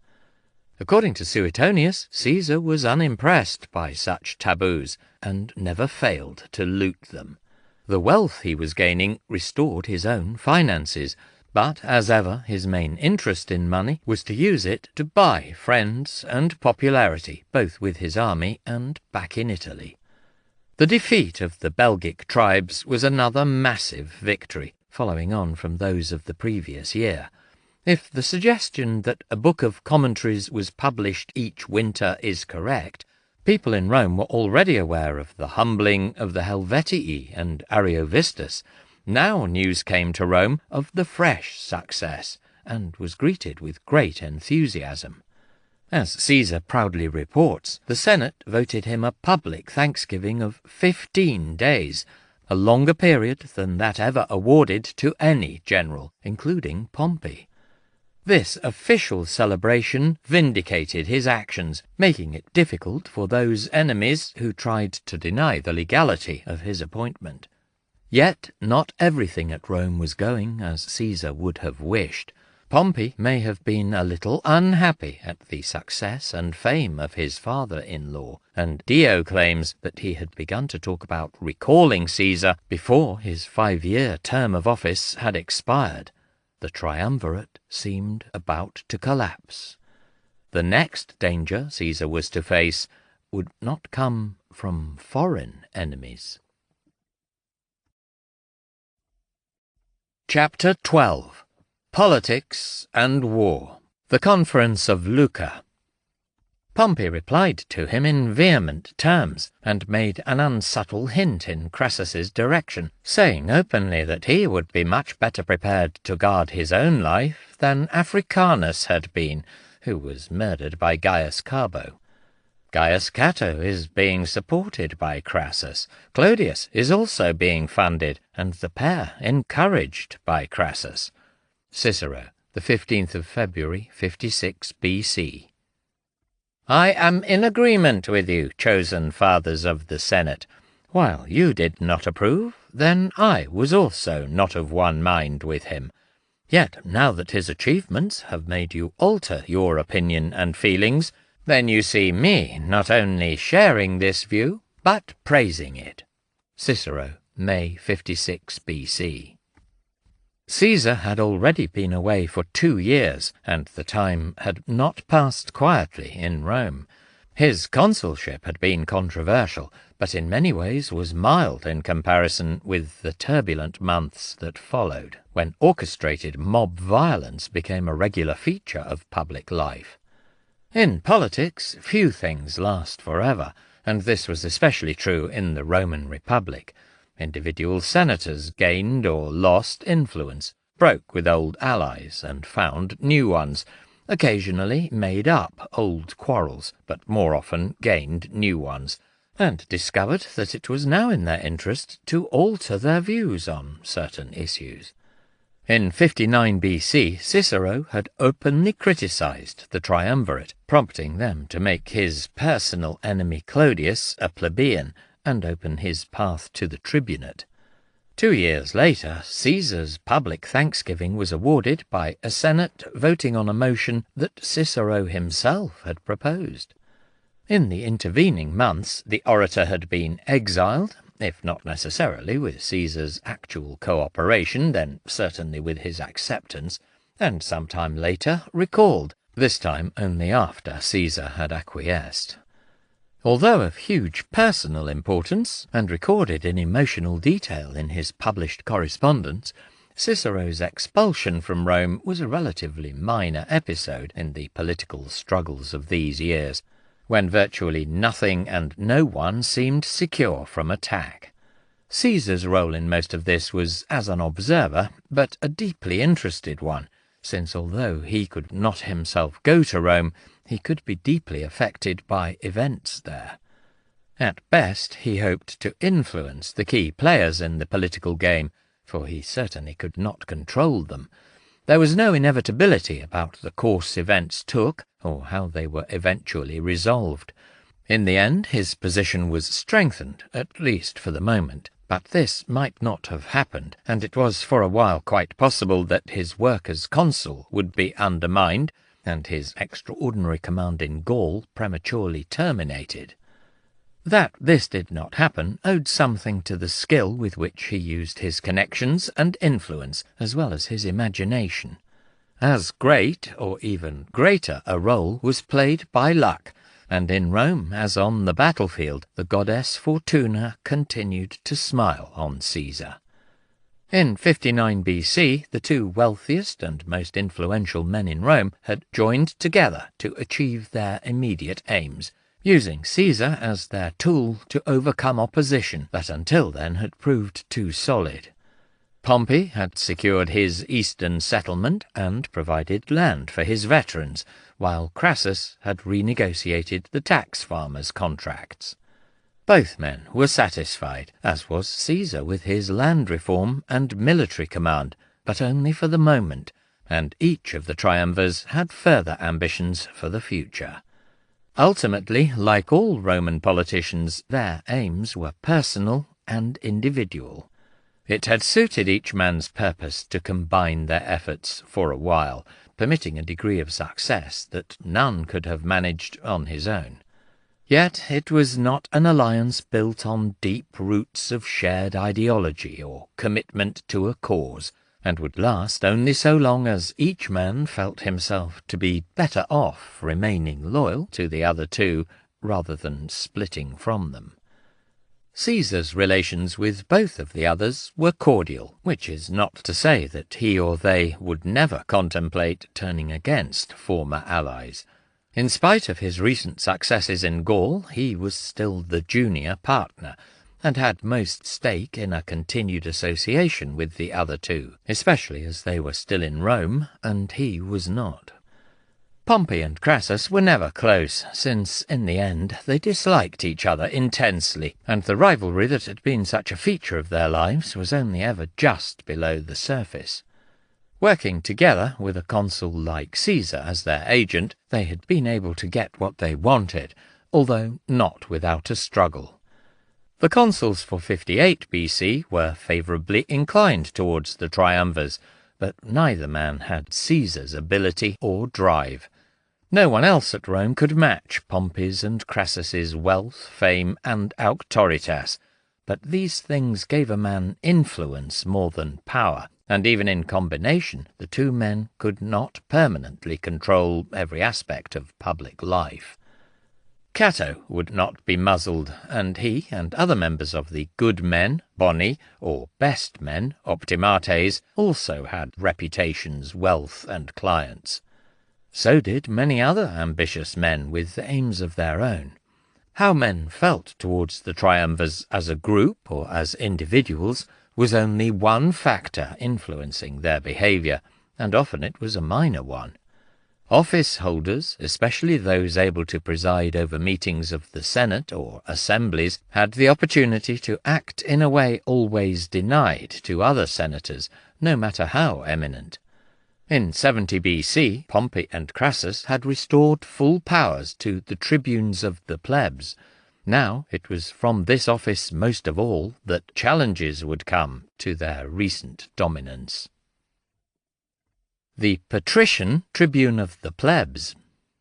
Pompey and Caesar, presumably with Crassus's approval, had arranged the transfer of Publius Clodius Pulcher from patrician to plebeian status in 59 BC.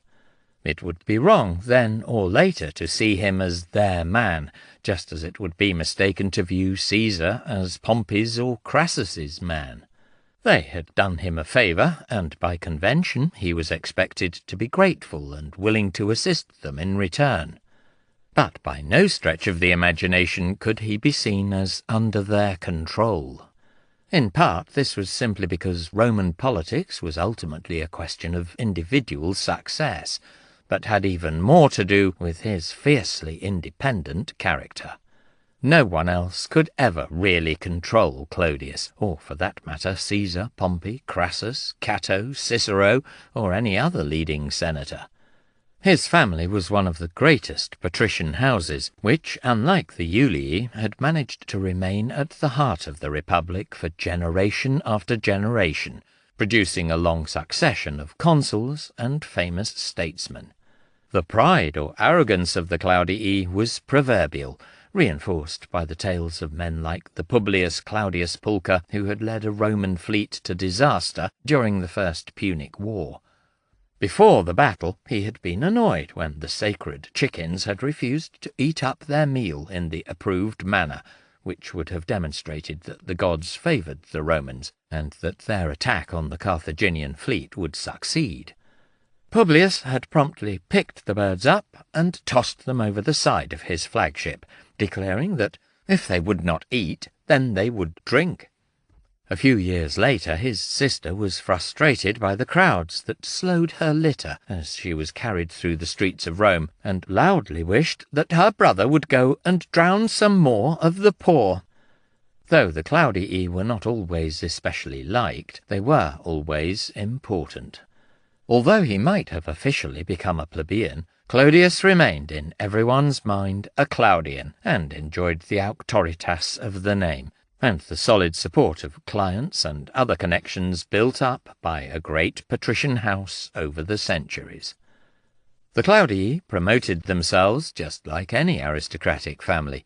Clodius's father died when he was young, and the family was headed by his oldest brother, Appius Claudius Pulcher, who was obsessed with maintaining their prestige. Simply because of their name, the Claudii could not be ignored, but the flamboyance of this generation made them a powerful force in the public life of the city. There was also strength in numbers. Clodius had another brother, Gaius, as well as 3 sisters, each of whom had been married off to a husband from a prominent family. One of the 3 was immortalized as the Lesbia of Catullus's poems, the lover with whom he shared a brief, passionate, and adulterous affair, but whose subsequent rejection of him inspired some of his bitterest verses. Publius was the youngest of the 6 children, and perhaps the wildest, although all of them had a popular reputation both for unpredictable behaviour and for their scandalous sexual exploits. The Bonadea scandal had shown Clodius's contempt for sacred tradition, but his subsequent exoneration had shown that he was a survivor and a man to be reckoned with. Apart from his adulterous liaisons, it was widely rumoured that he had enjoyed incestuous relationships with each of his sisters. This was publicly stated by one of their husbands, Marcus Lucullus, when he finally divorced her. It may have been no more than malicious rumour. A number of other prominent Romans were accused of the same thing, but both at the time and since, it was very difficult to be sure of anything with Clodius and his siblings. There was bad blood between him and the brothers Lucullus from the time Clodius had served on Lucius Lucullus's staff in Asia. It was perfectly normal for young aristocrats to gain military experience under the command of a relative or friend, but Clodius was never one to be bound by convention, and chose to lead a mutiny against his brother-in-law. Shortly afterwards he transferred to the staff of the husband of another sister, and seems to have managed to complete his service without falling out with this man. No one can have been too sure just what Clodius planned to do when his tribunate began in December 59 BC. It may be that he had not yet made up his mind whether or not to fulfill his threat, made some months before, to attack Caesar's legislation, but more probably this had been intended to let the triumvirs know that he could not be taken for granted. His chief aim was personal, to confirm his existing popularity amongst the population of Rome, and especially the less well-off citizens. To do this, his most important piece of legislation involved the wholesale reorganization of the supply of state-subsidized grain to Italy, including the provision that citizens actually living in Rome would receive a regular dole of free corn. He also removed the ban imposed in 64 BC on the collegia, guilds or associations based on trade or regions within the city. Other reforms outlawed attempts to use unfavourable omens to block public business, a clear reference to Bibulus's recent activity, although the law was not retrospective, so did not actually overrule his declarations, and restricted the freedom of the censors to expel men from the Senate. All 4 bills were passed in early January 58 BC. The free grain was very popular with the urban plebs, and Clodius used the collegia to help organize his supporters. Having done a deal with the two new consuls to assist them in securing lucrative provinces, both men were in debt and needed a profitable command, he now decided to flex his muscles. Cicero was the first target, and soon discovered that all the assurances he had had from Pompey, and subsequently even from Clodius himself, were hollow. The execution of the conspirators in 63 BC was the chief charge against him. The attack began in early 58 BC, while Caesar was still just outside Rome. He could no longer enter the city since he had assumed his provincial command, watching events and defending himself against the attacks of two of the new praetors. A public meeting was held in the Circus Flaminius, a stadium for chariot racing that lay outside the formal boundary of Rome, so that Caesar could be present. However, his support for Clodius was limited. Caesar repeated his arguments from the debate over the fate of the conspirators, saying again that he did not feel that it was right for them to have been executed. However, he also added that it would be wrong to make retrospective legislation formally outlawing past actions in order to prosecute Cicero. Around the same time he repeated his offer for the orator to become one of his legates, and so secure himself from prosecution. It would have been a considerable coup for Caesar if Cicero had accepted, for it would have placed the orator under a strong obligation to him. It would also have removed a powerful and potentially hostile voice from Rome. Cicero declined the offer, as well as the chance of an extraordinary legateship from the Senate to travel abroad on public business. His initial confidence then began to waver, as he realized that he could not count on Pompey's support, nor on that of many leading senators whose loyalty he had expected. Too many of the great men had some link or other with the Claudii, and saw no reason to break with Clodius on behalf of a new man. In the middle of March, roughly the same time that Caesar set out for Gaul, Cicero fled the city to go into voluntary exile, and soon passed into deep depression, blaming everyone else for his plight and lamenting his own momentary cowardice. Clodius had a bill passed formalizing the expulsion and confiscating his property. His house was burned down by a mob of the tribune's supporters, and a shrine to the goddess of liberty, Libertas, set up on the site. Clodius had given a demonstration of his power by removing a famous ex-consul, even if he was a rather boastful new man without strong family connections. Cato was sidelined more subtly, as the tribune arranged for him to be sent to oversee the incorporation of Cyprus into Rome's empire. This wealthy kingdom had been annexed, in part, to pay for the new corn dole, and it was felt that the temptations open to the man appointed to oversee the business were so great that Rome's most famously moral citizen must be sent. Cato accepted the honour, which further augmented his stern reputation, even though he doubtless realized the true motives behind it. He also effectively admitted that it was right for a tribune of the people, such as Clodius, to interfere in foreign affairs, rather than permitting the Senate its traditional control of this sphere. The Cyprus business was something of an insult to Pompey, for it altered some of the settlement that he had imposed on the east. A far greater humiliation came when Clodius arranged the escape of the son of the king of Armenia, held as a hostage in Pompey's household. The tribune also turned his gangs on the consul, Gabinius, beating him up and smashing his fasces, simply because he had taken Pompey's side in the dispute. By the summer of 58 BC, Clodius began openly questioning the validity of Caesar's legislation as consul, calling Bibulus as a witness in a public meeting to testify against his former colleague. It was a remarkable return to his position in April of the previous year, and cheerfully ignored the question mark this would then raise over his own plebeian status and right to hold the office of tribune. In June, Pompey encouraged the Senate to vote for the recall of Cicero, but the motion was vetoed. In August, Clodius arranged for one of his slaves to let fall a dagger at a public meeting, and under interrogation the slave claimed to have been sent to murder Pompey. The latter was a brave man on the battlefield, but had a deep-rooted terror of assassination, which was perhaps unsurprising given the events he had witnessed in his youth. He retired to his house and stayed there for several months.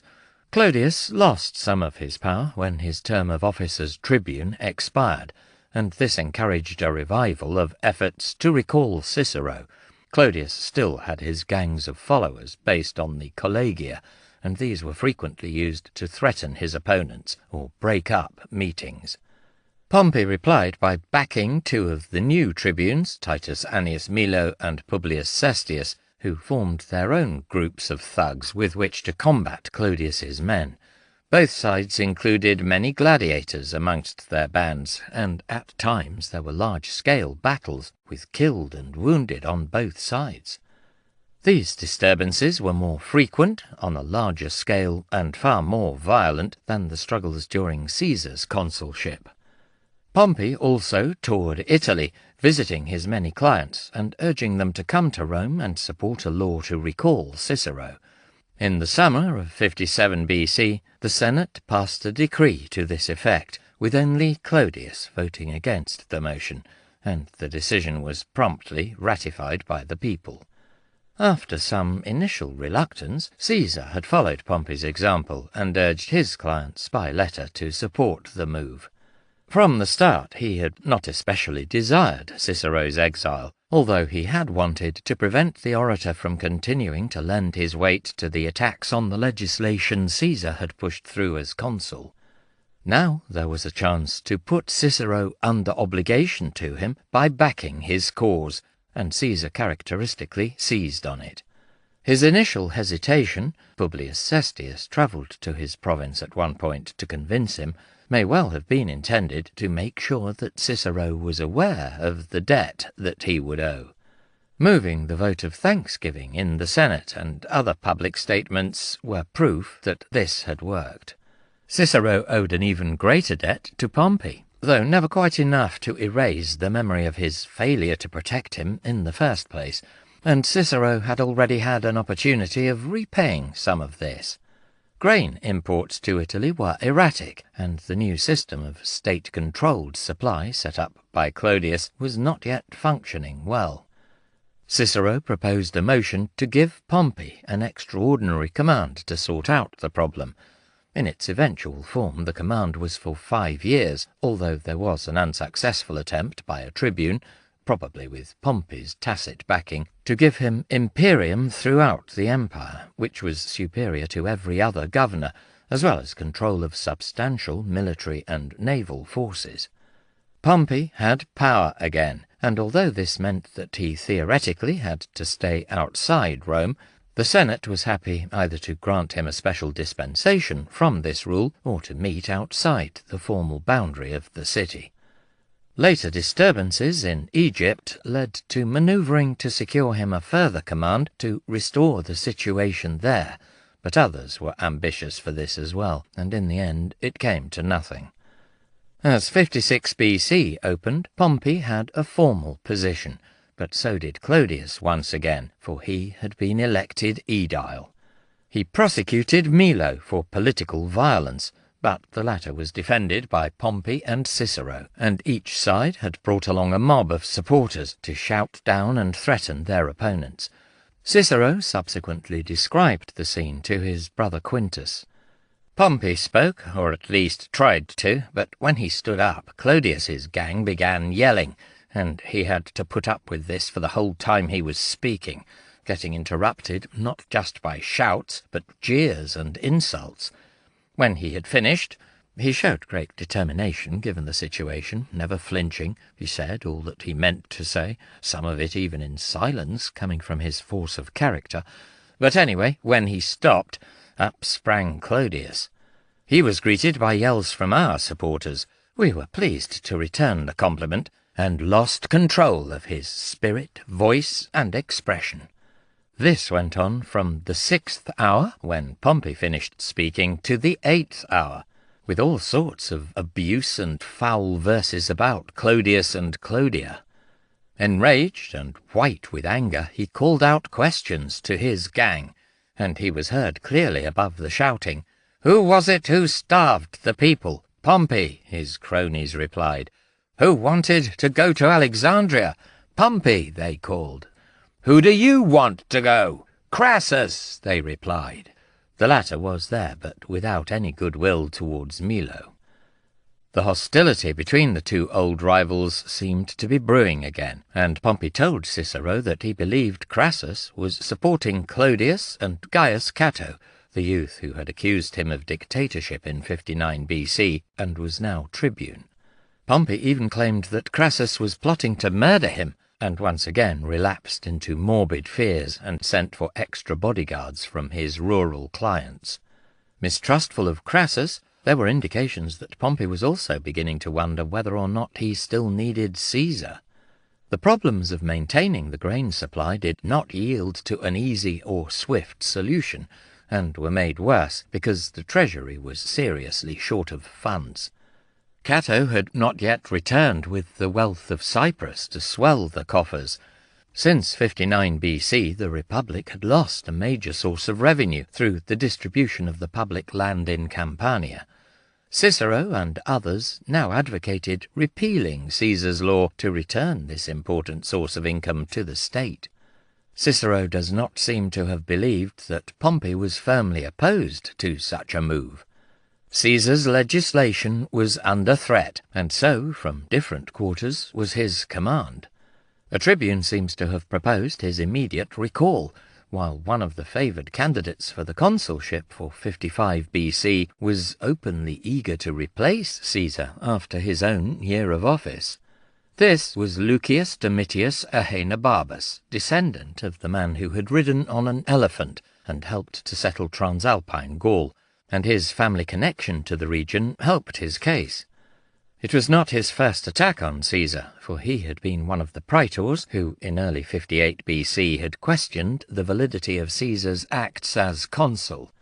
Cicero described him as a man for whom the consulship was practically his birthright. This time, Caesar was in some ways the victim of his own success, since it could be argued that the public thanksgiving he had received after his great victories showed that the war had been won, and therefore that there was no need for him to remain for the full 5 years of his command. Once again, Pompey was not believed to be wholly averse to this, while Crassus simply said nothing.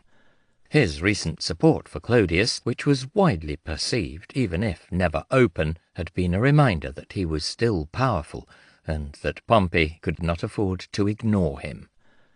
The latter had his new command, had just been voted a substantial budget by the Senate to fund his activities, and seemed to be considering whether it was worthwhile maintaining the alliance. The triumvirate seemed on the point of crumbling. In later years, what followed was seen as a fairly public summit meeting, where the triumvirs agreed to carve up the Roman world to their mutual advantage.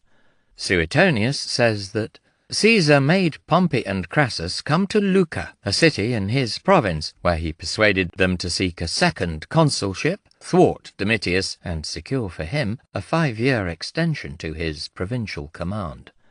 Appian and Plutarch talk of 200 senators trudging north to Lucca with their entourages. He claims that no fewer than 120 lictors were counted, to wait outside while the 3 great men hammered out their deal. The story evidently grew with the telling, and the few accounts written nearer to the time suggest less organization and much last-minute improvisation. Crassus became worried about Pompey's new strength sometime in the spring of 56 BC, and hurried north to Ravenna, just inside Caesar's province, for a meeting about Cicero's fresh attempt to revive the question of the Campanian land. Pompey was due to leave Rome on the 11th of April, going first to Sardinia and then to Africa as part of his responsibilities for overseeing the corn supply. Cicero claims that he at least had no inkling of this, but before embarking on his official trip, Pompey diverted to Lucca on the west coast of Cisalpine Gaul to see Caesar. In Cicero's account, the natural inference would be that Crassus was not present, and that Caesar represented his interests, but this is by no means certain. The outcome of the meetings was, as the later sources maintained, a pact for Pompey and Crassus to stand for the consulship in 55 BC, and a 5-year extension of Caesar's command. In this way, since after their consulship Pompey and Crassus could expect major provincial commands, all three men would have armies and formal imperium for the next few years. The deal suggests that Caesar was less of a junior partner in the association than had been the case when the triumvirate was formed, and it is tempting to see him as the prime mover in arranging it. His personal charm was doubtless a major asset in calming the hostility and suspicion between Pompey and Crassus. Perhaps he devised the compromise, but the secret of this, just like the original alliance, was that each man realized that the association would be to his own personal advantage. As consuls, and then proconsuls with armies, Pompey and Crassus would have personal security and the ability to act. It also gave them the option of seeking new military adventures, something that seems now to have had particular appeal to Crassus, who was beginning to feel overshadowed by the martial achievements not just of Pompey but also of Caesar. Pompey was also satisfied. More than either of the others, he had appeared in recent months to have been drifting away, but in the end he would not have been as well off if the triumvirate had been broken. Even if he turned against Caesar, he would still not have become acceptable to many leading nobles in the Senate, and would have continued to face the criticism of Cato and the hostility of Clodius. It is significant that he had not accepted the suggestion of a friend some months before that he divorce Julia. Love may have been part of the reason, but it is also likely that he felt that for the moment a connection with Caesar remained a major asset. At its most basic level, it remained a useful thing to have his father-in-law in command of an army stationed in northern Italy, especially until he had troops of his own to command. In many ways, all three triumvirs gained more from the agreement in 56 BC than their original association. It took time for the extent and full implication of the deal to be realized. Cicero seems to have been genuinely shocked, but quickly accepted the reality of the situation and came to terms with it. At the beginning of April, he had won a personal victory over Clodius and his family when he successfully defended the young aristocrat Marcus Caelius Rufus. The latter was accused of orchestrating political violence, murder, and the attempted murder of Clodius's sister, Clodia. Cicero's speech was a skillful and highly vicious character assassination of the pair, raking up the old allegations of incest, along with many other things, speaking of that woman's husband, I mean her brother. This personal revenge may well have made the subsequent renewal of the triumvirate easier to bear. Cicero's brother Quintus was one of Pompey's legates on the Grain Commission, and was given a blunt reminder to pass on that Pompey and Caesar had not supported his recall to have him criticize either of them. Probably at the beginning of May, Cicero delivered a speech in the Senate arguing against the moves to remove Transalpine and Cisalpine Gaul from Caesar's control and send out a new governor. His praise of Caesar was fulsome and, so he claimed, justified by the victories won in Gaul, whatever their past differences. Under the command of Gaius Caesar, we have fought a war inside Gaul. In the past we have merely repelled attacks. Our generals always felt that these people needed to be driven back in by war. Even Gaius Marius himself, whose divine and matchless courage protected the Roman people after dreadful disasters and casualties, and who drove back hordes of Gauls who were flooding into Italy, did not attack them in their towns and lairs. I see that Gaius Caesar's thinking has been very different, for he did not feel it sufficient to fight only against those already in arms against the Roman people, but felt that all of Gaul should be brought under our dominion. Therefore he has, with stunning good fortune, smashed in battle the greatest and fiercest tribes of Germans and Helvetii, and terrified the other peoples, checked them, and brought them under our domination and the power of the Roman people. Our general, our soldiers, and the arms of the Roman people have now made their way through regions and nations which till now have not even been known by story or written account. Backed by Cicero's eloquence and the combined weight of Pompey and Crassus, Caesar's command was confirmed, and later extended. The Senate also voted to accept responsibility for funding the extra legions Caesar had recruited, not, as Cicero declared, because he lacked resources from his provinces, but because it was unseemly to appear stingy with such a distinguished servant of the Republic.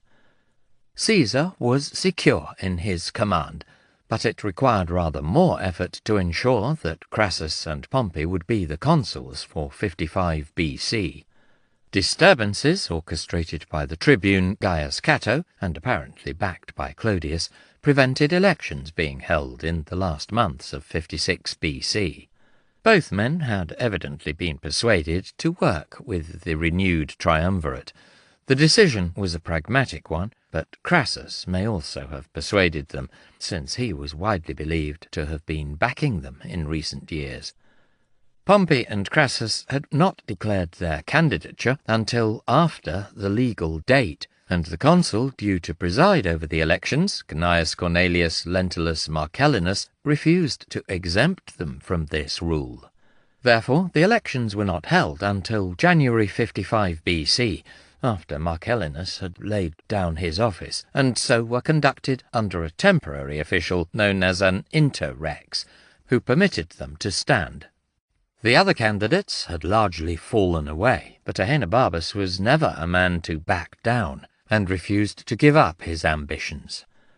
Crassus's son Publius had lately returned from Gaul, and brought with him a large number of soldiers given special leave to take part in the elections. Some were officers, centurions perhaps, and certainly tribunes and prefects, but others were probably just burly members of the rank and file. The election day was marked by huge violence, in which Ahenobarbus was wounded, and one of his attendants killed, before Crassus and Pompey were declared the victors. The triumvirate was once again firmly in control of Rome, although it had taken far more brute force than on the first occasion. Intimidation prevented Cato the Younger from winning the praetorship.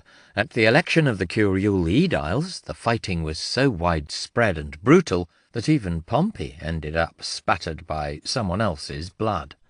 With Pompey and Crassus as consuls, it would be difficult for anyone to attack them, but after their year of office was over, things might change, especially if one or both set out for provincial commands. Clodius was still there, and it was hard to judge what he would do in the future, while men like Ahenobarbus and Cato were even more bitterly opposed to the triumvirs than they had been in the past. In Rome, power was never permanent, but for the moment the triumvirate were riding high. To the Atlantic. Although there was to be considerable military activity in Gaul in 56 BC, the operations were on a significantly smaller scale than in the previous years. With the Helvetii, Ariovistus, and the Belgic Confederation defeated, it was with some justification that Caesar felt that Gaul was at peace.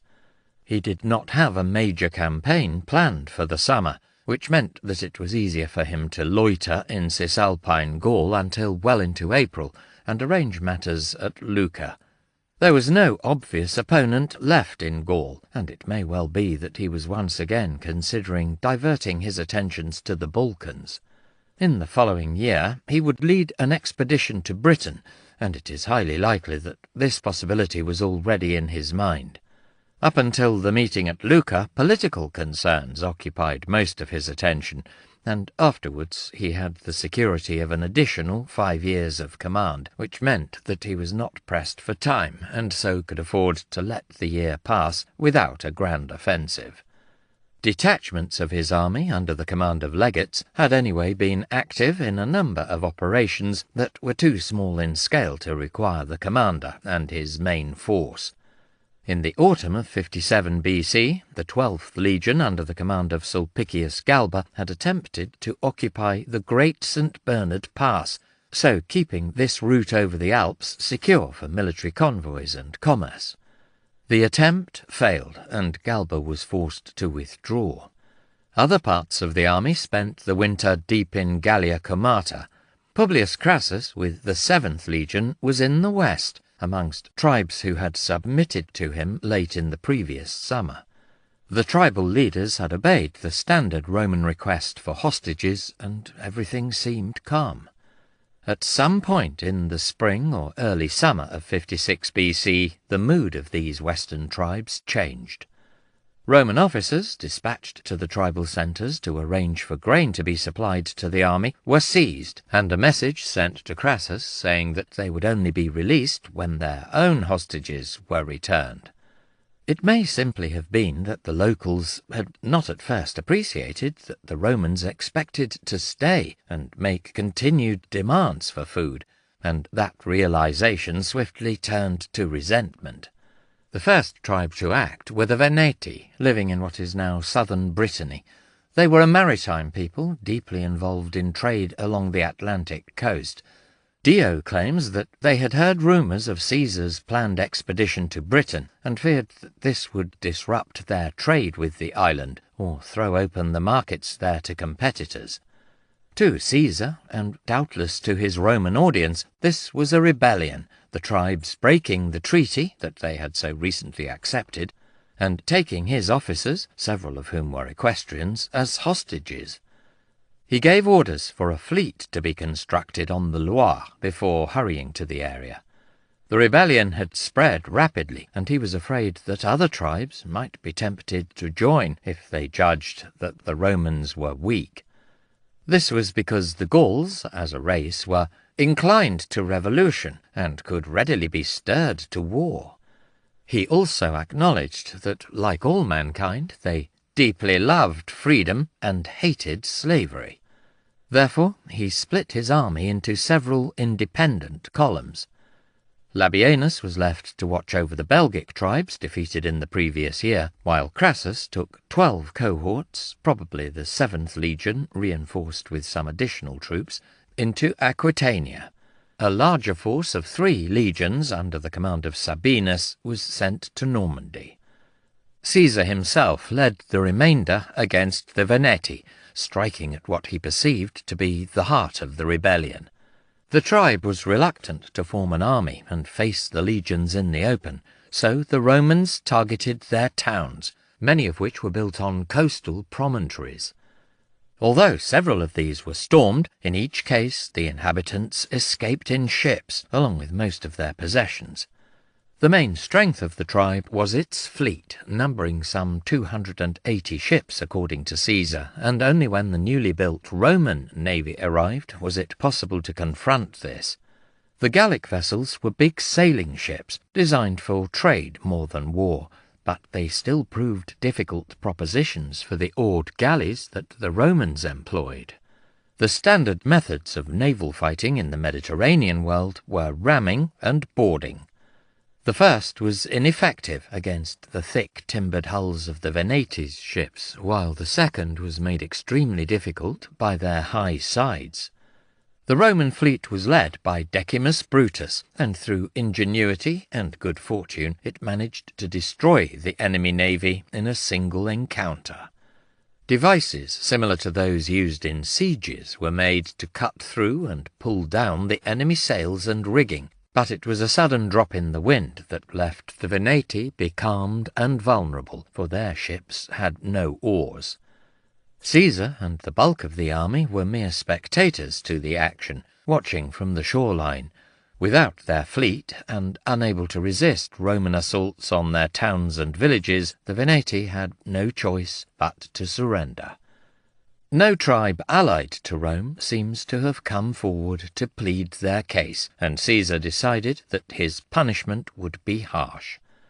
Their entire ruling council, probably numbering several hundred, were beheaded, and the rest of the population of the tribe sold as slaves. It is doubtful that the entire region was depopulated, and the sheer practicalities of rounding up large numbers of people make it unlikely that all were found and dealt with in this way. It may only have been those men of military age who had been captured or surrendered who were sold. Nevertheless, it was clearly an appalling blow to the Veneti, removing all of their leaders and elders along with a substantial chunk of the rest of the tribe. This can only have caused massive social and political dislocation.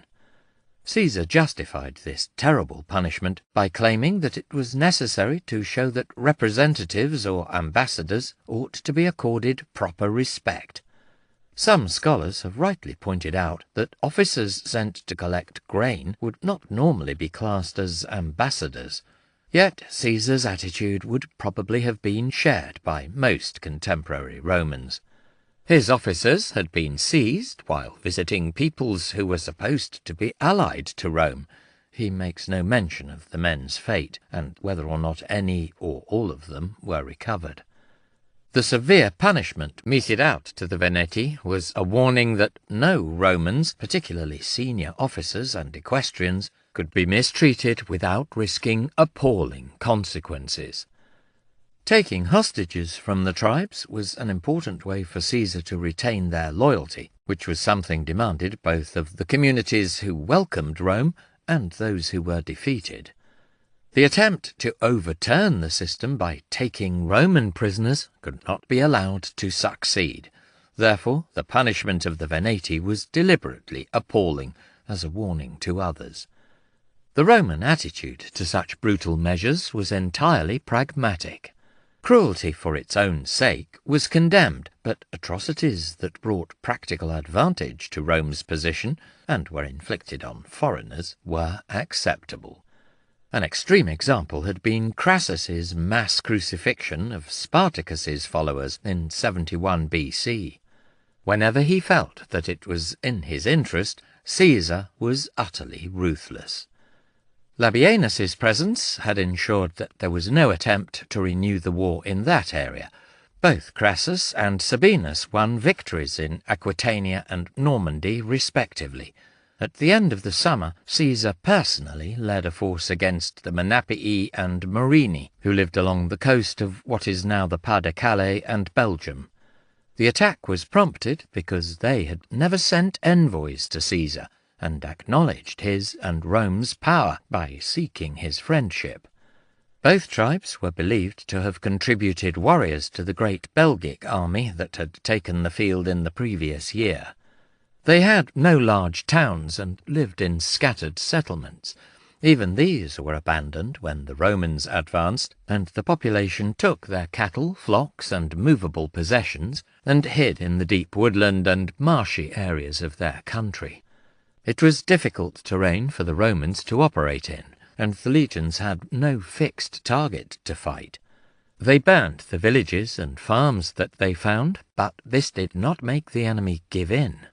Then the legionaries began clearing areas of woodland, and managed to capture some parties of the enemy along with their animals, but they also suffered losses in ambushes. It was a different type of warfare to the campaigns waged up to this point, and little was achieved in the few weeks left of the campaigning season. As the weather closed in, Caesar withdrew, leaving both tribes still undefeated. It was a failure, but not a major or irredeemable one. On balance, the year had gone reasonably well, both in Gaul and especially with the resolution of affairs in Rome. Secure in his command, Caesar was free to plan major enterprises for the next summer. This was another reason for his harsh treatment of the Veneti. He may well already have selected Britain as his next target, but it is possible that he once again had pondered turning his attentions to the Illyricum frontier. Either way, he needed to ensure that warfare would not erupt in Gaul while he and the bulk of the army were elsewhere. The savage punishment of a single rebellious tribe was a reminder that Caesar's wrath was to be feared. Chapter 13. Over the Waters. The British and German Expeditions, 55 to 54 BC. On the 24th of October, letters came through from my brother Quintus and from Caesar, dated the 25th of September, and sent from the nearest place on the coast of Britain. Britain is subdued.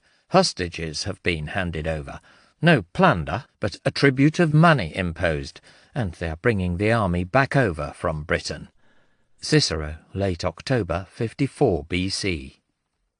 The divine Julius was the first of the Romans to cross to Britain with an army. He cowed the inhabitants by winning a battle and got control of the coast. Yet it is fair to say that he did no more than show the island to his descendants, but did not bequeath it to them. Tacitus, around AD 98. In 56 BC, the pace of operations in Gaul had slackened, but now Caesar was determined to regain the momentum of his first 2 years there. During the winter months, he seems finally to have decided that Britain was to be his next target, if he had not in fact already done so. He claimed that this was a necessary task because the tribes of that island had sent military aid to the Gauls fighting against him. There were certainly close trading links between the coastal tribes of northern Gaul and the peoples on the other side of the Channel. In the past there may also have been political connections, but in his account of the defeat of the Veneti and other coastal tribes, Caesar makes no mention of large-scale participation by the Britons. However, it was common amongst the tribes of northern Europe for individual warriors to seek employment with the famous chieftains of other tribes, and it may well be that some Britons had fought against Caesar's legions in this way.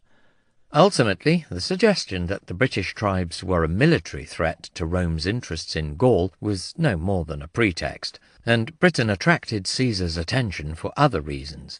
There were rumours of rich natural resources, which offered the prospect of a lucrative war.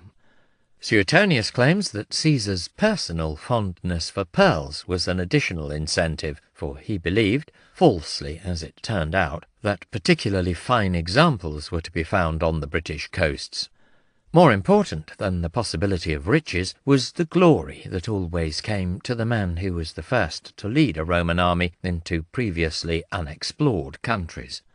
With Britain there was an added glamour because it lay across the sea, on the edge of the vast ocean that was believed to encircle the habitable lands of the globe. No Greek or Roman knew much about Britain and its peoples, and in the absence of facts, wild stories of strange creatures and weird customs flourished, resembling in many ways the tales of the New World in the age of European exploration. A success in Britain was bound to grab the attention of Romans of all classes. Treachery and massacre. As usual, Caesar spent the winter in Cisalpine Gaul, and he was still there when news reached him of a new migration. 2 Germanic tribes, the Usipetes and the Tencteri, had left their homes east of the Rhine and crossed the river into Gaul. Caesar claims that 430,000 people were on the move, which on the same proportion as the Helvetii of 1 warrior to 3 women, children, or other dependents, would give a total force of over 100,000 fighting men. As always, we should be very cautious about accepting such a number as meaning anything more precise than that a substantial body of people were on the move. Most probably, like the Helvetii, the tribes moved not in a single massive column, but in many parties spread over a wide area. Once again, the cause of the migration was warfare and raiding, but in this case the 2 tribes were fleeing from the regular depredations of their larger and more powerful neighbours, the Suebi. This broad group of related tribes seems to have formed a loose confederation and was consistently depicted by Caesar as more ferocious, and therefore more dangerous, even than the other Germanic peoples. He claims that the tribes maintained vast numbers of warriors, half of whom were available for war every year. German tribes took pride in the amount of land around their boundaries that they kept free from settlement, as a sign of their martial power and as a deterrent to any raiders. The commentaries repeat a rumour, which Caesar does not bother to confirm or deny, that on one side of their land no other people dared to live within 600 miles of the Suebi. Yet, although unable to cope with the onslaught of their larger neighbours, the Usipetes and Tencteri remained warlike people, and were only briefly blocked by the Belgic Menapii, who held the river crossings against them. The Germans pretended to retire, marching eastwards for 3 days, but then sent their cavalry hastening back under cover of darkness to launch a surprise attack. The Menapii were fooled by the trick and dispersed, so that they were unable to mount any concerted resistance. Their boats were captured and used to ferry the migrants across the river. The 2 German tribes were able to subsist throughout the rest of the winter on the food they had seized from the Menapii, sheltering in the villages they had overrun.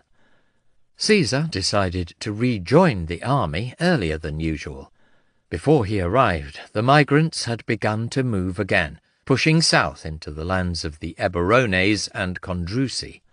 The ensuing campaign very quickly became a source of controversy, with Caesar's actions being publicly attacked in the Senate by Cato, who accused him of serious misconduct. Therefore, even more than usual, the account presented in the commentaries was intended to defend his every move, and show that he had behaved reasonably and honourably, as well as with his accustomed calm efficiency. Yet even his sternest critic would have conceded that the arrival of the 2 German tribes threatened Roman interests.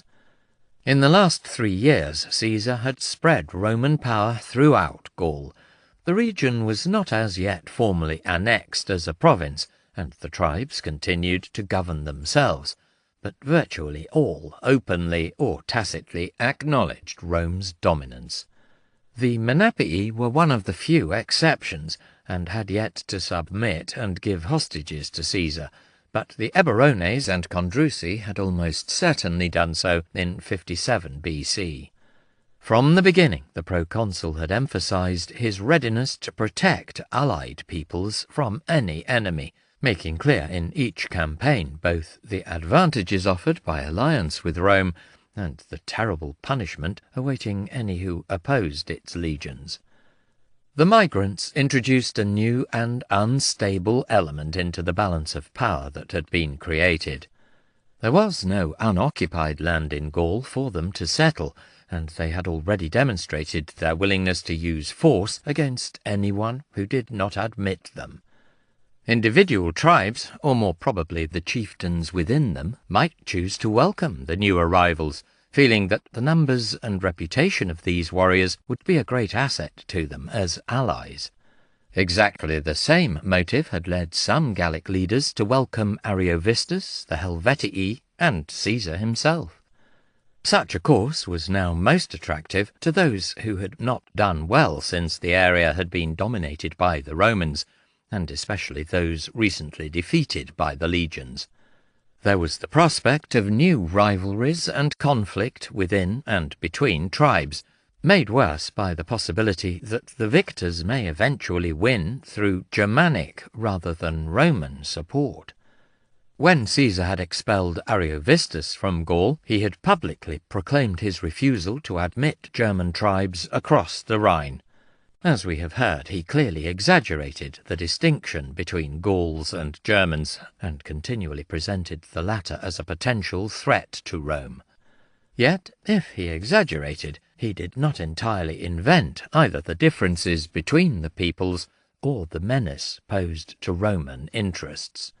The Romans had never welcomed the incursions of peoples into the regions around their frontiers. When Caesar reached his army in Gaul, he received more information about the migrants. Presumably much of this, along with the earlier reports that had reached him south of the Alps, came from his legates left in command of the winter camps. These seem to have taken no direct action against the Germans. In part this was because campaigning was always difficult in the winter months, but more importantly, legates were not expected to display too much initiative, and it would have been inappropriate for them to have embarked on a major operation on their own. Caesar also received reports from allied tribes. A comment in a subsequent passage of the commentaries suggests that it was his normal custom to stay in the houses of Gallic noblemen while he was travelling in Gaul. This was a useful way of showing how highly he valued their friendship, for hospitality played an important role in Gallic culture, but it also helped him to gauge their mood and views.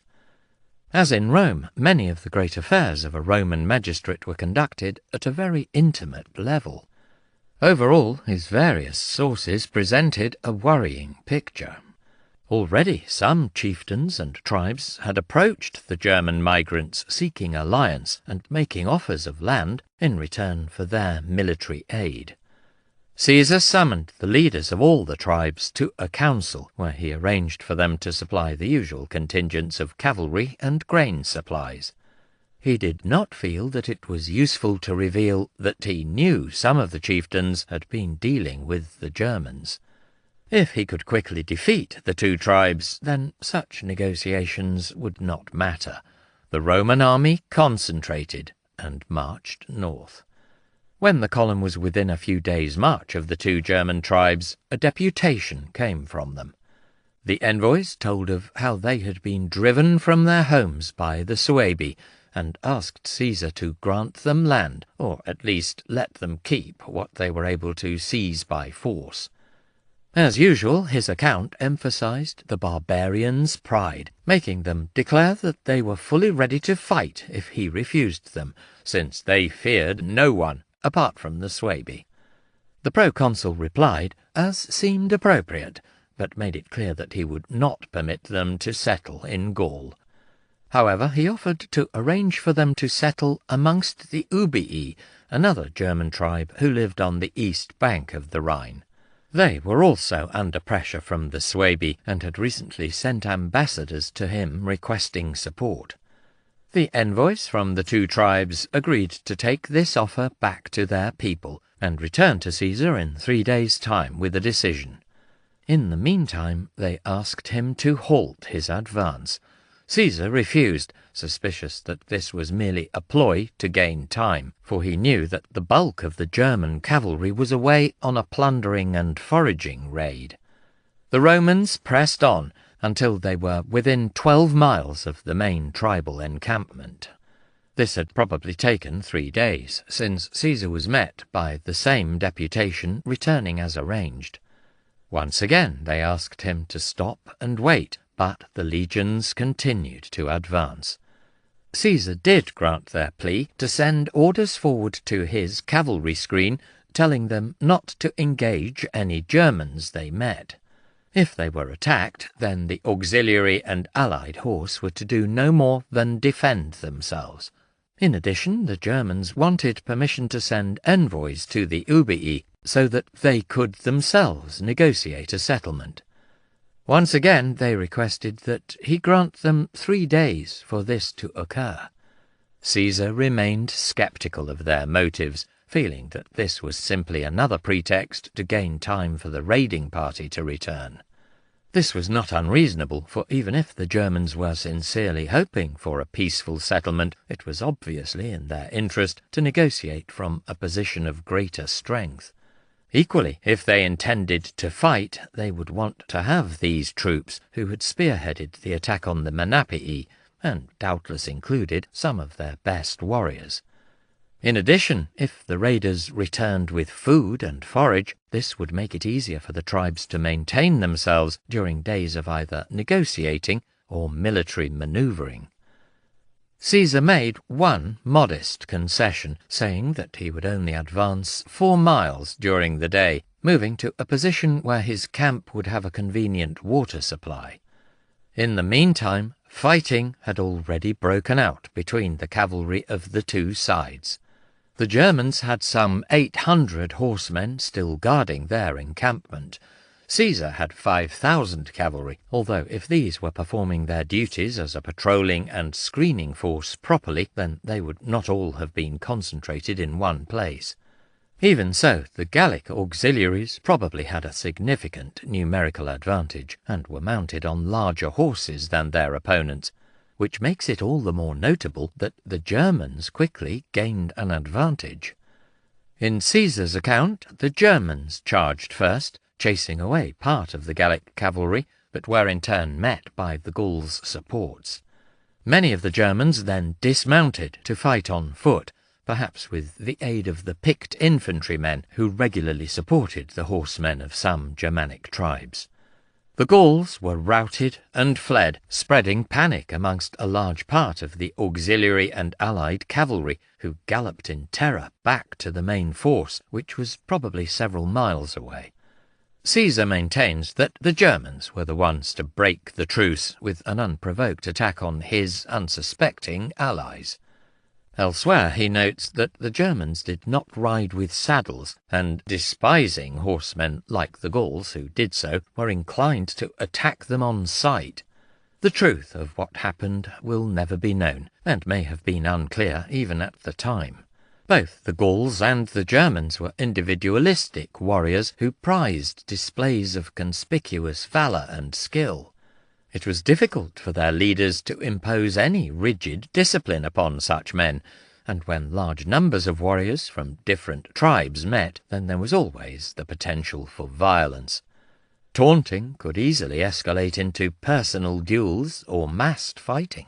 Throughout the Gallic campaigns, German warriors consistently defeated their Gallic counterparts, each success adding to their fierce reputation.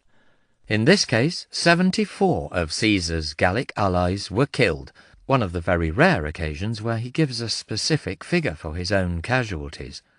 Amongst them was an aristocrat from Aquitania called Piso, whose grandfather had been the king of his tribe, and was recognized by the Senate as a friend of the Roman people. Piso turned back during the rout to rescue his brother, but as they escaped, he was thrown from his horse, surrounded and cut down. His brother spurred back towards the enemy and was also killed.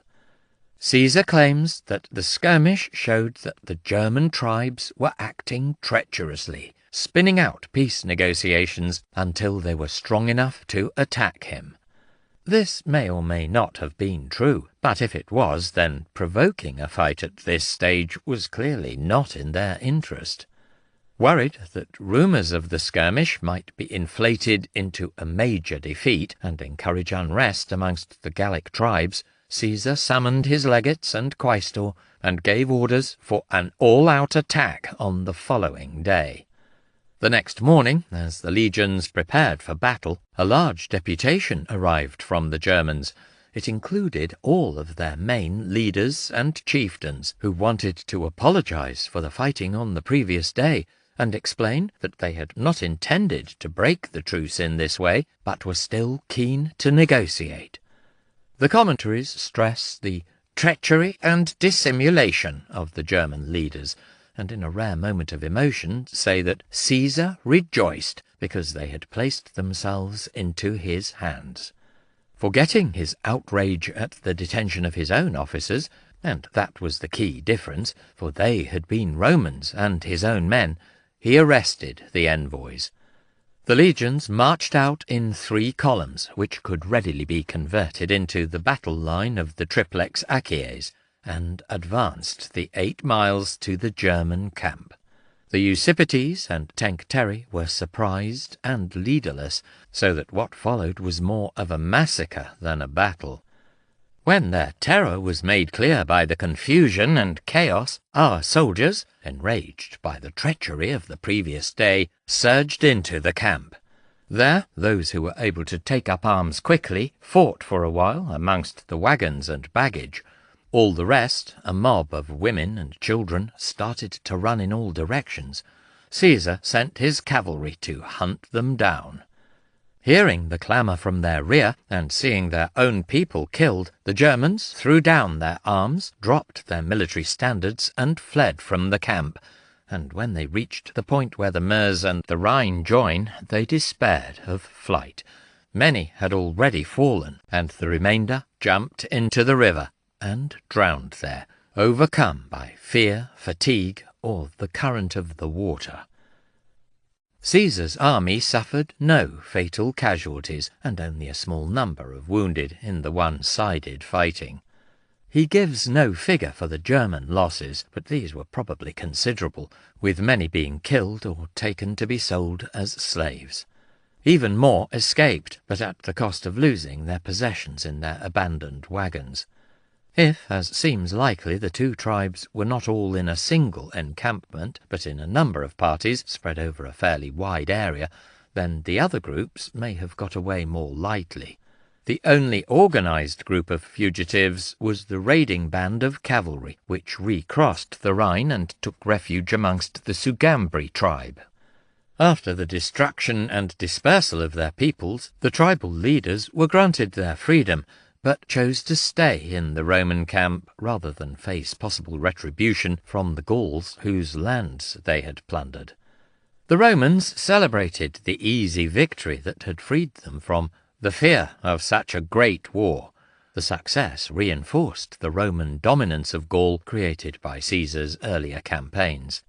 If he wanted to mount a British expedition this year, then the speed of the campaign left this possibility open. In practical respects, the victory was good for Rome, but when news of this episode reached the city, it was not well received by a number of senators. It is unlikely that the first report came from Caesar himself, and more probable that it reached Rome in letters written by men on his staff, or directly or indirectly from merchants with the army. Cato led the attack against Caesar, which focused not so much on the massacre itself, but on the belief that the proconsul had violated the truce by seizing ambassadors and attacking by surprise. The Romans set great store on their good faith, fides, contrasting it with the, in their view, duplicity of other races. While their record was in fact scarcely unblemished, nevertheless they were aware that honouring treaties and other formal agreements had the practical advantage of helping future negotiations. At a more fundamental level, Rome's special relationship with the gods, which was demonstrated by its remarkable success in war, relied upon virtue and honouring sacred obligations or oaths. In the Senate, Cato urged them to surrender Caesar to those whom he had wronged, and not to turn upon themselves or allow to fall upon their city the pollution of his crime. However, said he, let us also sacrifice to the gods, because they do not turn the punishment for the general's folly and madness upon his soldiers, but spare the city. On a handful of occasions in the past, the Romans had formally handed over one of their magistrates to a foreign enemy in expiation of an injustice.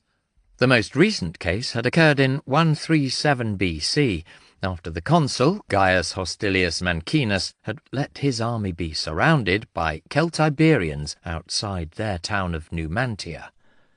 Mancinus had saved the lives of his soldiers by surrendering.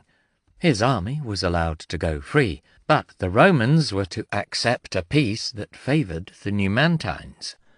Subsequently, the Senate refused to ratify the treaty and ordered that Mancinus, as its guarantor, be clapped in irons and left outside the walls of Numantia. The Celtiberians did not see this as much consolation and ignored him. Mancinus returned to Rome, and, since he was a Roman aristocrat, commissioned a statue of himself, naked and in chains. This was displayed prominently in his house to remind visitors of the time he had been willing to sacrifice himself for the good of the Republic. Cato did not have a good case for comparing Caesar to men like Mancinus. In the past, men had only been handed over to an enemy when the Romans were seeking reasons for recent defeats, or wished to avoid an inconvenient treaty. Caesar had won victory after victory, and as long as he continued to do so, it was unthinkable that the Senate would actually agree to Cato's demand, particularly while Pompey and Crassus were consuls.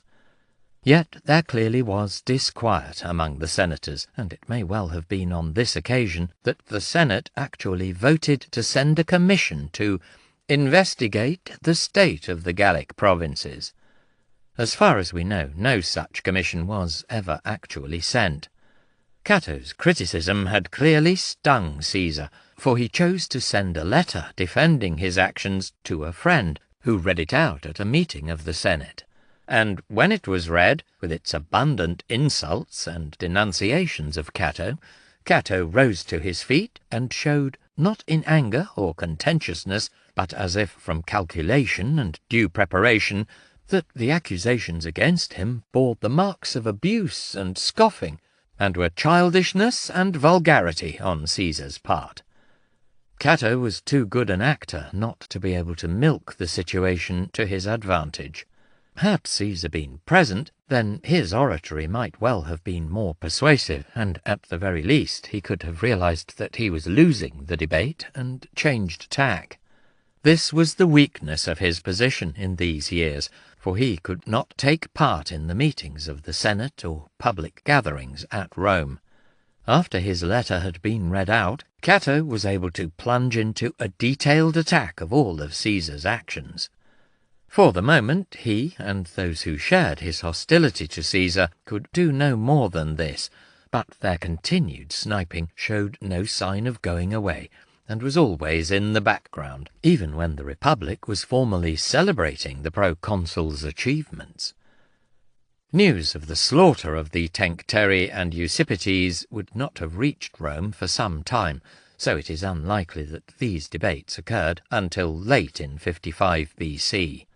Immediately after his success, Caesar had decided to take his army across the Rhine in a display of force intended to deter any other German tribes from invading Gaul.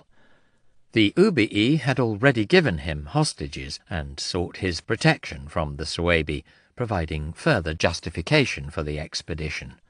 The tribe now offered to supply him with boats to ferry the army over the river, but the proconsul felt that it was too risky and beneath his own dignity and that of the Roman people to employ such a method. Instead, he set the legions to building a bridge, the design of which was described in loving detail in the commentaries, for the Romans valued the engineering skills of their soldiers almost as much as their battlefield successes. In 10 days, the bridge was complete, and strongly garrisoned forts set to protect both ends of it. The location of the bridge remains a mystery, as, in spite of Caesar's description, do some details of its construction. However, somewhere between modern Koblenz and Andernach seems likely. Once across the river, the legions found no one to fight. The Sugambri had already fled with their possessions into the deep forests, urged on by the horsemen of the 2 migrant tribes who had sought refuge amongst them. In a similar way, the Suebi evacuated their settlements and sent their families and herds into the woodland, where they could best hide from the invader. Their warriors were told to muster at a well-known place in the centre of their lands, where their army would confront the Romans. Caesar had no particular wish to penetrate deep into their territory or to seek battle. For 18 days he ravaged the land, burning farms and villages, and harvesting or destroying their crops. Then he withdrew to the western bank of the Rhine, breaking down the bridge behind him. He had shown the Germans of the region that the Roman army was both willing and able to reach and attack their lands whenever it chose to do so. The fate of the Eusippites and Tencteri, and before that the defeat of Ariovistus, provided dire warning to any tribe who tried to settle in Gaul. The leaders of the Ubii were assured that Caesar would return to aid them if the Suebi moved against them once more. For the moment, the frontier of Gaul was secure. Reconnaissance in force, the first expedition to Britain, 55 BC. It was now late in the summer, but Caesar was still determined to launch an attack on Britain. It could be little more than a raid, hastily prepared and with the expectation of returning to winter in Gaul. The fleet constructed to fight the Veneti, along with whatever ships had been captured in that campaign, or could now be provided by his allies, were gathered on the coast in the territory of the Morini, modern Pas-de-Calais. Caesar himself marched with the legions from the Rhine to rendezvous with them, their arrival prompting the previously hostile Morini to decide that making peace with Rome was the prudent course for the moment. In addition to his oared warships, the proconsul had just under 100 sailing ships to serve as transports. This was not an especially large total for the task in hand. Caesar decided to take the barest essentials when it came to baggage, and very little food, since at that time of year he could expect to supply himself from the ripe crops in the fields. 2 legions, the 7th and 10th, were squeezed into 80 transports. It seems likely that by this time these mustered no more than 4,000 men apiece, so that on average 100 would have been in each vessel. Some legionaries may instead have acted as rowers in the warships. A further 18 transports were allocated to the cavalry, perhaps providing enough space for several hundred of these, along with their mounts. His senior officers, plus their staffs, and whatever possessions they considered to be essential, were transported in the cramped conditions of the war galleys. In comparison to the armies he had led in recent years, it was with this small force that Caesar set out to invade Britain. The bulk of the army remained in Gaul, sizable columns being sent under its legates to subdue the Menapii and those of the Morini who had not surrendered. An additional force acted as garrison to his embarkation port, which was most likely near the site of modern Boulogne. The land around what is now Calais does not yet seem to have been reclaimed from the sea. After all the preparations, the Roman fleet did not set sail until late August. During the weeks before setting out, Caesar had tried to gather as much information about Britain and its inhabitants as possible, but had in fact discovered very little useful information. He interviewed traders who had travelled to the island, but they claimed to know little. Caesar was planning a landing in the southeastern corner of Britain, while the principal trading ports at this time lay much further west, one of the most important being at Hengistbury Head. Therefore the merchants may genuinely have known little about his target, but it is more than likely that they were also reluctant to supply him with information at all. The trade to Britain seems to have been mainly in the hands of Gauls, with few Romans operating on these routes. Many of these men came from the coastal tribes of Gaul that had so recently been suppressed by Caesar. It would have been entirely reasonable for these men to resent Roman intervention in the island, fearing that this would open the market to Roman competitors. Having failed to learn anything very useful by this method, Caesar sent a warship on a reconnaissance voyage across the Channel. One of his officers, Gaius Volusenus, was placed in charge of this. He returned after 5 days with a series of observations about the coastline, but since he had not risked a landing, the detail contained within these must have been limited. The coastline of southeastern England was very different at this period, with much of the lower-lying land, such as Romney Marshes, still under the sea. Thanet was a genuine island, and the lagoons around the Wantsum Channel could have offered an extensive sheltered anchorage for the invaders. However, Volusenus does not seem to have discovered this.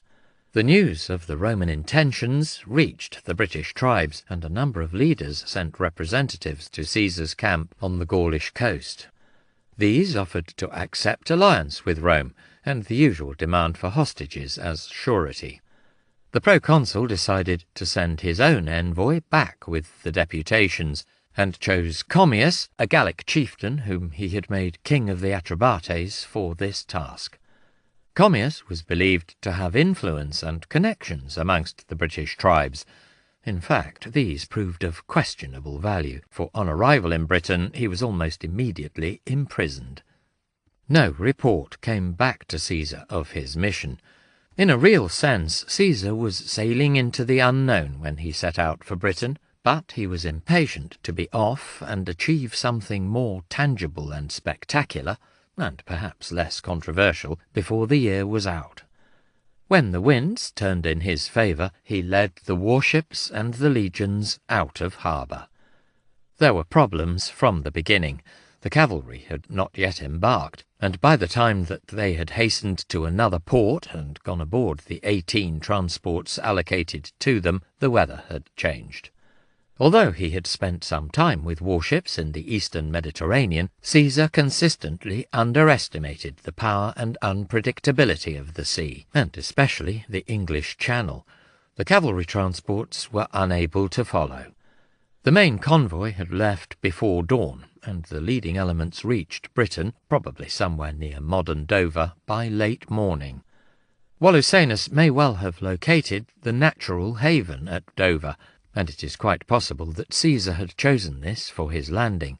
However, at this point the beach was overlooked by high cliffs, at the top of which crowds of British warriors were waiting.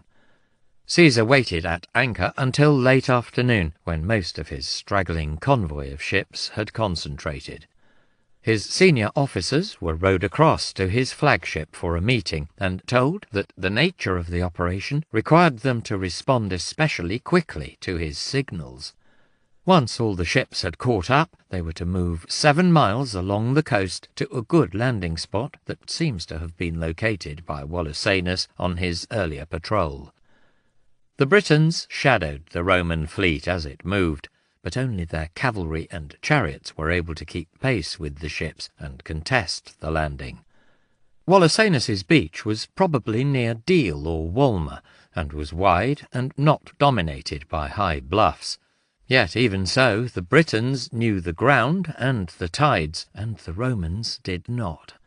Horsemen and chariots swooped in to attack the legionaries as they tried to disembark. The transport ships were not designed to land people or cargo directly onto a beach, and ran aground while still in fairly deep water. The legionaries had to wade their way forward, encumbered by their bulky equipment. They were vulnerable to missiles, which they could not easily dodge or ward off with their shields, and arrived on the beach scattered in ones and twos and in little shape to mount an organized resistance. There is no evidence that the legionaries had been given any special training for this operation. Caesar comments that on this occasion his veteran troops failed to show their normal enthusiasm and aggression, but in the circumstances it was hard for the assault on the beach to generate any momentum. Caesar signalled to his warships, ordering their captains to head for the beach and run in as close as they could, so that the crews on their decks could bombard the Britons with slings, bows, and bolt-shooting artillery. This helped to relieve the pressure on the assaulting infantry, but even so they were making little progress. And then, when our soldiers were still hanging back, mainly because of the depth of the water, the eagle-bearer of the 10th offered up a quick prayer, and then yelled out, "Jump down, soldiers, unless you want to give up your eagle to the enemy. Everyone will know that I at least did my duty to the Republic and my commander." After saying this in a loud voice, he jumped off the ship and began carrying the eagle's standard towards the enemy. Then our squaddies called out to each other not to allow so terrible a disgrace as to lose the standard of their legion, and leapt down from the transport. When those on the nearby ships saw them, they followed and began to close with the enemy. There was still heavy fighting, and the Romans' line was ragged, as the legionaries formed up with the first officer or standard-bearer they met, just as they had done when surprised at the Sambre. As a rough fighting line developed, Caesar watched from the deck of his flagship, and sent forward parties of men in rowing boats and his light scouting vessels to reinforce any group that became cut off. Although the Britons resisted fiercely, by their nature cavalry and chariots were not suited to defending a position, and in the end they gave way. Their mobility ensured that most of them escaped. It is interesting that Caesar did not name the heroic eagle-bearer Aquilifer, although he does have a tendency to celebrate the collective exploits of the 10th, rather than the deeds of individuals from the legion. Presumably, the man was not of sufficiently high social class to warrant a mention by name. The army would have known who he was, and although he does not mention it, it would have been expected that as a Roman general Caesar would have rewarded the man with promotion, a decoration, and wealth. Caesar was ashore, but his army had no cavalry, limiting its capacity not only to pursue a defeated enemy, but also to scout and gather intelligence from the surrounding countryside. The legions constructed a camp, as usual, probably just behind the beach. In the normal way, the oared vessels were dragged ashore, while the transports sat at anchor offshore. Fortunately, the successful landing, in the face of determined resistance, was enough to overawe the closest tribes, whose leaders sent to Caesar, and willingly began to give the hostages he demanded. Caesar probably also demanded grain supplies. Commius was released by his captors and returned to Caesar. He brought with him some 30 of his retainers, along with some Britons, all of whom were mounted, and provided Caesar with at least a small force of horsemen. As the commentaries put it, by these things peace was established. However, there were some things beyond Caesar's control. 4 days later, the cavalry transports set out again from Gaul, and came within sight of Caesar's camp before a storm blew up and drove them away. The weather turned worse, as it often did, and still does in the Channel at the end of summer, but the Romans had either not been warned, as Caesar claims, or had not bothered to listen to the Gallic sailors who sailed these waters. The storm may also have been an especially bad one, and the Roman fleet suffered terribly, with 12 ships dashed to pieces, and most of the rest damaged to a greater or lesser extent. Lacking significant food supplies, and for the moment cut off from the continent, Caesar's army was placed in a very difficult position. The Britons quickly realized its vulnerability, and decided to renew the war. The chieftains quietly slipped out of the Roman camp. Knowing that the legions lacked food, they decided to cut off the grain supply. The Romans would be starved into submission, or made to fight them at a disadvantage. If this first expedition could be utterly destroyed, then it was not unreasonable to think that the invaders would never return. While some men worked to repair as many ships as possible, each day parties of legionaries went out to harvest the wheat in the fields around the camp. As each area was used up, the parties had to go further afield, and it was fairly obvious where the Romans would go next. The Britons prepared an ambush, hiding their forces in woodland bordering on the fields. After several days, foragers from the 7th were suddenly attacked by a large force, again consisting mainly of chariots and cavalry. Chariots had long fallen out of use among the Gauls, but persisted in Britain and Ireland for several more centuries. They were expensive pieces of equipment, affordable only to the tribal aristocracy. The aristocratic warrior fought, while an unarmed charioteer controlled the team of 2 ponies. Social changes, along with increasing availability of large numbers of bigger cavalry mounts, probably explained the disappearance of chariots in continental Europe. British chariots were fast and light, but they were not projectiles that rammed into the enemy. The remarkably persistent myth that scythes were fitted to their wheels is not based on a shred of reliable ancient evidence. Caesar gave a detailed description of chariot tactics, knowing that his audience would be fascinated by these exotic vehicles, so reminiscent of Homeric heroes. This is how they fight from chariots. To start off with, they drive all over the field and throw javelins, and so with the terrifying appearance of the horses and the roaring of the wheels, they often shake the order of the enemy ranks. When they have charged forward between the troops of their own cavalry, they jump down from the chariot cars and fight on foot. In the meantime, the chariot drivers withdraw gradually away from the fighting, and wait in such a way that, if they, the warriors, are hard pressed by a host of foes, they may have an easy means of escape. Therefore, in battle they combine the speed of cavalry and the steadiness of infantry, and by daily use and training they are so skilled that they are able to gallop their horses down the steepest of slopes and retain full control, to stop and to turn in an instant, to dash out along the yoke, and then, like lightning, run back to the car. Chariots allowed an aristocratic warrior to look spectacular on the battlefield, were mobile missile platforms, and let a warrior go forward to fight single combats on foot and then retire as necessary. They came from an older tradition of warfare, which celebrated the personal prowess and heroism of individual warriors.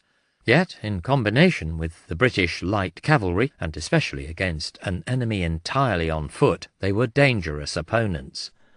Some of the Roman foragers were cut down, the rest surrounded and exposed to the javelins thrown by opponents whom they could not easily catch. The outposts stationed outside the Roman camp as part of the army's normal routine reported that there was a large cloud of dust visible in the direction where the foragers had gone.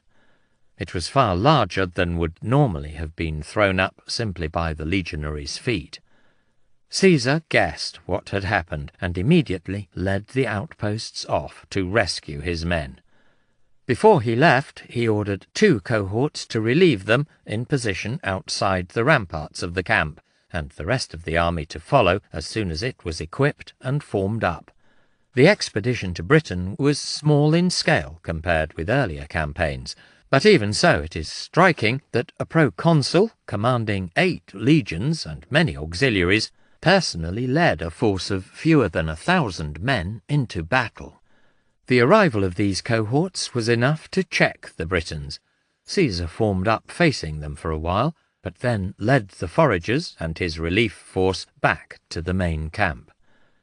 The Britons had won a small victory, and more importantly had prevented the Romans from gathering the grain. Encouraged by this success, they mustered their forces for an all-out attack on the Roman camp. Caesar formed up his legions, along with Commius's tiny troop of cavalry, on the plain outside the rampart to meet them. In massed fighting, the legions were at their best, and the Britons were quickly routed, although very few were caught by the pursuers. Caesar's men had to content themselves with torching the neighbouring farms and villages. The reverse was sufficient to persuade many British leaders once again to sue for peace.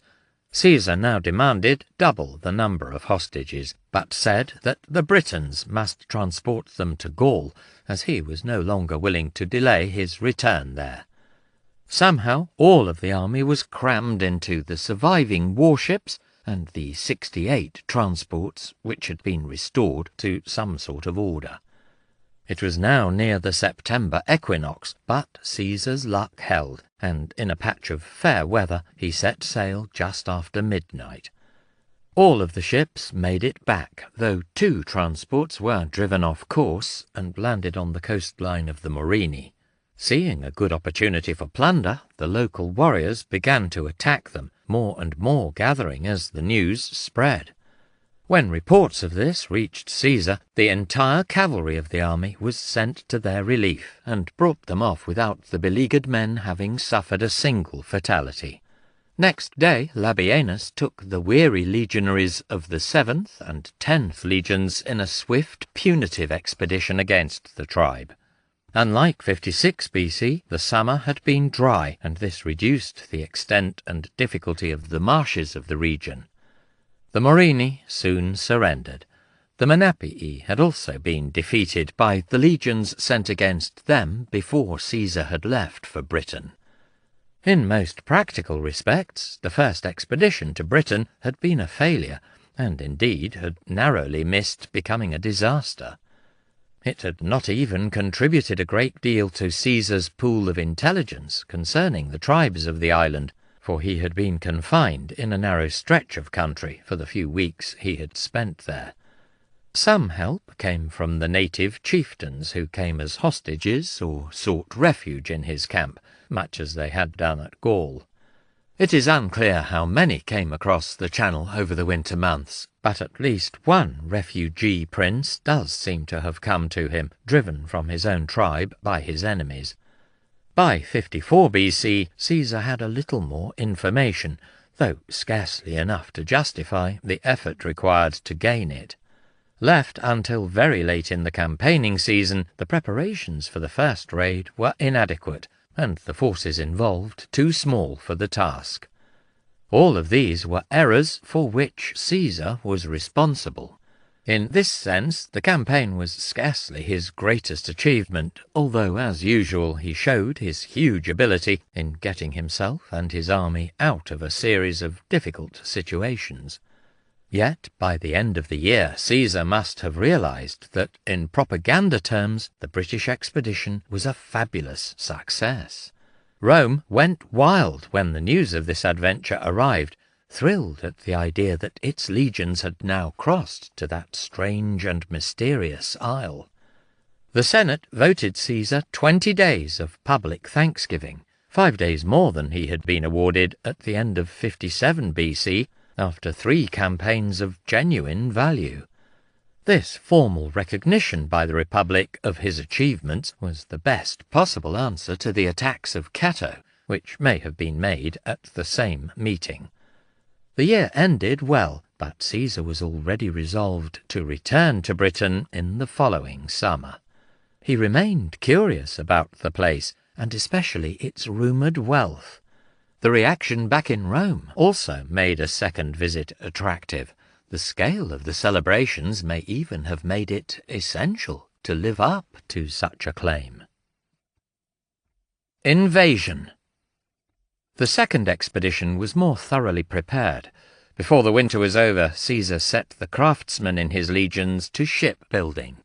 They were issued with a standard design for a broad, low-sided transport ship equipped with both sails and oars. In the following months, 600 of these vessels were constructed. Making use of ropes, tackle, and other equipment provided by the Spanish provinces, which from the start of 54 BC were controlled by Pompey. An additional 28 war galleys were also put together. As usual, Caesar spent the winter in Cisalpine Gaul, performing his administrative and judicial duties. When he was about to leave to rejoin the army, he was diverted by news of raids into Illyricum. He hastened to the spot, raised local levies, and pressured the tribe responsible into making peace. Travelling north, he toured the army in its winter camps, praising the officers and men for their energy in construction. He gave instructions for the entire fleet to concentrate at Portus Itius, almost certainly modern Boulogne, ready for the crossing to Britain. Before the campaign could get under way, he was diverted again, this time by an internal dispute amongst the Treveri as rival chieftains struggled for preeminence. Caesar took 4 legions in light marching order and 800 cavalry to back the claims of his favoured candidate for power. His rival offered to surrender and promptly supplied the requested 200 hostages, including his son and other close relatives. For the moment, Caesar was content and had no wish to delay the attack on Britain any longer. He returned to the coast and set about final preparations. Since he planned to take a much larger force with him this time, he was eager to make sure that Gaul remained peaceful in his absence. Chieftains from all the tribes assembled at his camp, bringing with them the 4,000 cavalrymen that he had requested for the coming year. In this way, the legions were provided with adequate numbers of good cavalrymen to support them. These warriors, and particularly the aristocrats who led them, were also, in effect, additional hostages for the good behaviour of their peoples. Among them was a contingent of Aedui led by Dumnorix, the younger brother of Diviciacus the Druid. In 58 BC, Caesar had had good reason to be suspicious of the ambitions of this man, and had kept him under observation. Recently he had heard from another Gallic aristocrat that Dumnorix had claimed at a meeting of the Aeduan council that the proconsul was planning to make him king of the Aedui. Reluctant though they were to subject themselves to the rule of a monarch, most of the other chieftains were equally nervous of showing dissension regarding any of Caesar's acts, and did not bother to check whether or not there was any truth in the claim. Only half of the Gallic cavalry would accompany Caesar to Britain, but he had already decided that Dumnorix must certainly go, since he was a man craving revolution. The chieftain tried a whole range of excuses, pleading ill health, fear of sea travel, and finally a religious taboo preventing him from leaving Gaul. Caesar remained unmoved, so Dumnorix sought safety in numbers and tried to persuade other Gallic chieftains to join him in his refusal to go to Britain. He claimed that the Romans planned to kill them all once they had taken them away from their tribes and crossed to the island. A number of the other chieftains informed on him to the proconsul. There was ample time for plotting and gossip in the camp, as unfavourable winds delayed departure for the best part of a month. In the end, Dumnorix and his warriors slipped out of camp and fled on the very day when the weather broke and embarkation began. Caesar was taken by surprise, but immediately sent a large part of his cavalry in pursuit. He was determined not to leave until the chieftain had been dealt with, even though he was impatient to start. His men were ordered to bring him back alive, if possible, but to kill him if he resisted. Dumnorix did not lack courage, and challenged his attackers by yelling out that he was a free man from a free people. Although none of his warriors stood with him, he chose to fight, and was cut down. It was an openly brutal demonstration of Caesar's power, and the inability even of one of Gaul's wealthiest aristocrats to stand against him. Diviciacus is not mentioned as taking an active part in events after 57 BC, and it is possible that he was no longer alive to plead for clemency. Yet, in the end, Dumnorix was simply inconvenient, and Caesar was impatient, and so gave orders for the man's death. The second invasion force was much larger.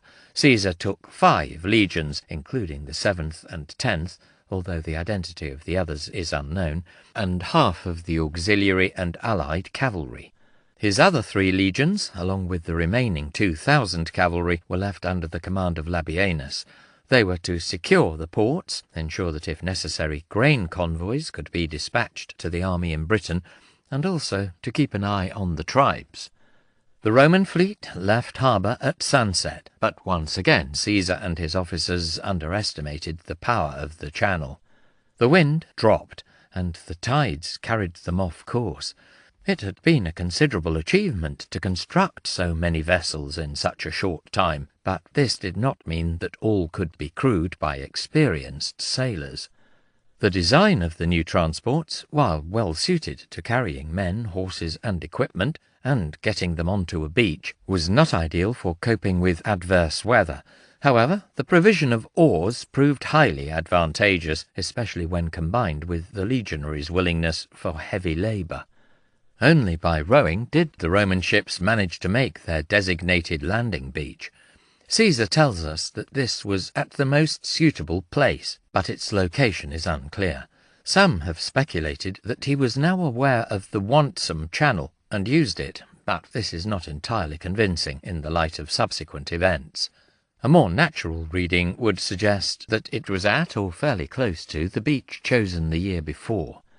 Wherever it was, the Britons had mustered to meet them, but were daunted by the sight of hundreds of vessels coming towards them, and retired. Most of the fleet was at the beach by noon. The Romans began landing, marking out and constructing a camp behind the beach as almost their first task. Patrols went out to find prisoners who informed them of the withdrawal of the British army to a new position inland. Caesar decided on an immediate attack and marched out under cover of darkness with 40 cohorts and 1,700 cavalry. The remaining legionaries and horsemen were left at the camp under the command of Quintus Atrius. The Roman fleet lay mostly at anchor, Caesar confident that it would be safe lying off a calm, open shore. Caesar's column made good progress, covering some 12 miles before dawn came and revealed the Britons waiting behind the line of a river, most probably the Stour near modern Canterbury. On wooded hills there was a walled enclosure, possibly the hill fort at Bigbury Wood, where the main tribal force waited. Small parties of cavalry, chariots, and skirmishers periodically dashed forward from this shelter to hurl missiles at the Romans. Such tactics were doubtless effective enough in intertribal warfare, but posed few problems for veteran legions. Caesar attacked, his cavalry brushing aside the Britons and allowing the 7th Legion to launch a direct assault on the hill fort. The legionaries formed the famous testudo, or tortoise, overlapped shields held above their heads to create a roof able to stop all but the heaviest missiles. There was little need for the more complex engineering often employed by the Romans in sieges.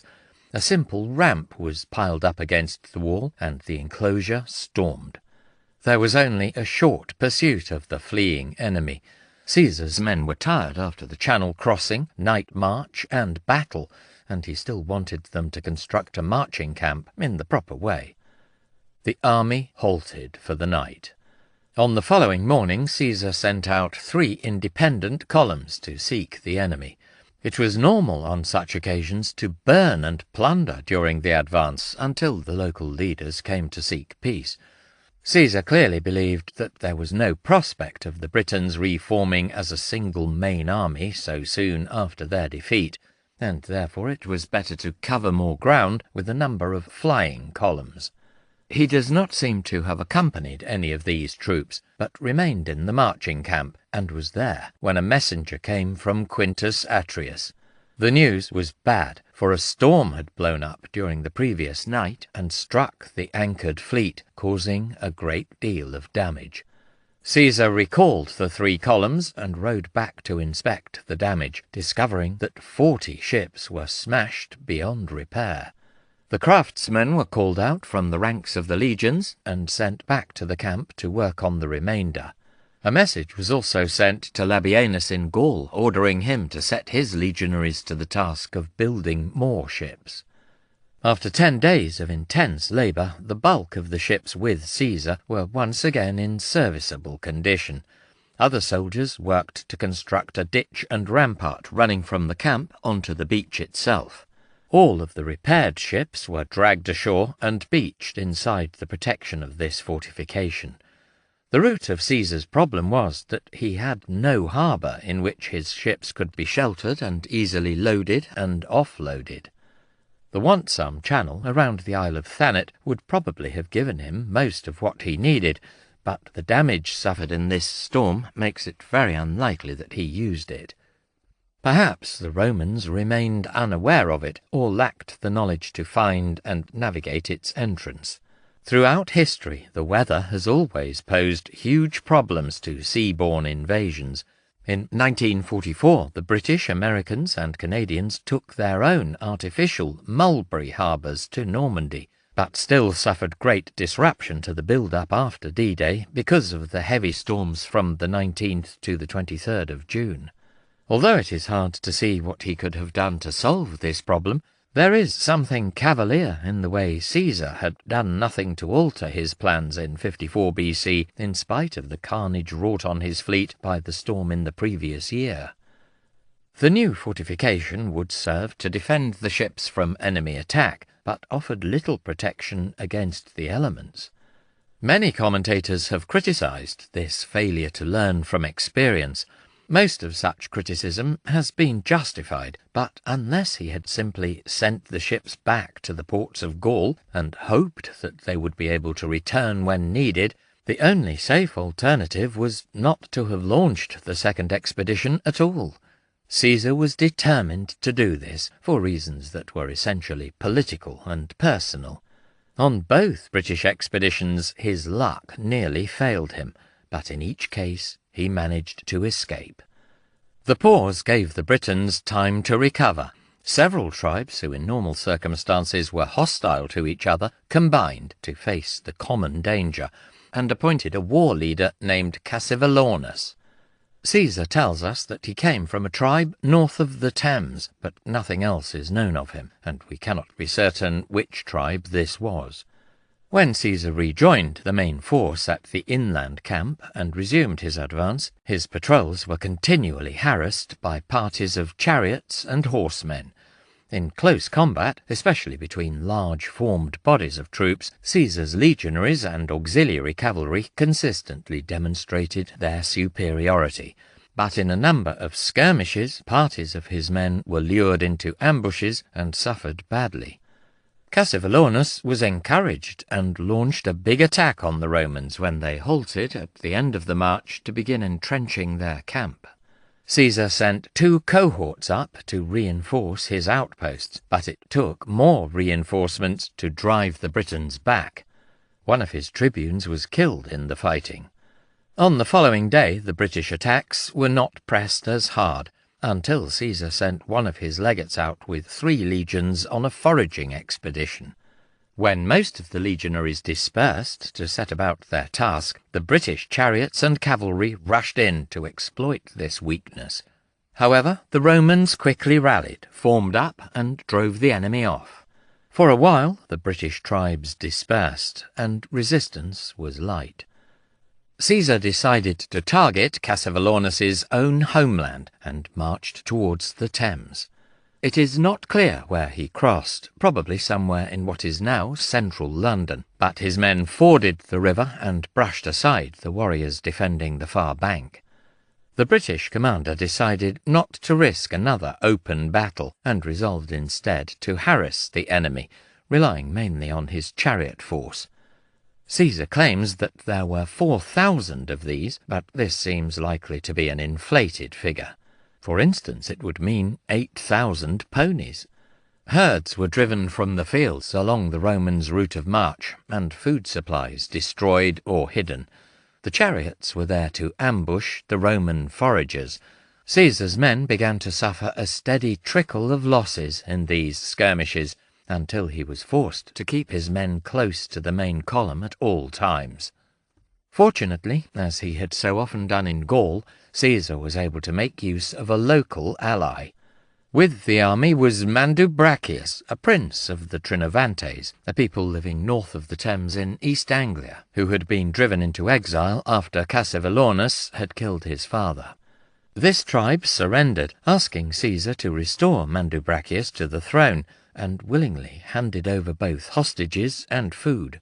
Their example was soon followed by 5 other small tribes, whose names are not otherwise known to history.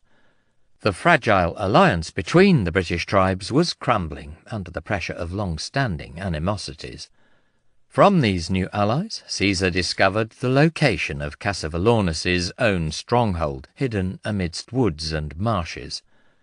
Straightway he marched the legions there and stormed the place, capturing considerable quantities of cattle. It was a major blow to the war leader's prestige. At around the same time, Cassivellaunus had arranged for the tribes of Kent to mount an attack on Atreus and the cohorts guarding the ships, but this was repulsed with heavy losses. Following these twin blows, Cassivellaunus decided to seek peace. It was now nearly the end of September, and the proconsul was eager to resolve matters and get back to Gaul. Negotiations were facilitated by Commius, who had once again accompanied Caesar. The British war leader promised hostages and an annual tribute, and pledged not to attack Mandubracius and the Trinovantes. Waiting only for the hostages to be delivered, Caesar began to embark his army. However, even with all the repaired vessels, he doubted that there was enough capacity to carry both the soldiers and the large numbers of hostages and slaves they had taken. The proconsul decided to make 2 crossings. The first went smoothly, but it proved impossible for the empty ships to return from the Gaulish side of the Channel. Similarly, none of the vessels built or found by Labienus were able to get to the army in Britain. After waiting for several days, Caesar decided that it was too risky to stay where he was. It was already September, and the weather was likely to get worse, raising the prospect that he might be stranded in Britain with only part of his army. Cramming the troops into those vessels he had, they sailed overnight to reach Gaul by dawn. Caesar left Britain, never to return. It would be almost a century before another Roman army would invade the island and turn it into a province. On both British expeditions, Caesar avoided disaster, if only narrowly. It is normally assumed that the annual tribute promised by the British tribes was never paid, or at least quickly lapsed. Trade between Britain and the Roman world steadily increased in the years after Caesar, shifting away from the old routes to the southwest and moving instead to the southeastern corner that he had visited.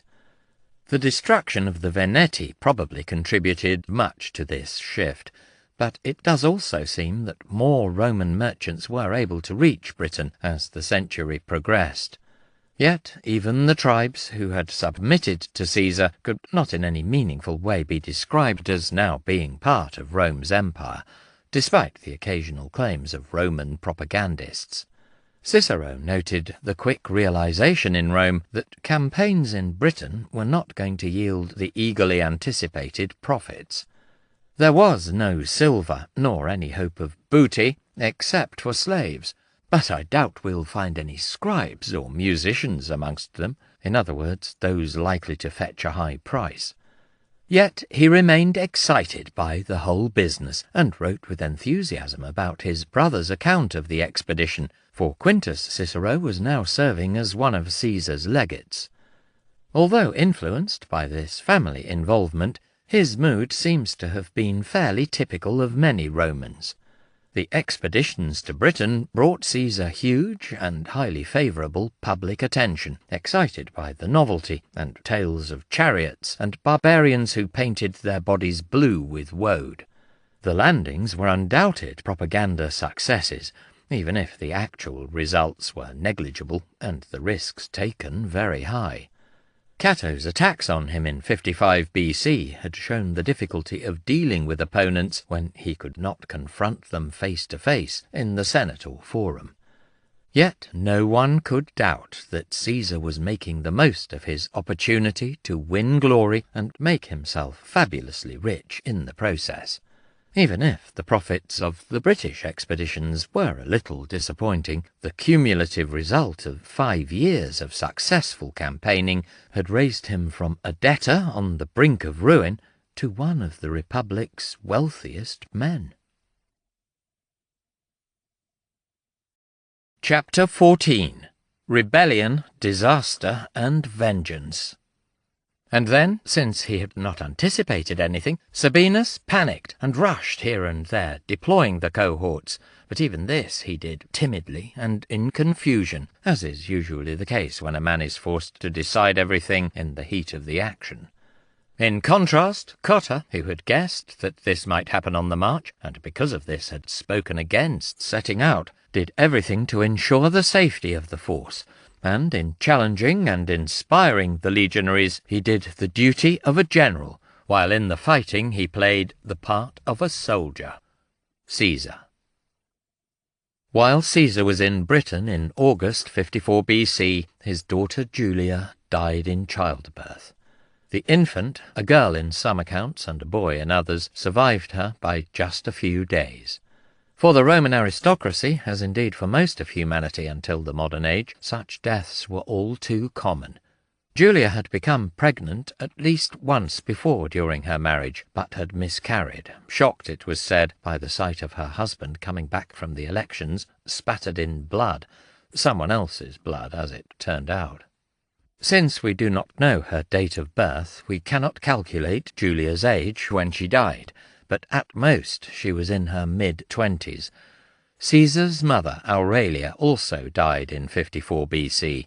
The cause is unknown, but she was by this time in her 60s and had been a widow for 3 decades.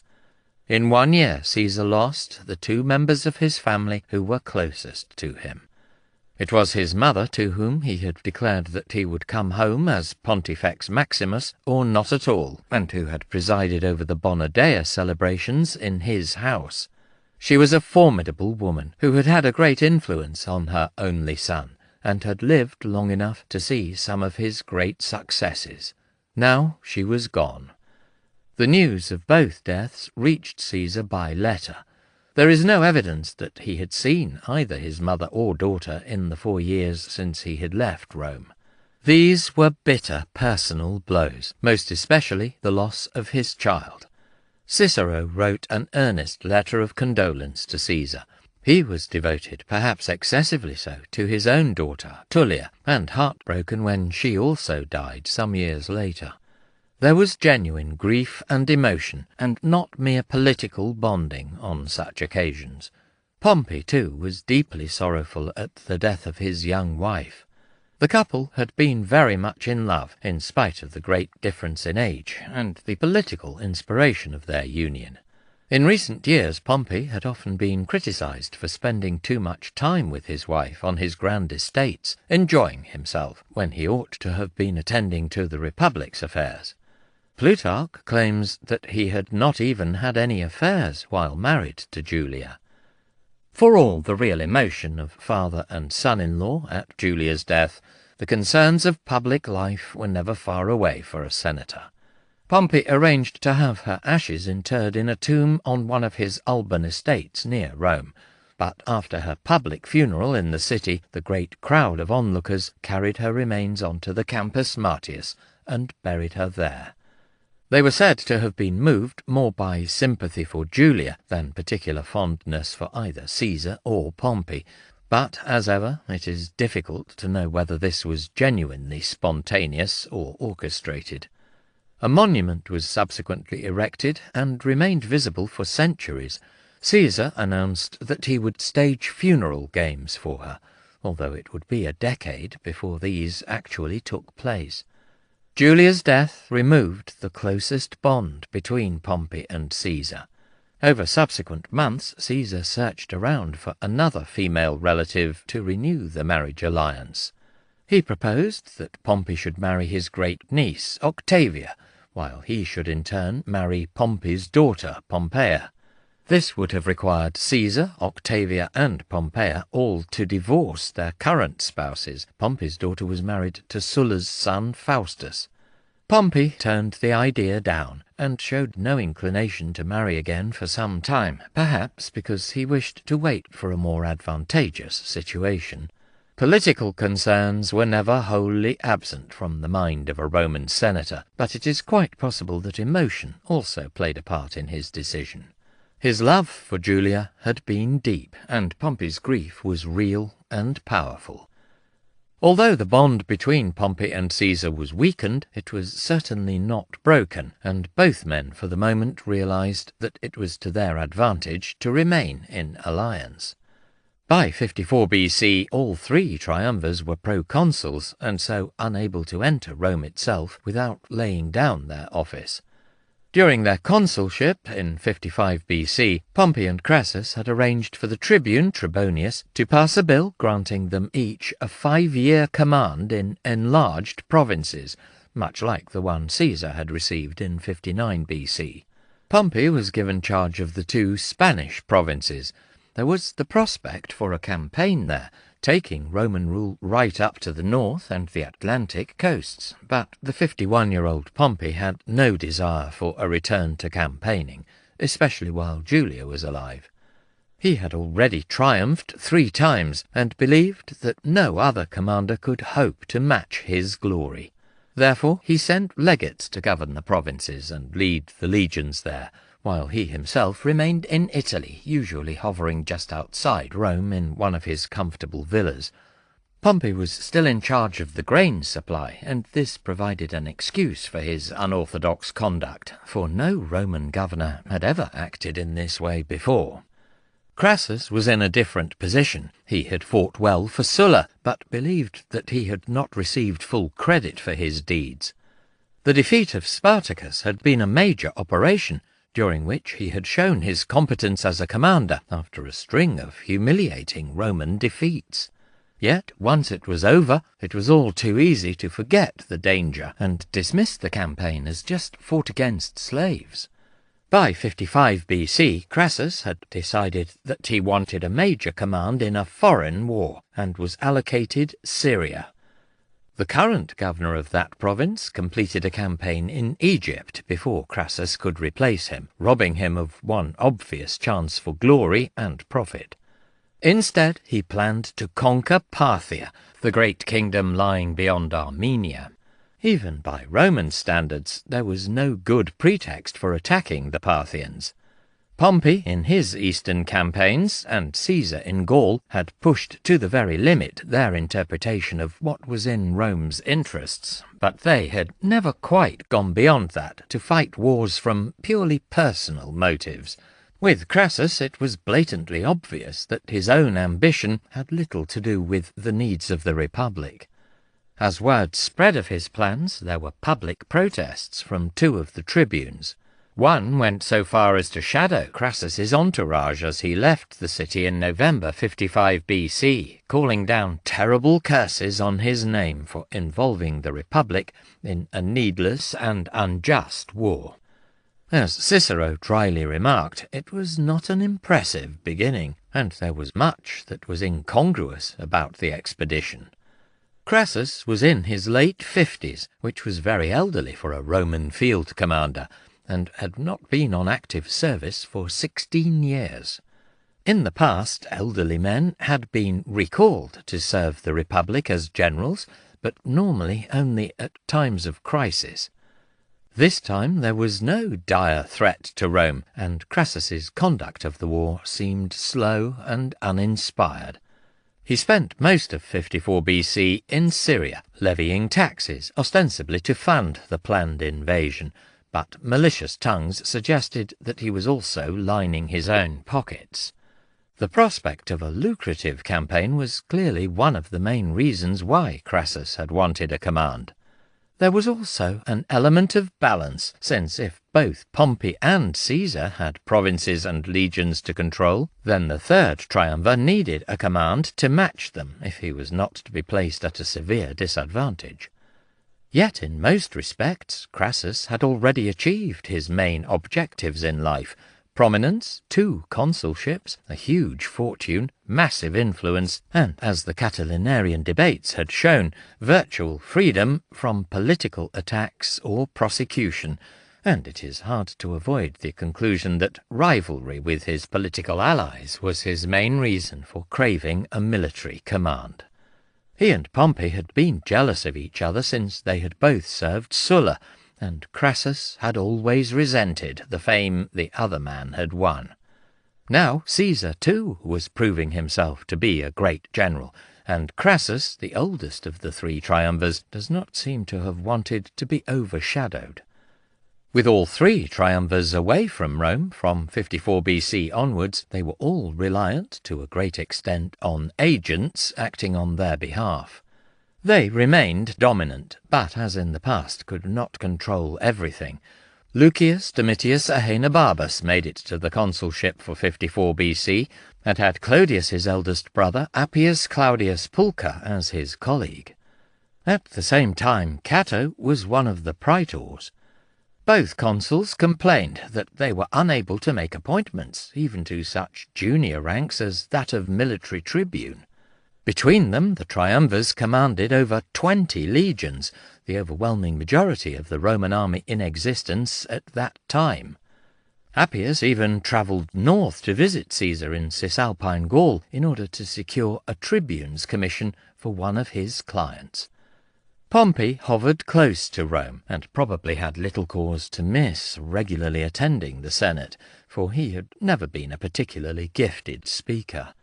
Crassus was less of a force when he was away from the city, since he was no longer able to keep himself in the public eye and do favours by appearing as an advocate. Caesar was already used to the problems of maintaining his interests in Rome while he was away from Italy. His agents, particularly Balbus, were active, and we get some glimpse of the flood of correspondence that went back and forth between Caesar's headquarters and the leading men of Rome from Cicero's letters. His brother, Quintus, had served as one of Pompey's legates, supervising the grain supply to Rome, and then went to Gaul as one of Caesar's legates in 54 BC. This was a mark of the goodwill that his brother owed to both men for his recall. Cicero himself was reluctant to leave Rome, and was anyway more useful to the triumvirs there, and so Quintus was obliged to undertake this service for the good of the family. In his letters to his brother, Cicero makes constant inquiries about Caesar's mood and signs of favour towards them. He mentions sending poetry and other literary compositions to Caesar for his opinion. Much of this communication was not overtly political, but informally cemented the bonds between them. We know that Caesar wrote at least 3 letters to Cicero in Rome during the course of the second expedition to Britain. Several letters have also survived, written by Cicero to one of his clients, Gaius Trebatius Testa, who had been given a post on Caesar's staff at the orator's request. The young man would later become a famous jurist, and was already committed to pursuing a career in law. We have the original letter of recommendation sent to Caesar, which brought the appointment about. The orator later told Quintus how Caesar expressed his thanks to me very politely and wittily. He says that in all his huge staff there was no one able to put together properly even a form of recognizance. Trebatius was not given a military post, although Cicero did secure a commission as military tribune for another client, and was employed on administrative and legal duties. Even so, Trebatius was for a long time unenthusiastic about his new post, and missed Rome intensely. By August 54 BC, Cicero was writing to tell him that he had just heard from Caesar, who had written to him very politely to say that he had not yet had much chance to get to know Trebatius, but assuring him that he would do so.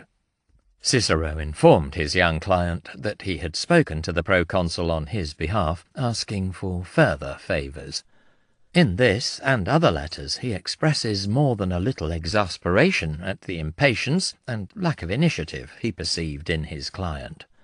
A man's own prestige was weakened if his recommendations proved inadequate, and although Caesar was probably willing to accept anyone, so long as it strengthened the obligation that Cicero felt towards him, the orator was keen to play his part in the relationship. What is most striking is that both men were in contact and discussing the normal preoccupations of Roman senators, even while Caesar was engaged in active campaigning. Most of the letters between Cicero and Caesar have failed to survive, even though they were published. We can safely assume that Caesar was engaged in equally copious correspondence with many other senators. Rebellion. Although Caesar never neglected his political concerns, in the coming months he was to have little break from active service. On his return from Britain, he had called the leaders of the Gaulish tribes to a meeting, and then supervised the movement of his army into winter quarters. The harvest had been poor, and Caesar blamed this on an unusually dry summer, but it seems likely that the campaigns he had fought in the last years had also disrupted the agriculture of many regions. As a result, his 8 legions would camp separately, and were dispersed over a very wide area. Most were amongst the Belgic tribes, whose commitment to the new alliances with Rome remained uncertain. In other years he had set out for Cisalpine Gaul very quickly, but this time Caesar waited longer than usual, wanting to make sure that the army was securely placed before he left. Each legion was placed under the command of either a legate or his quaestor, who in this year was Crassus's eldest son, Marcus. One of the new legates was the same Trebonius who, as tribune in 55 BC, had secured 5-year commands for Pompey and Crassus, and a similar extension for Caesar. Each of these officers was instructed to send a report as soon as they were in position and their camp suitably fortified. We know that Quintus Cicero was allowed to choose the exact location of his legion's camp, and it may well be that other legates were given similar freedom of action. While this was underway, Caesar became aware of unrest in a number of tribes. The king he had imposed on the Carnutes was killed by other chieftains, prompting him to change his dispositions and move one legion from amongst the Belgae to winter amongst this tribe. Some chieftains had benefited from Caesar's arrival in Gaul, but for others it had meant seeing their rivals elevated. The summary killing of Dumnorix, when he became inconvenient, had shown such men that Caesar needed little provocation to dispose of anyone who did not behave as he wished. Yet Roman domination did not end the fierce competition for power between the aristocrats of a tribe, and if they were not doing well under Caesar, then successfully opposing him offered a path to fame and power. Before leaving for Britain in the summer of 54 BC, the proconsul had intervened in a dispute between rival leaders of the Treveri. The man who lost out to an opponent with Roman backing was Indutio Marus. At the time he had made his peace with Caesar, going to his camp and handing over 200 hostages. During the winter he saw an opportunity to strike at the Romans while their army was dispersed and vulnerable. Indutio Marus planned to raise all the Treveri who were loyal to him and attack the legion commanded by Labienus, which was camped on tribal lands. Yet he knew that the Treveri on their own could not defeat Caesar, and had spent time encouraging chieftains of neighbouring tribes, who similarly resented Roman dominance, to join him in the rebellion. This was not a well-coordinated revolt directed by a single leader, but a series of separate outbreaks occurring at roughly the same time and feeding off each other by dividing the Roman forces. It began not with the Treveri and Indutio Marus, but amongst the Eburones, who lived in what is now the Ardennes. This tribe appointed 2 war leaders, Ambiorix and Catuvolcus, who then proceeded to inflict on Caesar's army one of the only 3 serious defeats it ever suffered. 15 cohorts were quartered amongst the Eburones at a place called Atuatuca, perhaps somewhere near modern Liège or Tongres, but its precise location is unknown. The force included the entire 14th Legion, but it is not clear whether the remaining 5 cohorts were detached from other legions or independent units.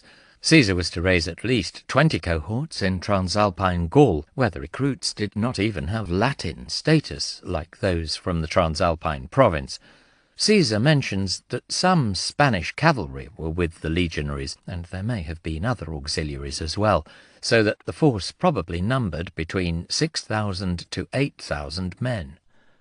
It was commanded by 2 of Caesar's legates, Cotta and Sabinus, both of whom had held independent commands in the past, and proved reasonably competent, if uninspired. They had also worked together against the Menapii in 55 BC. Caesar does not say whether one of the men held overall authority, but his narrative implies that they were jointly in command. The first attack on their camp was repulsed without difficulty, but then Ambiorix came forward to parley and claimed to have been forced to go to war by his people. He told the Roman representatives that there was a conspiracy throughout Gaul for each tribe to attack the legions on this set day. In honour of favours he had received from Caesar in the past, he then offered to give the Romans free passage to march and join either of the other 2 legions that were camped within 50 miles. Late into the night, the legates argued over what they should do. Sabinus wanted to accept the offer, while Cotta said that they should not disobey Caesar's orders, but remain in the camp, where they had plenty of food and could reasonably hope to hold out until relieved. In the end, Sabinus prevailed, and at dawn on the next day the Roman force marched out. The Eburones knew the ground, and were waiting in ambush where the track passed through a ravine. The Romans were surrounded and gradually whittled down. Cotta was wounded by a sling stone early on, but still kept on encouraging the men and trying to organize resistance. Sabinus despaired and was surrounded and killed while negotiating with Ambiorix. Cotta fell when the final charge swept over the rough circle of men he had formed into the last organized resistance. A handful of survivors straggled into the camp of Labienus over the coming days, but the 15 cohorts had effectively been wiped out. In the commentaries, Caesar places all the blame for the disaster on Sabinus. Cotta is shown arguing sensibly and behaving as a Roman aristocrat should during a crisis. Neither man came from an especially influential family, and therefore Caesar did not have to worry too much about upsetting powerful interests in the Senate. He claims to have reconstructed events from the stories of survivors and interrogation of prisoners captured in later actions. There is nothing inherently implausible about the version given in the commentaries, which has similarities with other military disasters in other periods. Elphinstone and MacNaughton at Kabul during the First Afghan War spring to mind. It may genuinely have happened that way, but the narrative was obviously intended to soften the impact of the disaster and distance Caesar himself from blame. The account is very detailed, describing the debate between the commanders and the confusion in the column when the ambush was sprung. Apart from Cotta's stirring but futile efforts to hold the men together, there are heroic cameos, such as the centurion who died trying to rescue his son, or the eagle-bearer, this time named, unlike the hero of the landing in Britain, who threw his standard to safety before he was killed himself. The eagle was presumably captured anyway when the last survivors who had taken refuge inside the camp all committed suicide during the night. Caesar tried to shift the blame onto his legate, but few, if any, of his contemporaries were fooled, and all our sources see this as his defeat. As the proconsul with Imperium, he was responsible for the entire army under his command, hence the conventional opening for any letter from a Roman governor to the Senate. "I am well, and so is the army." Both Sabinus and Cotta were his legates or representatives, chosen by him and acting under his orders. If they held joint command, then it was Caesar's fault for permitting such an untidy situation to exist. Napoleon was later to comment that it was better to have one bad commander than 2 good ones with shared authority. Sabinus may have been disobeying Caesar's orders when he chose to march out of his camp, but even this suggests that the proconsul had either not made his intentions sufficiently clear or had failed to accustom his legates to strict obedience. Ultimately, Caesar was responsible, and even if the mistakes had been made by his subordinates, the defeat was still his. A substantial part of his army had been destroyed by one of the least prestigious tribes of Gaul. It was the first time that such a thing had happened, and it challenged the illusion of Roman invincibility created by his constant success up to this point.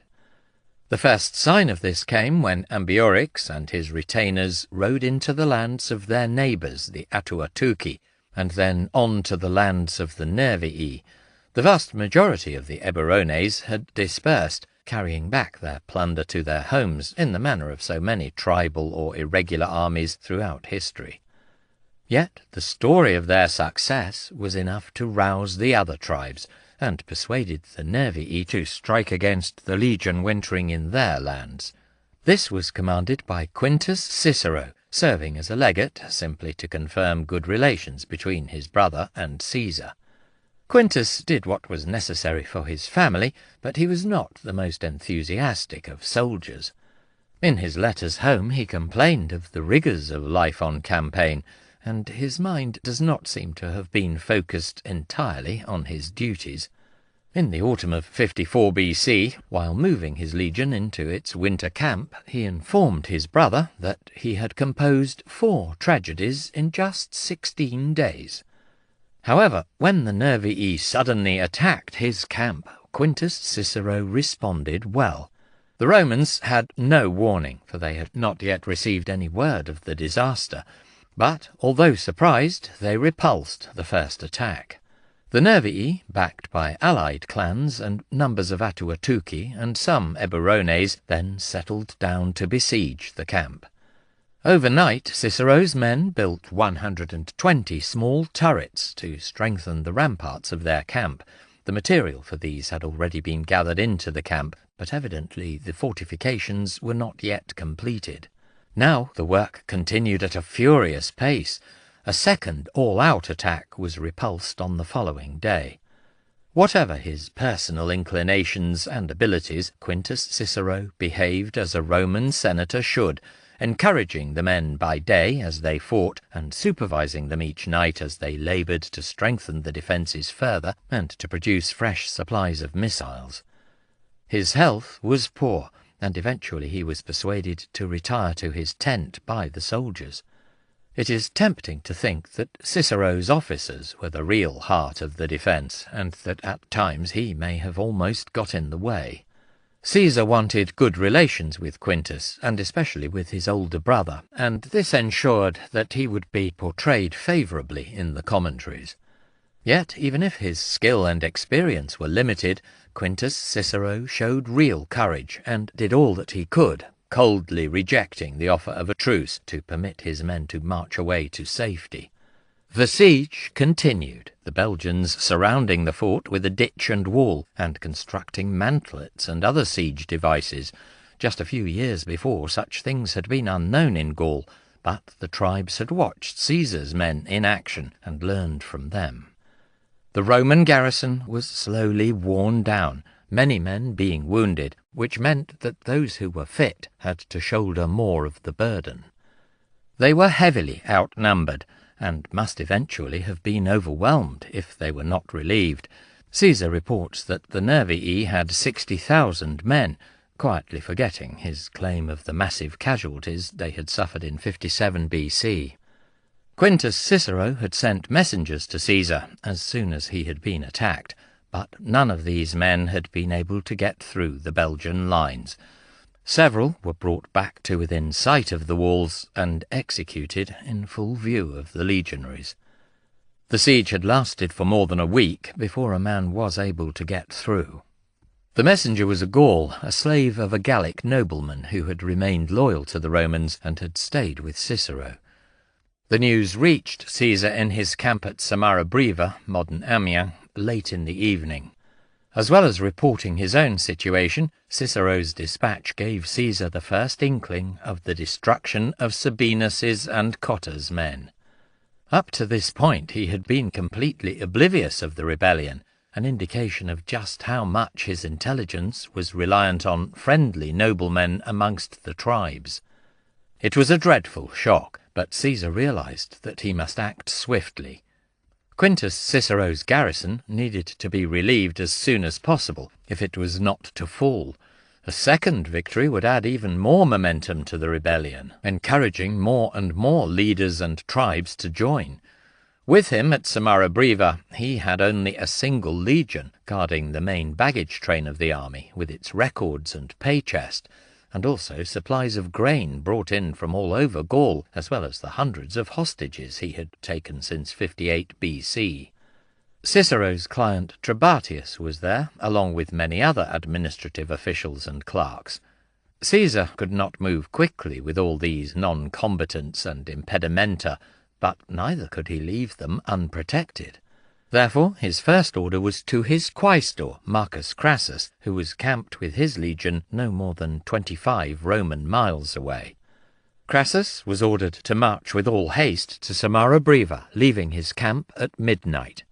This probably meant that he sent off his standing pickets first, the rest of the legion following as soon as it was ready to march. By mid-morning on the next day, the leading patrols of Crassus's legion, probably mounted men, reached Caesar, and informed him that the main force was not far behind.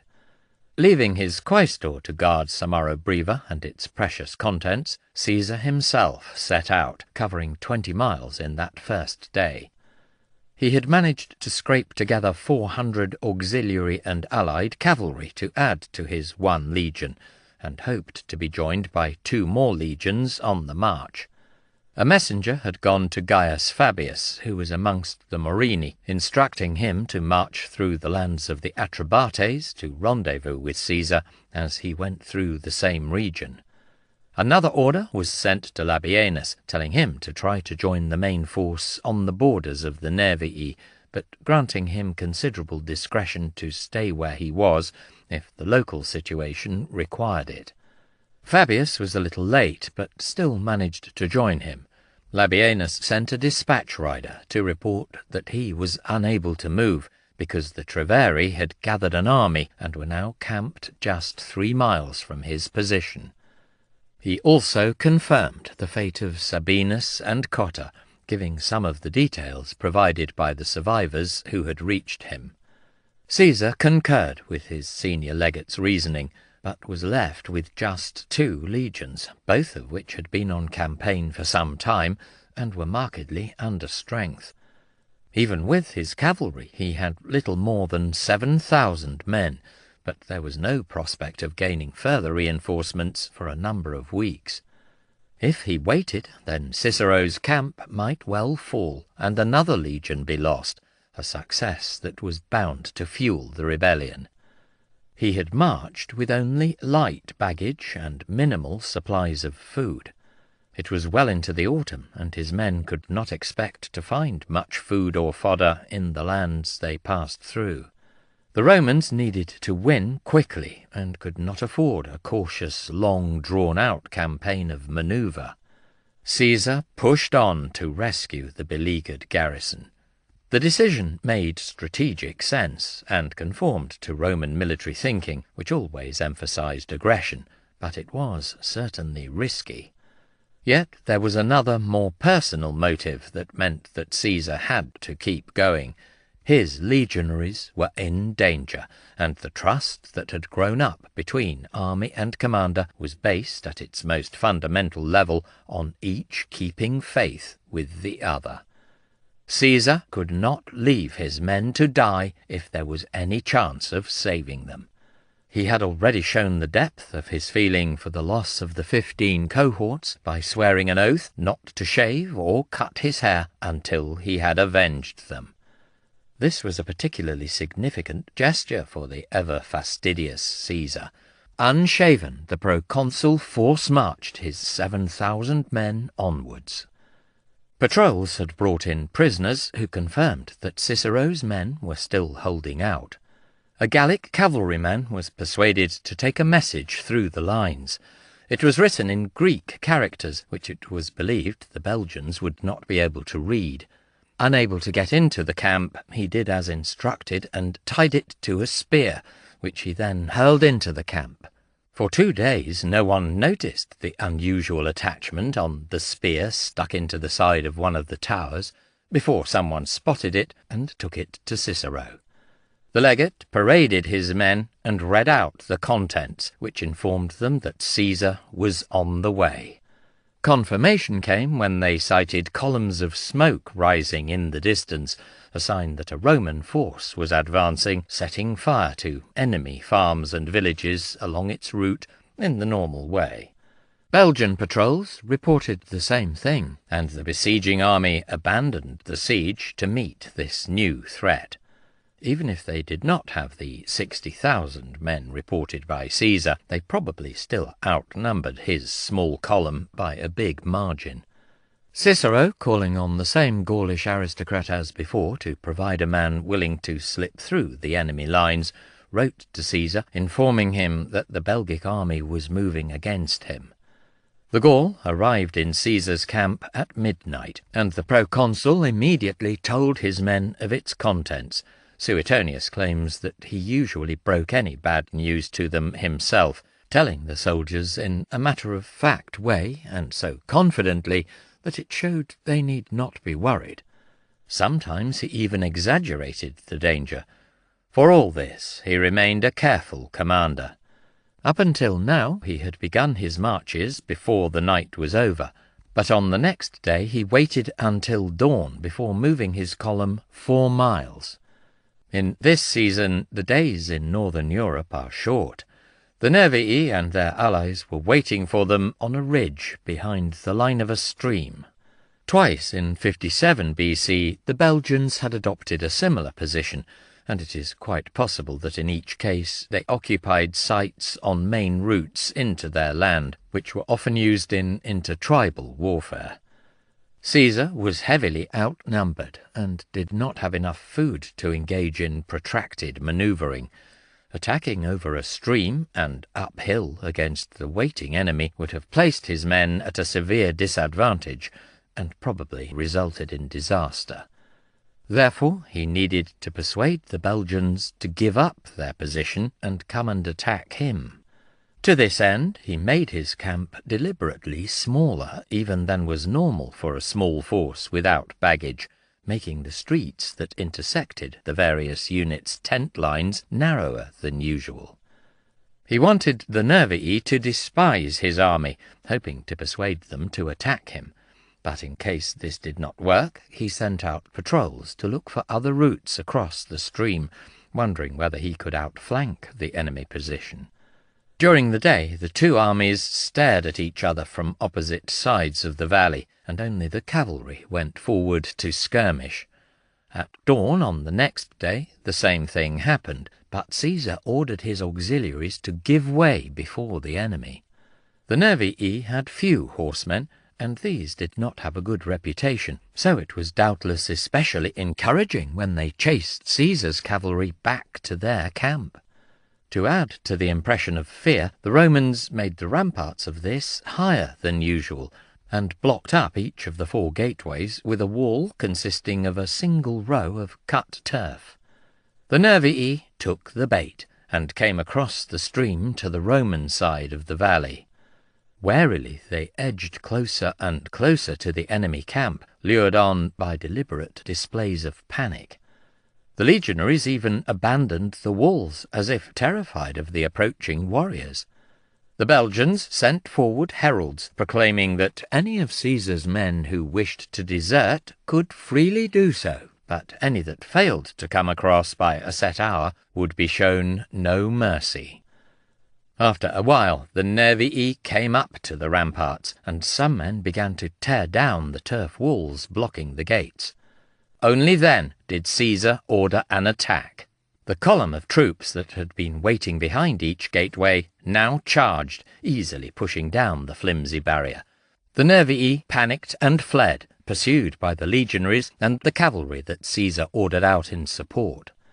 Some were killed, others abandoned weapons and shields as they fled, but he recalled his men before very long, fearing that they might suffer if they followed the enemy too far and were ambushed in the nearby woods and marshes. With the enemy army dispersed, Caesar pressed on to relieve Cicero. He took care to praise his legate, and separately inspected and commended the officers and men of the garrison.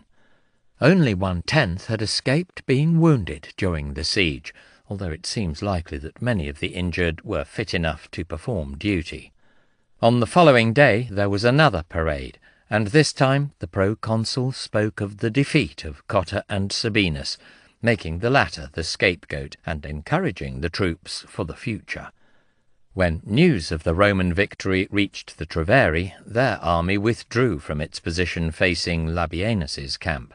Caesar sent Fabius and his legion back to their camp amongst the Morini and led Cicero and his own legion back to Samara Breva.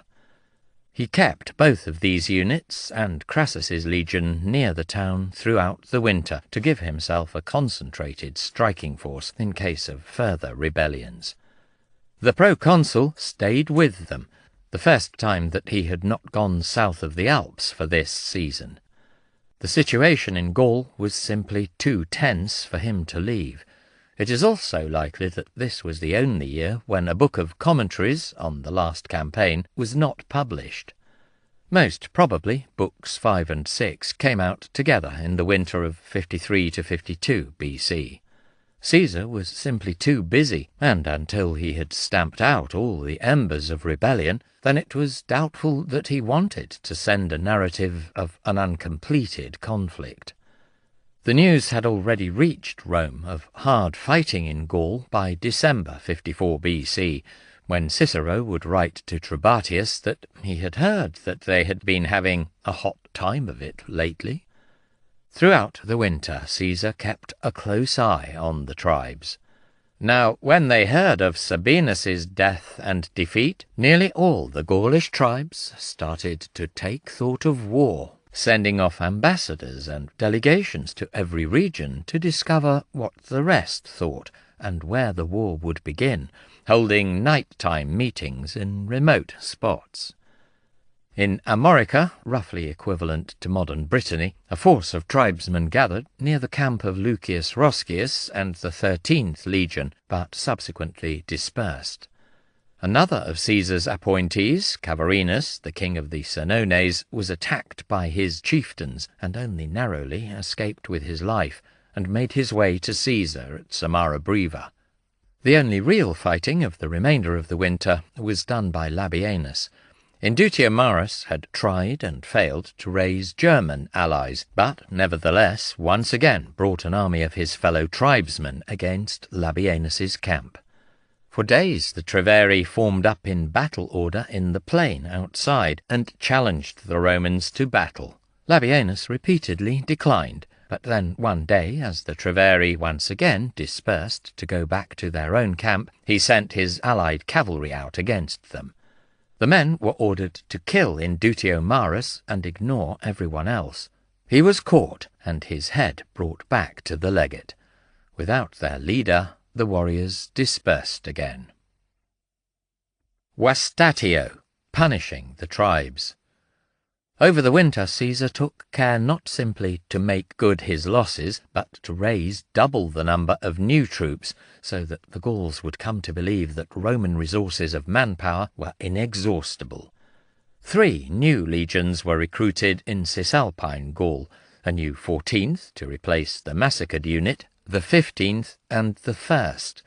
Although raised in Caesar's province, the last of these had actually been intended to form part of Pompey's army in Spain, and had taken an oath to him, hence its number came from another sequence.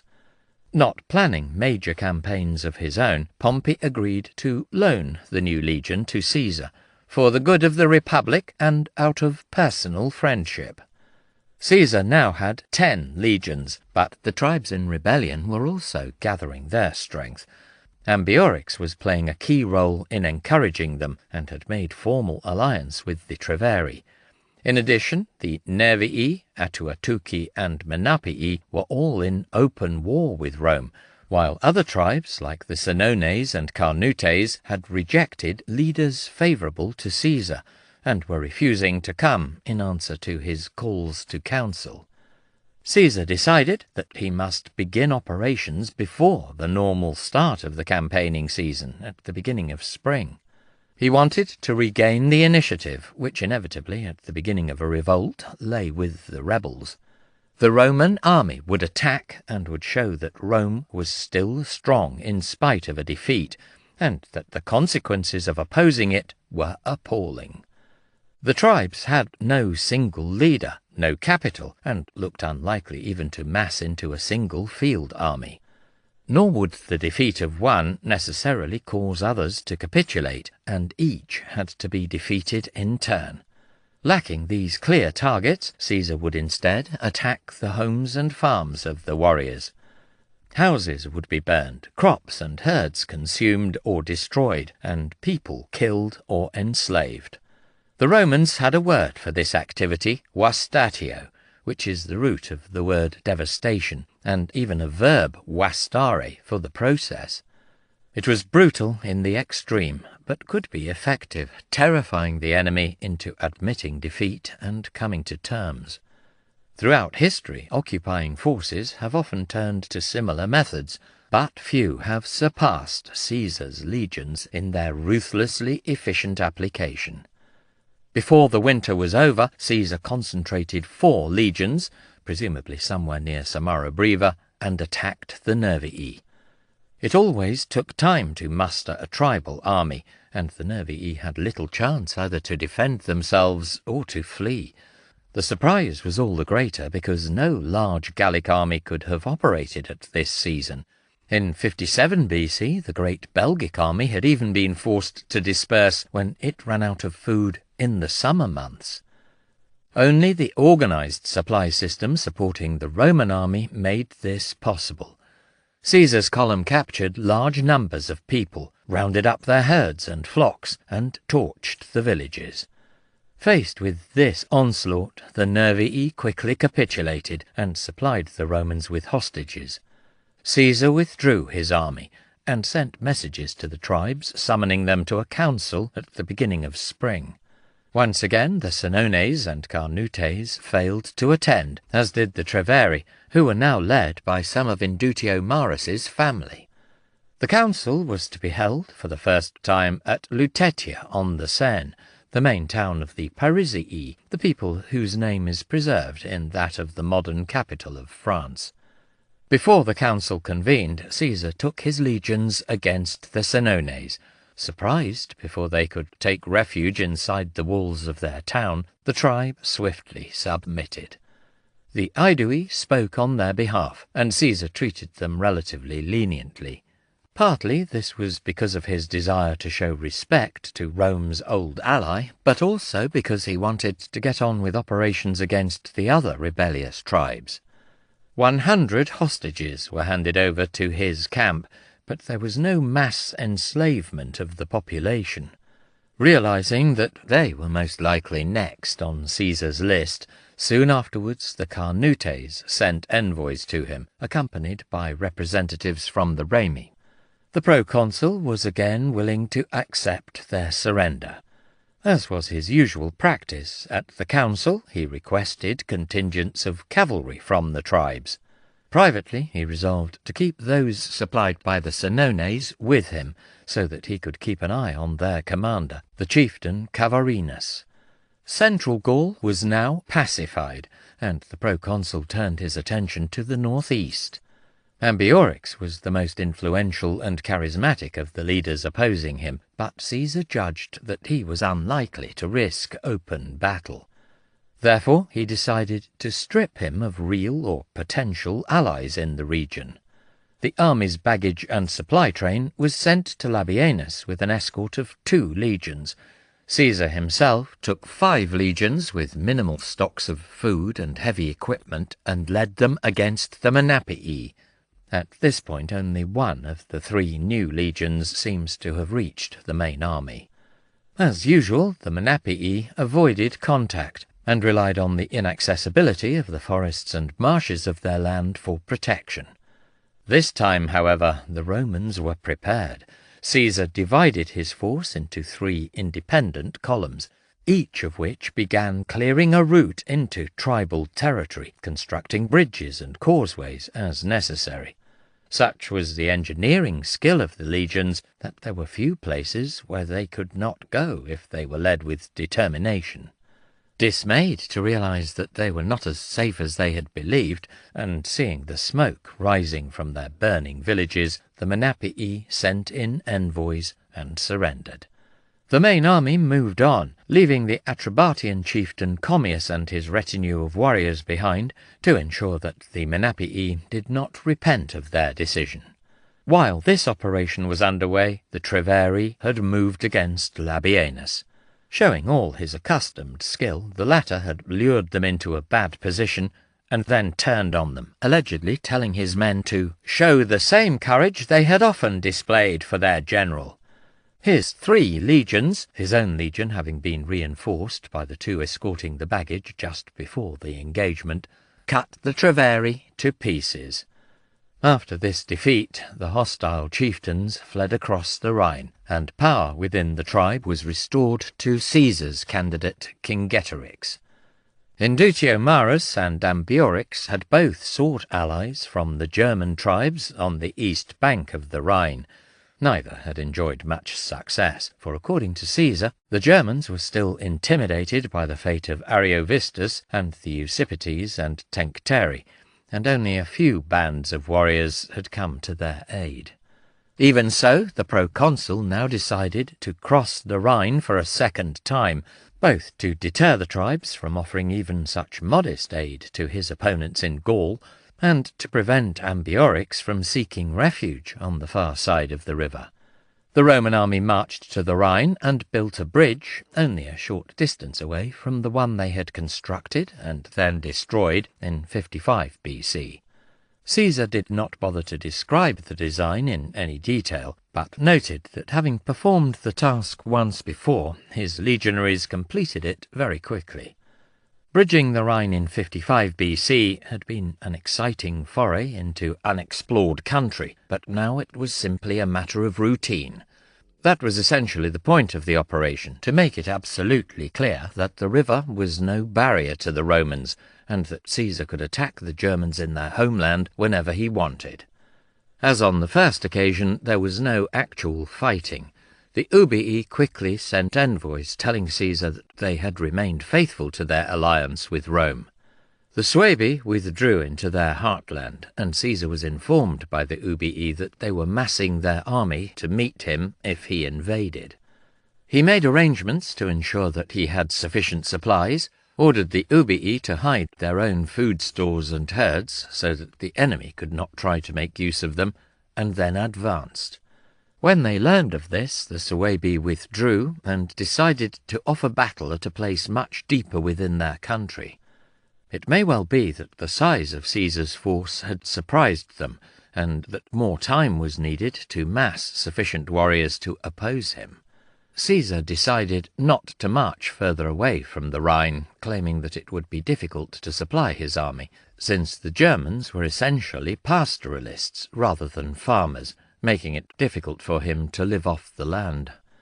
Archaeology has shown that Caesar's portrayal of the Germans is misleading, for there was a long tradition of agriculture in the region. Nevertheless, it may be that the population was less dense and the amount of wheat and barley produced smaller in comparison with much of Gaul. Supporting his army would probably have been possible, but certainly would have been considerably more difficult in a region where he did not have numbers of allies capable of providing for his needs from their own surplus. Meeting and defeating the Suebi was not essential for Caesar. He had put on another show of strength, and had made their army retreat from its first position. Both sides had a wary respect for the other's power, and were unlikely to attack each other, especially while both Caesar and the Suebi had closer and weaker opponents to fight. Caesar exaggerated the importance of the Rhine as a boundary, and the differences between Gauls and Germans, but did so to justify a clear strategy. For all his willingness, since 58 BC, to exploit opportunities for new conflicts, he was not pursuing some dream of endless conquest in the manner of Alexander the Great. He knew that he would only hold his command for a limited time, and eagerly anticipated his eventual return to Rome, with the benefits his newfound glory and wealth would bring. Quite early on he decided to focus his attention on Gaul and to bring the whole region under Roman dominion. This was a task that he could reasonably hope to complete. His first thought was probably within the initial 5 years of his command, but certainly when this was extended in 55 BC. Conquering Germany was too big a project to add to this objective, and operations east of the Rhine were always a distraction, if a necessary one, to winning in Gaul. He may well have believed that he could manage to add Britain, or at least its southeastern corner, to Gaul, but his initial thinking on this subject was based on a very vague concept of the island's geography. After the second expedition, Caesar never had the time, if indeed he still had the desire, to establish more permanent control. Any plans for significant operations in Illyricum were also abandoned as the years went by. Caesar concentrated on Gaul, and everything else was subordinate to this in strategic terms. The River Rhine offered a readily understandable boundary for an Italian audience, a boundary beyond which no one must be allowed to challenge Roman dominance of the new province of Gaul. After he returned to the west bank, Caesar broke down a wide section of his bridge and left a garrison to protect it. It was now late summer, and the harvest was ripe, making it much easier for armies to rely on foraging. Caesar now turned to the Eburones and Ambiorix, whose heartland lay in the forests of the Ardennes. The cavalry were sent ahead of the main army and ordered to light no fires at night, lest their position be revealed by the light itself or the reflection from clouds. Their sudden appearance surprised the enemy, and they were able to take many prisoners. These revealed the whereabouts of Ambiorix, and the chieftain was nearly taken when the cavalry swooped down on a village. Most of his possessions, horses, and plunder were found by the allied horsemen, but Ambiorix himself slipped away, and he and his followers hid themselves in the densest woods of the area. Catuvolcus, the man who had shared with him the glory of defeating Sabinus and Cotta, felt himself too old to hide in this way, and hanged himself from a yew tree. Caesar makes no comment, but it is tempting to see some element of ritual in this suicide. Perhaps a king killing himself after a failure to avert the harm from his people. Caesar moved the army to Atuatuca, the site of the disaster in the previous winter. Around this time he was also joined by the remaining 2 of the recently raised legions. He left his baggage there, protected by the new 14th Legion under the command of Quintus Cicero, and divided the rest of his force into a number of flying columns to harass the enemy. Caesar himself led 3 legions towards the river Scheldt. Labienus took 3 more against the Menapii, and Trebonius, with a force of equal size, moved against the Aduatuci. Speed was of the essence, and the columns marched with basic rations, for it was planned that all should return to Atuatuca after a week. None of the forces met serious resistance, but stragglers or small groups who separated from them were often ambushed. Caesar decided that his legionaries were too valuable to risk the steady drain of casualties likely to come from continuing to ravage the land itself. Instead, he issued a decree throughout Gaul granting permission for anyone who chose to plunder the Eburones and their allies. Many warriors welcomed the call, and there were soon many parties of Gauls enthusiastically plundering the tribe. Before Caesar returned to Atuatuca, Cicero's camp came under attack from a band of Germans. These had originally crossed into Gaul to share in the despoiling of the Eburones, but then decided that the Roman baggage train was too tempting a target to miss. The attack was repulsed, but not before a couple of cohorts caught outside the camp had been badly cut up. In the commentaries, Cicero was lightly admonished for disobeying Caesar's orders and permitting troops to go too far outside the camp. But the criticism is gentle in the extreme, since he did not desire to alienate either the legate or his brother. It was an embarrassing reverse, especially since it occurred so close to the site of the previous winter's disaster, but still a minor one. For the rest of the year, Caesar continued to hunt Ambiorix, but never quite caught up with him. It was a grim business, as more and more Gallic allies arrived to share in the spoils. Every village, every house that anyone could see was put to the torch.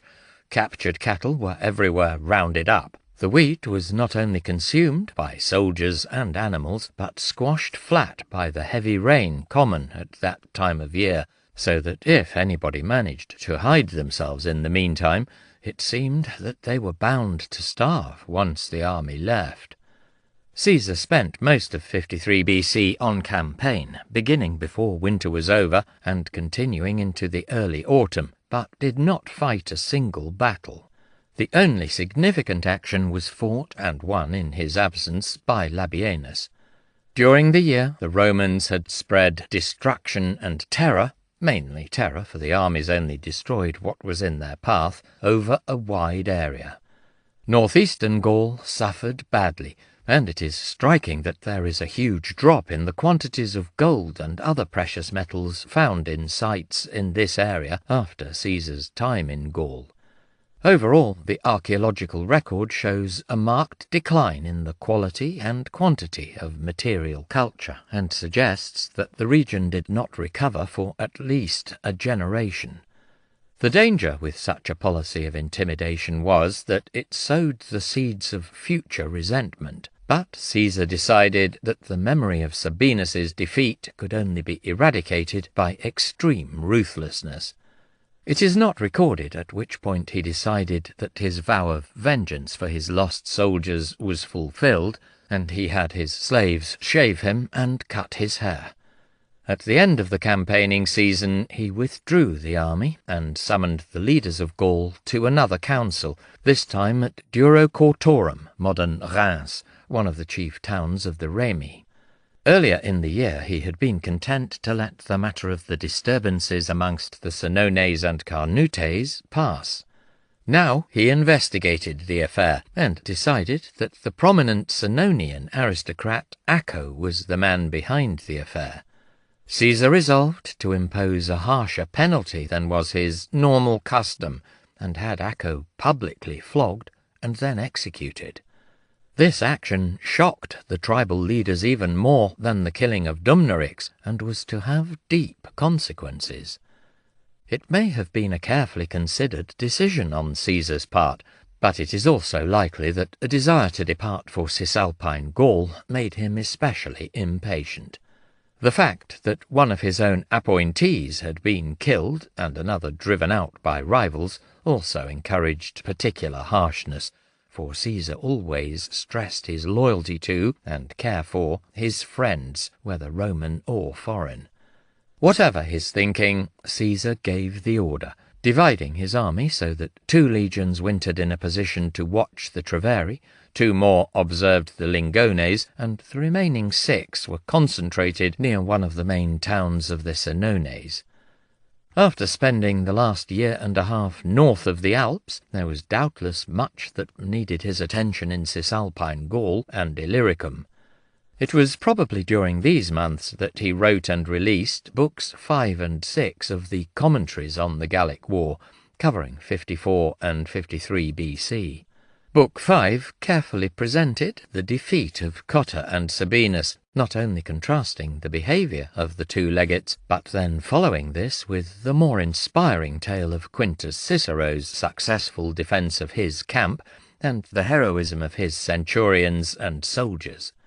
Book 6 included long digressions discussing Gallic and Germanic culture, padding out an account of punitive expeditions that involved little actual fighting and did not make the most dramatic reading. Some of the details appear to have been lifted from existing ethnographic works, and it is tempting to see this as an indication of especially rapid composition. He repeats a number of bizarre stories, for instance of an animal called an elk, which lived deep in the forests of Germany and had no knees, so slept leaning against a tree. Hunters were supposed to catch these animals by sawing almost completely through the trunk of a tree, so that when the elk leant on it to go to sleep, tree and animal both fell over. The Greeks and Romans had great difficulty obtaining accurate information about distant lands, but it is very hard to believe that a man as intelligent and well-educated as Caesar took such absurd tales seriously. It is very tempting to see this as a rare note of humour in the otherwise calm reportage of the Commentaries, but difficult to know whether or not his audience would have recognised it as such. Much had happened since Caesar was last south of the Alps, and the public life of Rome had continued to be turbulent, but the most important event for him had occurred far out on the eastern edge of the Roman world. Late in 54 BC, Crassus had been joined by his dashing son Publius and a contingent of 1,000 cavalry he had brought with him from Gaul. Father and son had then begun their long-anticipated invasion of Parthia, although little was achieved before the campaigning season was spent. In the spring of 53 BC they resumed the offensive. With a force centred around 7 legions, they were confident, for in the past Lucullus and Pompey had demonstrated how easy it was for the Romans to smash far larger Asian armies. The Parthians were equally sure of themselves, again used to beating their neighbours without difficulty, and it came as something of a shock to both sides to realise that this new enemy was very different from anything they had met before.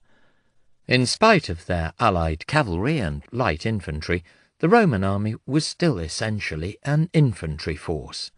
In contrast, the Parthians relied on their 2 types of cavalry: the heavy, lance-wielding cataphracts, where both horse and man was protected by armour, and the fast-moving horse archers, armed with powerful composite bows. When the 2 sides clashed for the first time at Carrhae, the cavalry army proved superior, although not by as big a margin as is often claimed. Publius Crassus was lured away from the main force, and he and all his men killed, but the battle ended in a tactical stalemate, neither side able to break the other. The Romans had certainly suffered heavier casualties, and were a long way from home. Crassus had shown flashes of his old military skill during the battle, but in the night after the battle his spirit and that of his army broke. They retreated, something that was never likely to be easy when the Romans were on foot and the Parthians mounted. In the pursuit, the Roman army was virtually destroyed. Crassus was killed while negotiating with the enemy, and his head sent back to the Parthian king. It was a humiliating disaster, which dwarfed in scale the loss of 15 cohorts in the Ardennes just a few months before. The first of the triumvirs had gone, and the death of one of Rome's richest and most influential men inevitably caused a deep shift in the political balance in the Republic. By coincidence, the Parthian campaign also brought fame to Crassus's quaestor, who managed to lead a force of survivors back to Syria and repulse Parthian raids on the province. His name was Gaius Cassius Longinus, and 9 years later he would be one of the 2 leaders of Caesar's assassins. Chapter 15. The Man and the Hour, Vercingetorix and the Great Revolt, 52 BC. The chieftains of Gaul called councils in remote spots deep in the forests, and bemoaned the death of Acco. They realized that the same fate could well befall any of them. They pitied the common plight of Gaul. By pledges and gifts they encouraged men to start the war, and risked their own life in the cause of the liberty of Gaul. Caesar. Successful imperial powers have always relied as much, or even more, on diplomacy and political settlement as on military force. Armies could and can smash formal opposition, and were and are capable of curbing guerrilla warfare, although they may not be able to destroy it. Yet, if military actions were not to be constantly repeated, then a settlement needed to be reached which was acceptable to enough of the occupied peoples, and in particular those with power and influence. This principle was as true for men like Wellesley in British India or Bugeaud in French North Africa as it was for Caesar in Gaul. All of them were gifted soldiers who won great battlefield victories, but each realized that this was not enough without effective diplomacy and competent administration. For senators, the intimate connection between war and politics in the Roman Republic helped to prepare them for this aspect of their role as a provincial governor. It was also important that Roman expansion outside Italy was not a question of eradicating the indigenous population and replacing them with Roman colonists, or even of imposing a Roman elite who would exploit a subject population. For all the massacres and mass enslavements that accompanied Roman imperialism, the province of Gaul that Caesar created would be lived in by the tribes who were there when he had arrived. In most day-to-day affairs they would be ruled by leaders drawn from the existing aristocracy. A permanent conquest relied on persuading the tribes and their leaders that it was more in their interest to accept Roman rule than to oppose it. From the beginning, Caesar understood this and embedded his campaigns firmly within a political context. His initial interventions in Gaul all came in response to appeals from allied tribes. Invaders were expelled, but Gaulish opponents were treated far less harshly than German enemies, and following a defeat became Roman allies deserving of his protection. Caesar met with the tribal leaders frequently. There was invariably at least one council every year, and usually two or more. He paid close attention to the balance of power within each tribe and tried to gain some idea of the character and inclinations of individual leaders. Certain men were favoured, strengthening their position within the tribes to provide leaders who were indebted to Caesar. One of these was Diviciacus, who virtually became the leader of the Aedui for a few years, and was also able to place other tribes in his debt by seeking favours for them from the proconsul. Commius, the man who acted as Caesar's envoy in Britain, was made king of his own tribe, the Atrebates, and was also given overlordship of the Menapii. It would be wrong simply to dismiss such men as mere quislings, no more than tools of the Roman imperialists. Each had ambitions of his own. The arrival of Caesar's legions in Gaul could not be ignored. The alternative powers, the Helvetii, Ariovistus, and the German migrants, had all been driven out and could no longer be used to counterbalance the Romans. Winning Caesar's favour offered chieftains great advantages, and as far as they were concerned, they were using him just as much as he was using them. The proconsul's influence was considerable, but he could not control the internal politics of the tribes, as was shown by the rejection of the kings he had raised up amongst the Senones and Carnutes. The Gaulish aristocracy was not changed in any fundamental way by Caesar's arrival, and chieftains still competed for power. Alliance with Rome brought advantages, but these were not necessarily overwhelming, and there were other sources of prestige and wealth. The position of king was a precarious one in most tribes, so that even if Caesar elevated a man to the monarchy, there was no certainty that he would be able to remain there. Caesar's understanding and manipulation of tribal politics was generally good, but over the winter of 53 to 52 BC, his policy failed badly. There were a number of reasons for this failure, but at its root was the growing sense of the extent to which his presence had changed things. This was especially true of the Celtic or Gallic peoples of central and southern Gaul, one of the three broad groups into which the commentaries divided the whole of Gaul. These tribes had not yet fought against Caesar to any meaningful degree, although it was in their lands that the campaigns against the Helvetii and Ariovistus had been waged. Dominating the trade routes with the Roman world, tribes like the Aedui, Sequani, and Arverni were wealthier and more politically sophisticated than the peoples to the north. They had aided Caesar, and he in turn had favoured the tribes and leaders most sympathetic to him, and had fought, or so at least he claimed, on their behalf against the Helvetii and Ariovistus. Now, over the course of the next year, virtually all of them would turn against him. This was not simply a question of rebellion by those who had not received the proconsul's favour and had watched as their rivals were elevated above them. The rebels eventually included many chieftains who had done rather well under Roman dominion. That was at the heart of this new mood, the realization that Caesar and his legions were in Gaul to stay, and would not be returning to the confines of the Transalpine province after a few swift campaigns. Rome now expected her power to be acknowledged on a permanent basis throughout Gaul. The ally had become the conqueror, without ever facing serious resistance from the Celtic peoples. Some of Caesar's own actions had brutally exposed this new reality.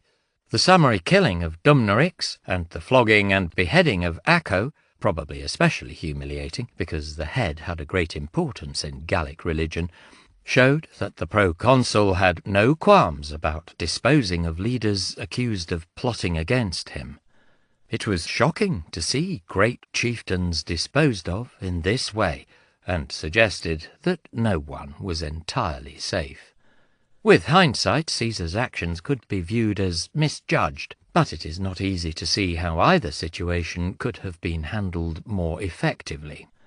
Ultimately, the execution of Acco was the spark that ignited rebellion, but the rising probably would have happened at some point. Throughout the commentaries, Caesar openly acknowledged that many of his opponents were fighting for their freedom, which Rome's best interests required him to take from them. A large part of the Gaulish aristocracy decided that continued Roman domination would mean their losing more than they would gain. The Romans spoke of peace as the product of victory, but peace in a real sense was imposed on the tribes as a result of Caesar's campaigns. Yet warfare had long played a central role in Gaulish culture and society, and chieftains were first and foremost war leaders, whose power was shown by the number of warriors in their retinue. Tribes were no longer as free to fight each other, and martial glory could now only be won fighting as allies of the Roman army. Powerful chieftains knew that seizing kingship amongst their own people would invite swift retribution if the Roman governor did not approve. It was also harder to create a network of friends, allies, and clients within the leadership of other tribes. The world had changed, and the leaders of the tribes now found that they lacked full liberty to govern themselves in the traditional way. Even if Caesar only occasionally interfered in the tribe's day-to-day affairs, it was still evident that he could. Political liberty had been curbed by a supposed ally, and along with it had gone the freedom to raid and behead your neighbours, or to seize power by force within your own tribe. Chieftains were judged by the size of their retinues, but such followings of warriors were hard to support without regular warfare and raiding. Throughout Gaul, resentment was widespread, and during the winter months there were secret meetings where rebellion was discussed and planned. Many took place in the territory of the Carnutes, perhaps because these contained cult sites sacred to all of Gaul. The leaders could not exchange hostages to cement their new alliances, since this would probably have come to the attention of the Romans. Instead, they symbolically stacked their standards together and took oaths. Growing resentment of the Roman presence in Gaul spurred the plotters on, but they also sensed an opportunity. Caesar had gone south to Cisalpine Gaul, and they knew from experience that his legates were unlikely to act aggressively until he returned in the spring. There was even the hope that he would not be able to come back at all, for rumours spread of chaos at Rome. The stories were not invented, for after Crassus and Pompey had left to take up their commands, the public life of the city had been turbulent. Bribery on a scale that was staggering even by the standards of the Republic had been uncovered in the consular elections for 53 BC, and after repeated disruptions, these had still not been held when the year began. Clodius was standing for the praetorship for 52 BC, promising electoral reform that would benefit freedmen, and many of these swelled the ranks of the gangs who used force to back his campaign. Against them, his old enemy Milo, who was seeking the consulship himself, ranged his own band of thugs and gladiators, and the ensuing violence made it impossible to hold elections once again. So another year opened without consuls or senior magistrates to guide the Republic. On the 18th of January, 52 BC, the rival gangs encountered each other on the Appian Way just outside Rome, and in the ensuing fighting, Clodius was killed. The next day, his supporters carried his body into the Senate House, built a pyre there, and cremated him, burning the building down in the process. Not for the first time there was talk of making Pompey dictator to restore order by force. A levy of all male citizens of military age and living in Italy was also decreed in case emergency forces would be needed. Caesar duly performed this in Cisalpine Gaul, and naturally watched events in Rome with a keen interest. A chance remark from a letter written over 2 years later tells us that Cicero travelled up to Ravenna in the Cisalpine province for a meeting with Caesar. The orator was doubtless not the only visitor, and it may have been around this time that Caesar put forward his proposals for renewing the marriage bond with Pompey. The Gauls were wrong to believe that the troubles in Rome would prevent Caesar from returning, but they were certainly right to guess that they would not be the main focus of his attention during these months. If his legates in Gaul gained any inkling of the planned rebellion, then they ignored or disbelieved the reports. The outbreak came as a complete surprise to the Romans. The Carnutes had pledged themselves to launch the first strike. 2 of their chieftains led their warriors to the town of Canabum, modern Orléans, and massacred the Roman traders who were living there. Also killed was an equestrian who had been given charge of the grain supply by Caesar. News of the massacre spread rapidly, the commentaries claiming that it was known 160 miles away by midnight. The next to take up arms was a young Arvernian aristocrat named Vercingetorix. His father had for a while dominated much of Gaul, but had been killed by the tribe when he tried to make himself their king. Vercingetorix was known to Caesar, and seems to have been one of those young aristocrats whom the proconsul had tried to win over. Past friendship was now set aside, and he began raising an army, but was forcibly expelled from the Arvernes' main town of Gergovia, probably a few miles from modern Clermont, by his uncle and other leading men of the tribe. Not disheartened, he recruited more men, Caesar says vagrants and outcasts, but they may actually have been warriors who simply lacked a chieftain to support them.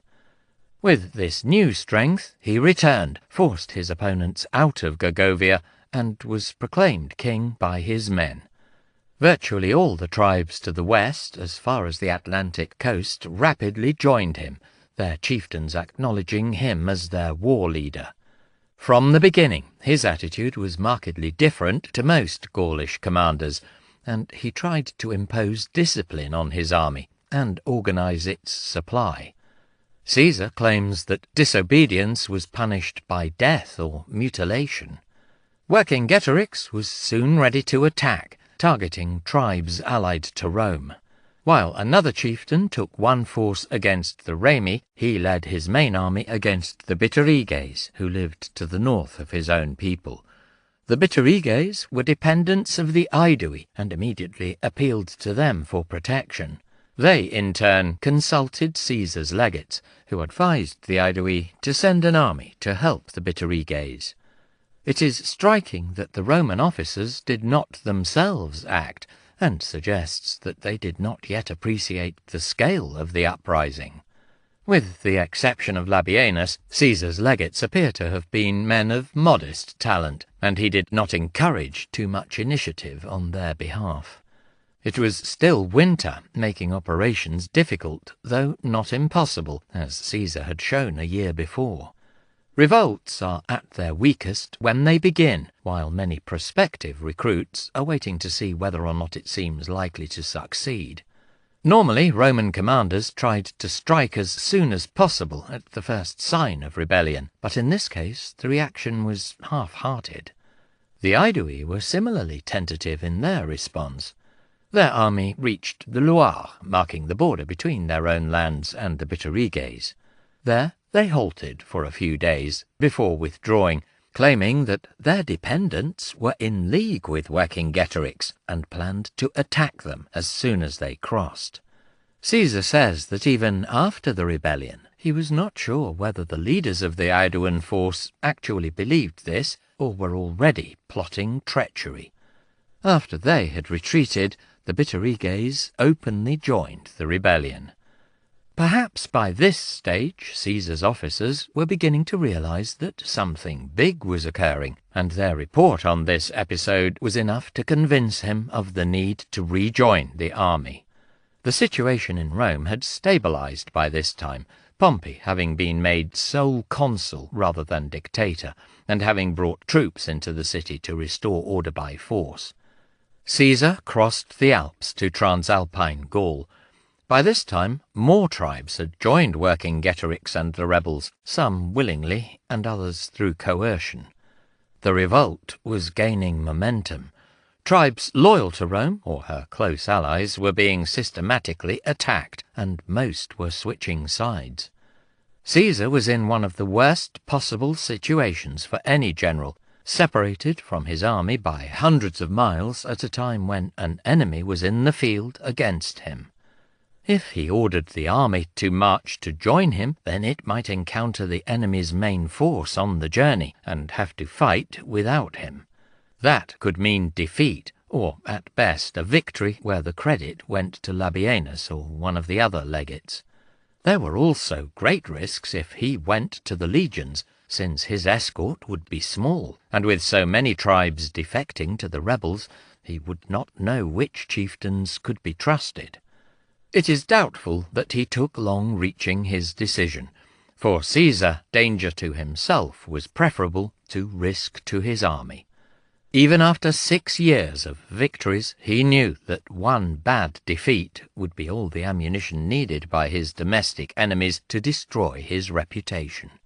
He also knew that it would be quicker for himself, his attendants, and probably some staff, and his escort of 400 German cavalrymen to hasten to the army than for the legions to march to him.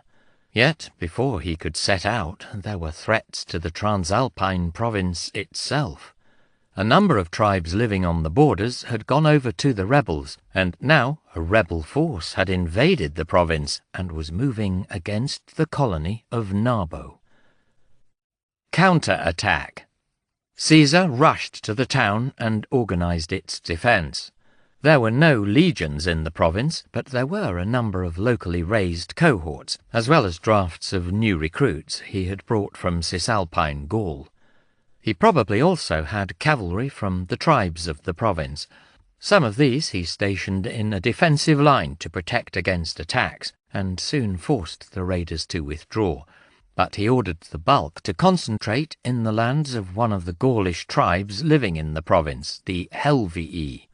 From there he led this improvised and largely inexperienced force over the pass of the Cevennes and down to attack the Arverni.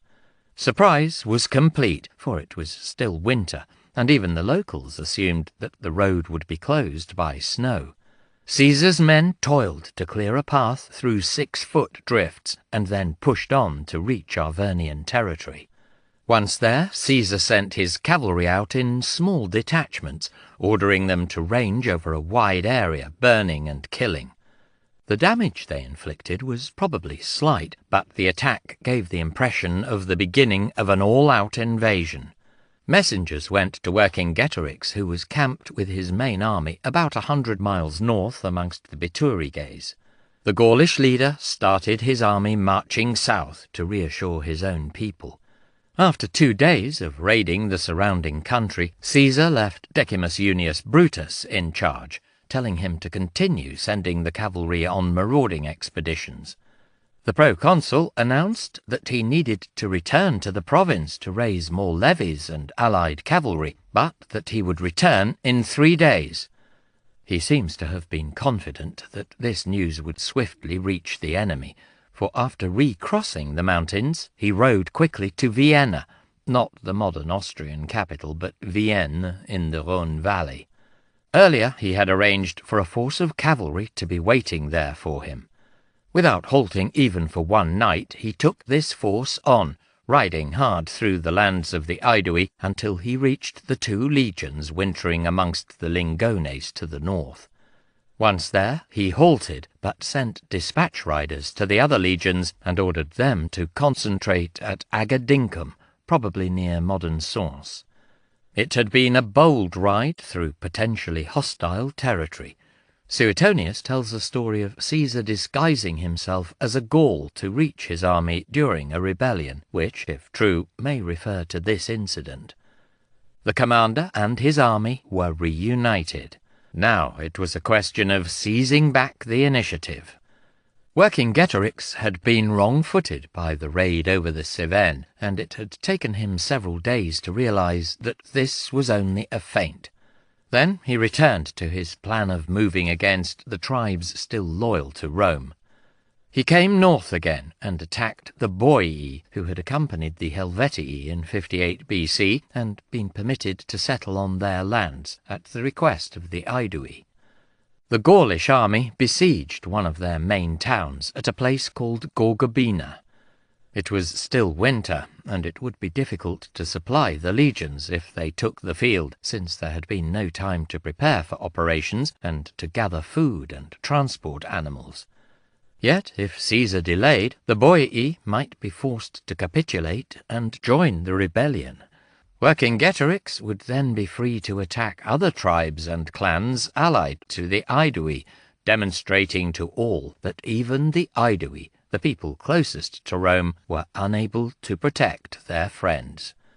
If this happened, then there was little incentive for any tribe to remain loyal to Rome. Rather than accept such a shameful humiliation, Caesar sent envoys to the Boii, telling them that he and the army were coming to their relief. The Aedui were instructed to gather sufficient grain supplies for the army's need. Then, leaving 2 legions to guard his baggage train at Agadincum, he led the remaining 8 to help the Boii. Only weak cavalry forces accompanied the column, for Caesar had not had a chance to raise the usual levy of allied contingents from the tribes. The Romans also had little food, which meant that they could not afford to remain in the field for very long unless they were able to find a new source of supply. It was a gamble, but it was better than sitting idly by and watching the revolt gain strength and momentum. Inactivity would be seen as weakness, but putting on a bold front and counter-attacking was likely to make wavering tribes and chieftains pause, at least for the moment. After a day, Caesar reached Valaunadunum, one of the walled towns of the Senones. The legions began to besiege the place, and on the 3rd day the inhabitants surrendered, promising to hand over their weapons, 600 hostages, and, most important of all for the army's immediate needs, pack animals. Moving on, the Romans came swiftly to Canabum, the place where the rebellion had begun with the massacre of the Roman merchants. Caesar reached it in only 2 days, surprising the townsfolk, who had not yet finished their preparations to resist a siege. It was late when the legions arrived, so the proconsul decided to postpone his assault until the following morning. Yet he also ordered 2 legions to stand to arms during the night, in case the townsfolk chose to flee across to the far bank of the Loire. The guess proved correct, and at about midnight the Roman scouts reported that crowds of people were heading from the town for the bridge over the river. There was no significant resistance when he sent his 2 legions into the town, while congestion at the bridge prevented many of the people from escaping captivity. Caesar ordered the town to be sacked and then burnt down, and presumably had most of the prisoners sold as slaves. He then crossed the Loire and advanced against the Bituriges. The Romans had regained the initiative, forcing Vercingetorix to respond to their actions and not vice versa. The latter had already abandoned his attack on the Boii and hurried back to protect the Bituriges. The Gaulish army arrived just as the Romans were accepting the surrender of the town of Noviodunum, and prompted the townsfolk to renew the fight, chasing out the centurions and small groups of soldiers who had entered their walls. A cavalry combat took place in the fields outside the town, and the Romans eventually won this when Caesar threw in his band of 400 Germans. This minor success, as well as the fact that the Romans were close outside their walls, and the bulk of the Gaulish army still some way away, prompted the people of Noviodunum to change their minds for a second time, and they surrendered again, handing over the men responsible for breaking the truce. Caesar resumed his advance, heading for Avaricum, modern Bourges, one of the most important, and certainly the best defended town of the Bituriges. Having regained the initiative, it was vital to keep it and give the enemy no chance to recover. From the beginning, Vercingetorix was sceptical about his ability to defeat the legions in battle, and the speed with which the Romans had taken 3 towns had only confirmed his respect for their fighting power and siegecraft. Instead, he planned to shadow the enemy, ambushing small detachments but not risking a massed encounter. He wanted to deprive the Romans of supplies, and to do this he told his followers that they must be utterly ruthless. Private possessions must be disregarded, villages and houses put to the torch in all areas as far afield as the enemy foragers were likely to range from their main route of march. Even entire towns that could not be protected from the enemy were to be destroyed to prevent the legions from capturing the food stores within them. The Bituriges set fire to 20 of the main settlements in response to this order. Vercingetorix argued that, terrible though this was, the alternative was death for the warriors and enslavement for their families.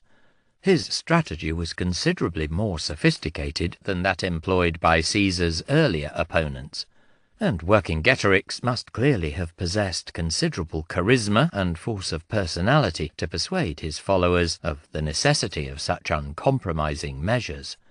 It was remarkable just how much the tribes were willing to sacrifice, but unsurprising that they occasionally balked at the prospect. After pleas from all the leaders of the Bituriges, Avaricum itself was not destroyed. Vercingetorix grudgingly made an exception of the town, although he lacked their conviction that its natural and man-made defences rendered it impregnable. Avaricum was certainly a more daunting prospect than the towns taken so easily in the past weeks. Surrounded by river or marshes on most sides, there was only one practical route for an assault, and it was next to impossible to create a solid blockade. Caesar's army camped at the foot of this slope and began to build a ramp that would allow them to reach the wall. The legionaries also made mantlets and sheds to shelter the workers as they got nearer to the enemy, and 2 siege towers to climb the ramp when it was finished. Caesar's 8 legions were most likely under strength, so that he had perhaps 25,000 to 30,000 men, along with a few thousand auxiliaries and many more slaves and camp followers. It was very difficult to feed such a force while it was moving. When it settled down to besiege Avaricum, the task became almost impossible. Foraging was unproductive and dangerous, since Vercingetorix was camped no more than 16 miles away, and shadowed every detachment the Romans sent out, cutting up any group that became exposed. The proconsul sent repeated messages to the Aedui and Boii, asking them to send him convoys of provisions, but very little arrived. The Aedui showed no enthusiasm for this task, although perhaps in part because they had been one of his main sources of supply since 58 BC. The Boii were still grateful for his support, but were too small a people to have much of a grain surplus available. The scorched earth tactics of Vercingetorix were beginning to bite. At one point the Romans completely exhausted their stocks of grain, but fortunately the foragers had brought in enough cattle for these to be slaughtered and a meat ration supplied. Caesar praised his men for their fortitude in keeping on working while receiving only a meagre and monotonous issue of food. The persistent myth that Roman legionaries were vegetarian is based on a misunderstanding of this and a couple of other passages. Normally they ate a balanced diet of meat, grain, and vegetables. What was exceptional in this case was that they were receiving only meat, not that they were eating it at all. In spite of the shortages and the watching menace of the main Gaulish army, for Vercingetorix kept in close communication with the defenders of the town, the legionaries kept toiling at the siege works. Caesar toured the lines as they laboured, inspecting the work and encouraging the men. On several occasions he offered to abandon the siege and withdraw if they felt that the task was beyond them. It was a clever way of exploiting the legionaries' pride in themselves and their units, as no one wanted to be seen as the first to quit. The men implored him to let them finish the job, rather than suffering the shame of giving up. The memory of the massacre of the Romans at Canabum was still strong and provoked widespread anger. Caesar tells us that the soldiers requested their officers to emphasize to him their determination to continue and their absolute faith in their ultimate victory. By this time the ramp was getting bigger, so that the siege towers could move close to the walls, though not yet close enough for the rams mounted in them to begin creating a breach. It was not only the Romans who were facing supply problems, and there were serious shortages in the Gaulish camp. In part, this was simply because of the season and the need to remain in one place, but it also highlights the lack of logistic organization in tribal armies. Vercingetorix was a better commander than most Gaulish leaders, and his army more flexible and better prepared than the average tribal force, but it still lagged a long way behind the Roman army in these respects. The progress of the siege may also have made him feel that he needed a fresh victory to encourage his men. The Gaulish army moved a little closer to the town. He then led out his cavalry and light infantry in person, hoping to mount an ambush on the Roman foragers. Caesar found out about this, either from his patrols, from prisoners, or from deserters, and took the bulk of his army out to threaten the Gaulish camp. The enemy formed up to meet him, but were in too strong a position for him to attack without suffering heavy losses. The legionaries were keen for battle, encouraged by their own record of success and brimming over with the frustration caused by hard work and short rations. Caesar told them that he would not suffer casualties needlessly, for their lives were more important than his own needs. The Romans watched the enemy for a while and then marched back to camp. The threat had been enough to cause Vercingetorix to change his plans and return to his main force. Caesar had made it clear that Vercingetorix could not press too closely if he was unwilling to fight. For a while there was dissension in the Gaulish army, some even claiming that Vercingetorix was in league with the Romans and wished to be made king of all Gaul with Caesar's aid. It is more than likely that the two men had met, and fairly probable that Vercingetorix had even received some favours from Caesar during his cultivation of the Arvernian aristocracy. Eventually Vercingetorix calmed his men, bringing out captive Roman slaves and claiming that they were legionaries. The men had been coached to tell a plaintive story of the hardships and shortages in the Roman camp. Having convinced the men of the wisdom of his plan, he and the other chieftains selected 10,000 warriors and sent them to reinforce Avaricum. Sieges were tests of ingenuity as much as sheer determination. Some of Avaricum's importance came from the iron mines in the area, and as a result, skilled miners were available to try to undermine the Roman ramp. Other men worked to run up wooden towers, strengthening the wall, and kept adding to these as the Romans increased the height of their own works. As the defender or attacker gained an advantage, so the other tried to devise a countermeasure to rob them of it. Yet, in the end, the Romans had greater engineering skill, and in spite of frequent sallies aimed at setting light to it, after 25 days the ramp was virtually complete. All in all, it measured 330 feet wide and 80 feet high, and had almost reached the town wall, so that soon the battering rams in the towers would be in range. That night the defenders set light to the timber supports in their mine, hoping either to collapse the whole ramp or to set fire to it. In the small hours, Roman sentries spotted smoke coming from the wooden ramp. Almost immediately a shout went up from the wall, and 2 groups of defenders charged out of separate gates carrying torches and incendiary material as well as weapons. According to Caesar's standing orders, 2 legions were on picket duty throughout the hours of darkness.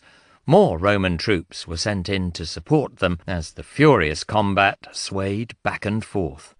Some of the legionaries fought off the enemy, while others dragged the siege towers back to safety, although they were not able to save some of the mantlets and shelters further up the ramp.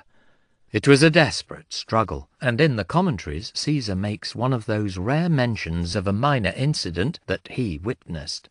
A Gaulish warrior stood near one of the town gates and kept hurling lumps of pitch and tallow at the Roman works. He was killed by the bolt from a scorpion, one of the Romans' light artillery pieces that shot its projectile with great accuracy and appalling force. As soon as he fell, another took his place, then another and another, as each was struck down by a bolt from the same ballista. Caesar was clearly impressed by their courage, something that the commentaries never tried to deny the Gauls, even if Caesar tended to depict it as somehow not quite as good as the disciplined bravery of the legions. After bitter fighting, the defenders were driven back inside their walls, having failed to inflict enough damage to seriously impede the Romans. A day later they willingly obeyed Vercingetorix when he urged them to escape from the town. Under cover of darkness, the warriors tried to sneak out of the town and make their way through the marshes to the main army. The attempt failed when their abandoned families realized what was happening and raised such loud cries that it was feared the Romans would discover their purpose. On the following day, the 27th of the siege, the legionaries completed the ramp. It was raining heavily, and Caesar decided on an immediate assault, judging that the defenders were likely to be off their guard. Orders for the storming were issued, and the necessary preparations made, the attacking troops forming up under cover of the sheds and shelters of the siege works to conceal the Roman purpose. Roman generals were always keen to encourage individual boldness, and the proconsul promised great prizes to the first men over the wall. At a signal, the men suddenly erupted from cover and charged forwards, overcoming the surprised defenders and quickly seizing the rampart. A few parties of Gauls formed up in such open spaces as the marketplace, but their nerve cracked when they saw the Romans swarming around the walls.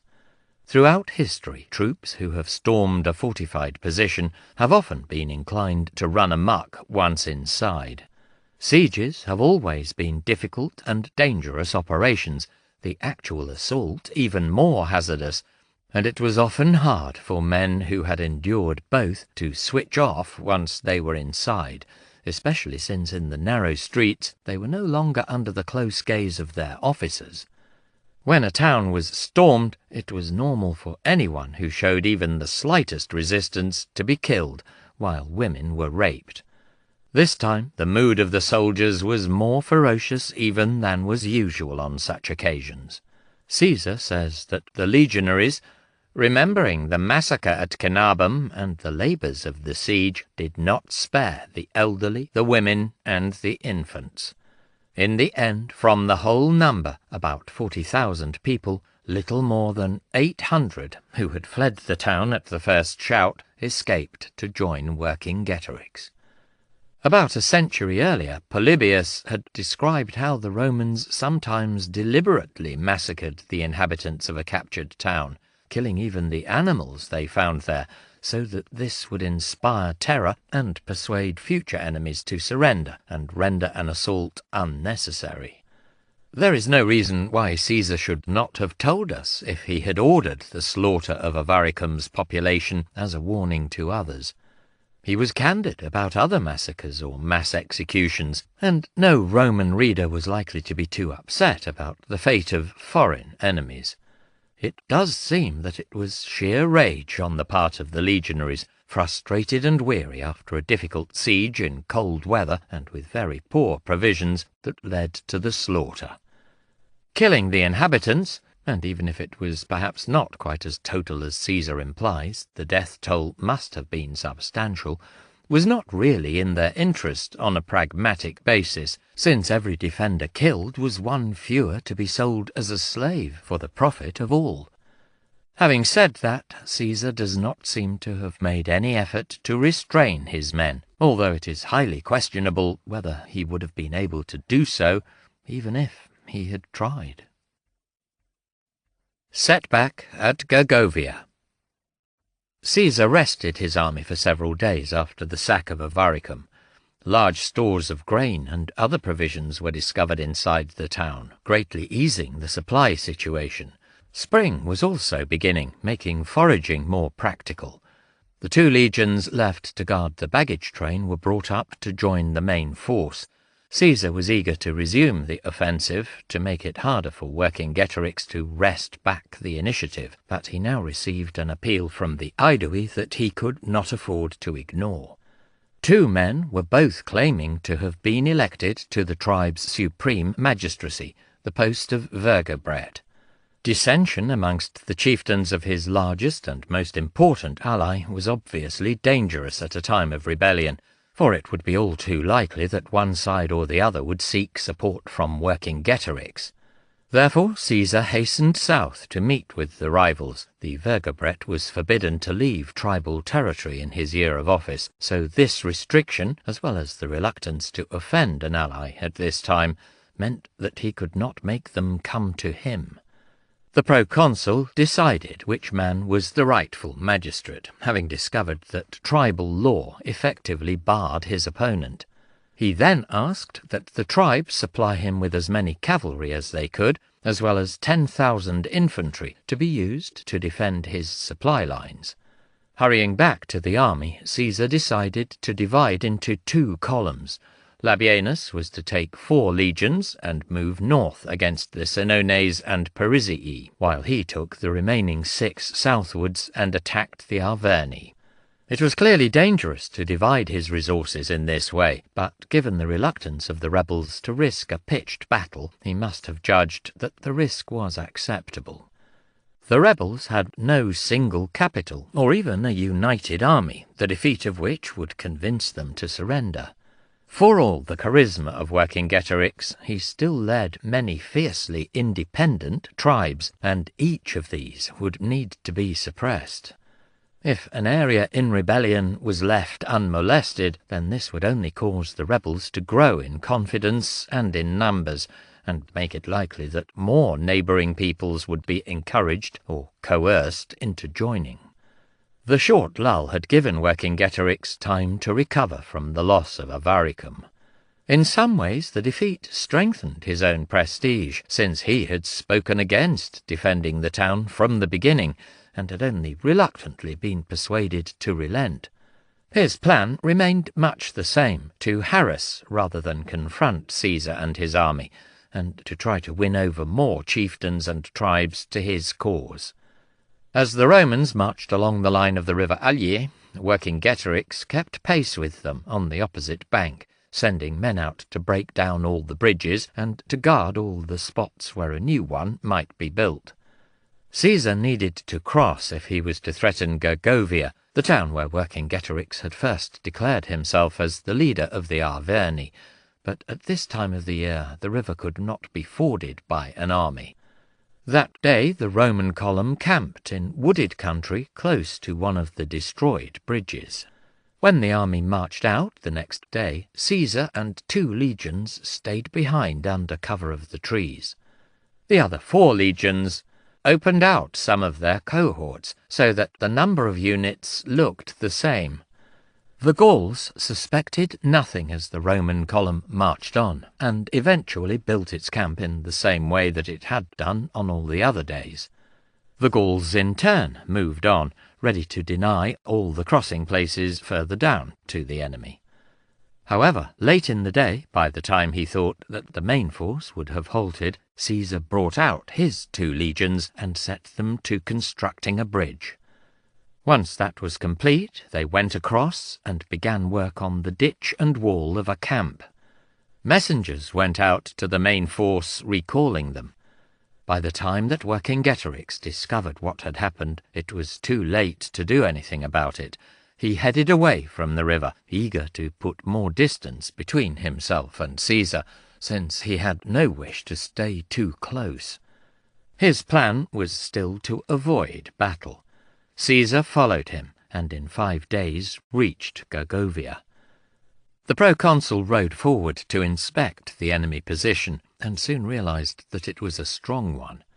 The town itself stood on a hill, and on the rolling high ground around it, Vercingetorix had camped his army, each tribal contingent having been allocated a position to hold. Direct assault looked impractical, and would certainly be costly. The enemy might be starved into submission, but the Romans could not hope to mount an effective blockade until they had secured their own stocks of food. A convoy from the Aedui was on its way, but had yet to reach the army. As Caesar waited, he mounted a night attack to capture one of the Gaulish outposts, giving him a position from which to threaten the enemy's water supply and access to forage. A smaller camp occupied by 2 legions was built on this spot, and connected to the main camp by a route enclosed by a deep ditch on either side. Both sides settled down to watch their opponents warily, sending out their cavalry and light infantry to skirmish, but neither willing to risk a full-scale battle. Vercingetorix held daily meetings for his chieftains, and for the moment continued to impose an unusually high standard of discipline for a tribal army. The loyalty of the Aedui was beginning to waver. Convicto Litavis, the man whose claim to the post of Vergobret Caesar had upheld, was in secret contact with representatives from the Arverni, and had accepted gifts from them. At his instigation, a chieftain called Litaviccus, who commanded the 10,000 warriors escorting the food convoy to Caesar's legions, resolved to turn against his Roman allies. Halting the convoy when he was 30 miles from Gergovia, he announced to his men that the Aeduan cavalry serving with Caesar had all been executed by the Romans on a charge of negotiating with the enemy. Their only choice was to join Vercingetorix, and so save themselves from a similar fate. Like the Arvernian chieftain, Litaviccus was said to have produced men who claimed to be survivors of this massacre, and told a dreadful story of Roman treachery. The ruse worked, and the Aedui swiftly turned on the Romans accompanying the column, torturing them to death and plundering the food they were escorting. When news of this reached the Aeduan chieftains leading the cavalry with Caesar's army, one of them went straight to the proconsul to report what he had learned. Caesar immediately led out 4 legions in marching order, urging the troops on until they managed to cover 25 miles and had come within sight of Litaviccus's men. The proconsul sent the Aeduan cavalry on ahead, telling them to show themselves to their fellow tribesmen and so expose the lies of Litaviccus. The warriors of the escort promptly surrendered, while Litaviccus and his retainers fled and made their way to join Vercingetorix. Giving his legionaries only 3 hours' rest, Caesar force-marched the weary men back to the positions outside Gergovia. On the way they met dispatch riders sent by Fabius, the legate left in charge of the 2 legions outside the town. He reported that they had come under heavy attack throughout the day, and with 2 legions having to cover positions built for 6, had barely managed to hold their own, aided by the power of their artillery. Caesar quickened the pace and managed to bring his forces back to the camps before dawn. Their presence was enough to deter Vercingetorix from another direct assault on the Roman positions. Caesar had sent messengers to reassure the Aedui, but riders sent by Litaviccus arrived first and prompted Convicto Litavis to raise his people against Rome. At the town of Cabillonum, a military tribune and some Roman merchants were persuaded to leave and then set upon by a mob. As more and more Gaulish warriors arrived to share in the spoils, Caesar's messengers arrived, informing them that their cavalry contingent and the 10,000 infantry were all now in Caesar's camp, and thus not only still loyal to him, but effectively in his power. The Aeduan leaders officially repented of their actions, blaming the common folk of the tribe. For the moment, Caesar was content merely to remind them of his past favours and urge them to renewed loyalty, but privately he knew that the alliance with Rome hung by the slightest of threads. His position was no longer good. Although he had regained the initiative for a while by launching an offensive, now he was stuck outside Gergovia without the resources to drive off Vercingetorix and his army or to take the town. Staying where he was would achieve nothing, but withdrawing would mean a huge loss of face. Since he had raided the Arverni from Transalpine Gaul months before, he had kept on attacking and advancing almost without pause. In practical terms, this had forced Vercingetorix to react to him. But even more important was the impression it created of absolute confidence in Rome's overwhelming might and the inevitability of her ultimate victory. It did not matter if the impression was largely a facade. It was still powerful in the minds of those who were as yet undecided on whether or not to join the rebellion. Once Caesar stopped advancing and began to retreat, then the illusion of Roman invincibility would be shattered. Withdrawal in the face of the enemy was always a dangerous operation, and in this case it would be seen as an admission of failure, and was very likely to convince uncommitted tribes that the rebellion was going to succeed. However, it would allow him to regroup and add Labienus's 4 legions to his force. With 10 legions he would probably have had sufficient strength to win at Gergovia. Caesar chose the lesser evil and decided to withdraw, but hoped first to win a minor victory, and so make his pulling out seem less of a retreat. While inspecting the smaller fort, the proconsul noticed that one of the hills, which had been strongly occupied by the Gauls on previous days, was now virtually empty. Interrogating some of the many deserters who had come into the Roman lines, he was told that Vercingetorix had become very worried that the Romans might take one of the other hilltops, and so had drawn off most of his men to fortify it. Caesar saw the opportunity and began to feed the enemy's insecurity. That night, cavalry patrols were sent out to look at the hill Vercingetorix was busy fortifying. The horsemen were told to make more noise than usual, just to ensure that the Gauls were aware of their presence. On the following morning he mounted large numbers of the army's slaves on pack horses and mules, gave them helmets to wear, and putting a few genuine cavalrymen around them to make the deception more convincing, sent the whole mass off towards the same spot by a roundabout route. Later on, a legion followed them, but halted in some dead ground, and then took cover in a patch of woodland. As the Gauls' attention was drawn towards the place where they expected and feared attack, Caesar saw their forces shift to meet it. Then he quietly moved his legions to the smaller camp, telling them to keep their shields covered and have their crests out of sight. They moved not as organized cohorts, but as dribs and drabs, strolling along without any impression of purpose. Caesar briefed the legates put in charge of each legion, explaining what he wanted them to do, and emphasized that they must keep their troops under control and not let their enthusiasm for battle or hope of plunder carry them too far forward. At a given signal, the legions attacked up the slope, while the Aedui went up the opposite side of the same spur. Each group made its way as best it could, but the ridge was broken by re-entrants, and it was often difficult for one group to see the others.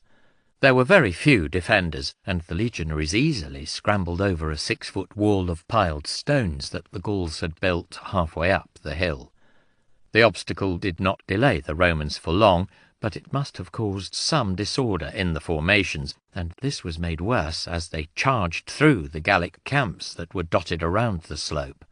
The king of one tribe, who had not long before defected to Vercingetorix, was surprised in his tent and was still only half-dressed when he managed to gallop away.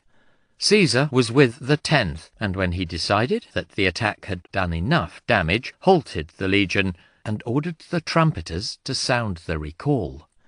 The sound did not carry well. Some officers heard it and tried to get the legionaries to obey, but most of the men kept on going. They surged up through the camps against the wall of the town itself. In the past they had overwhelmed and destroyed far more numerous opponents in surprise attacks, and perhaps memories of these successes spurred them on. For a while it looked as if Gergovia might actually fall, for there were very few defenders at this spot, and the inhabitants panicked. Married women held down clothing and silver from the wall, and bearing their breasts stretched out their hands to beg the Romans to spare them, and not massacre women and children as they had done at Avaricum. Some of the women even lowered themselves by hand from the wall, and gave themselves to the soldiers.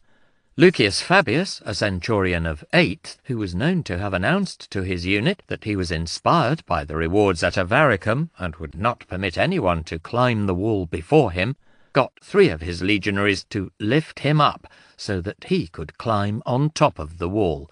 He then pulled each of them up onto the rampart.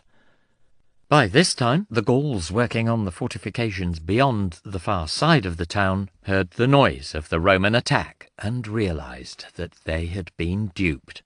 Vercingetorix also started to get messengers bringing pleas for help from the townsfolk. He sent his cavalry back to meet the Roman attack, and the warriors on foot followed. As they arrived, thoughts of surrender were banished from the minds of the townsfolk, and the women on the walls now started to implore their menfolk to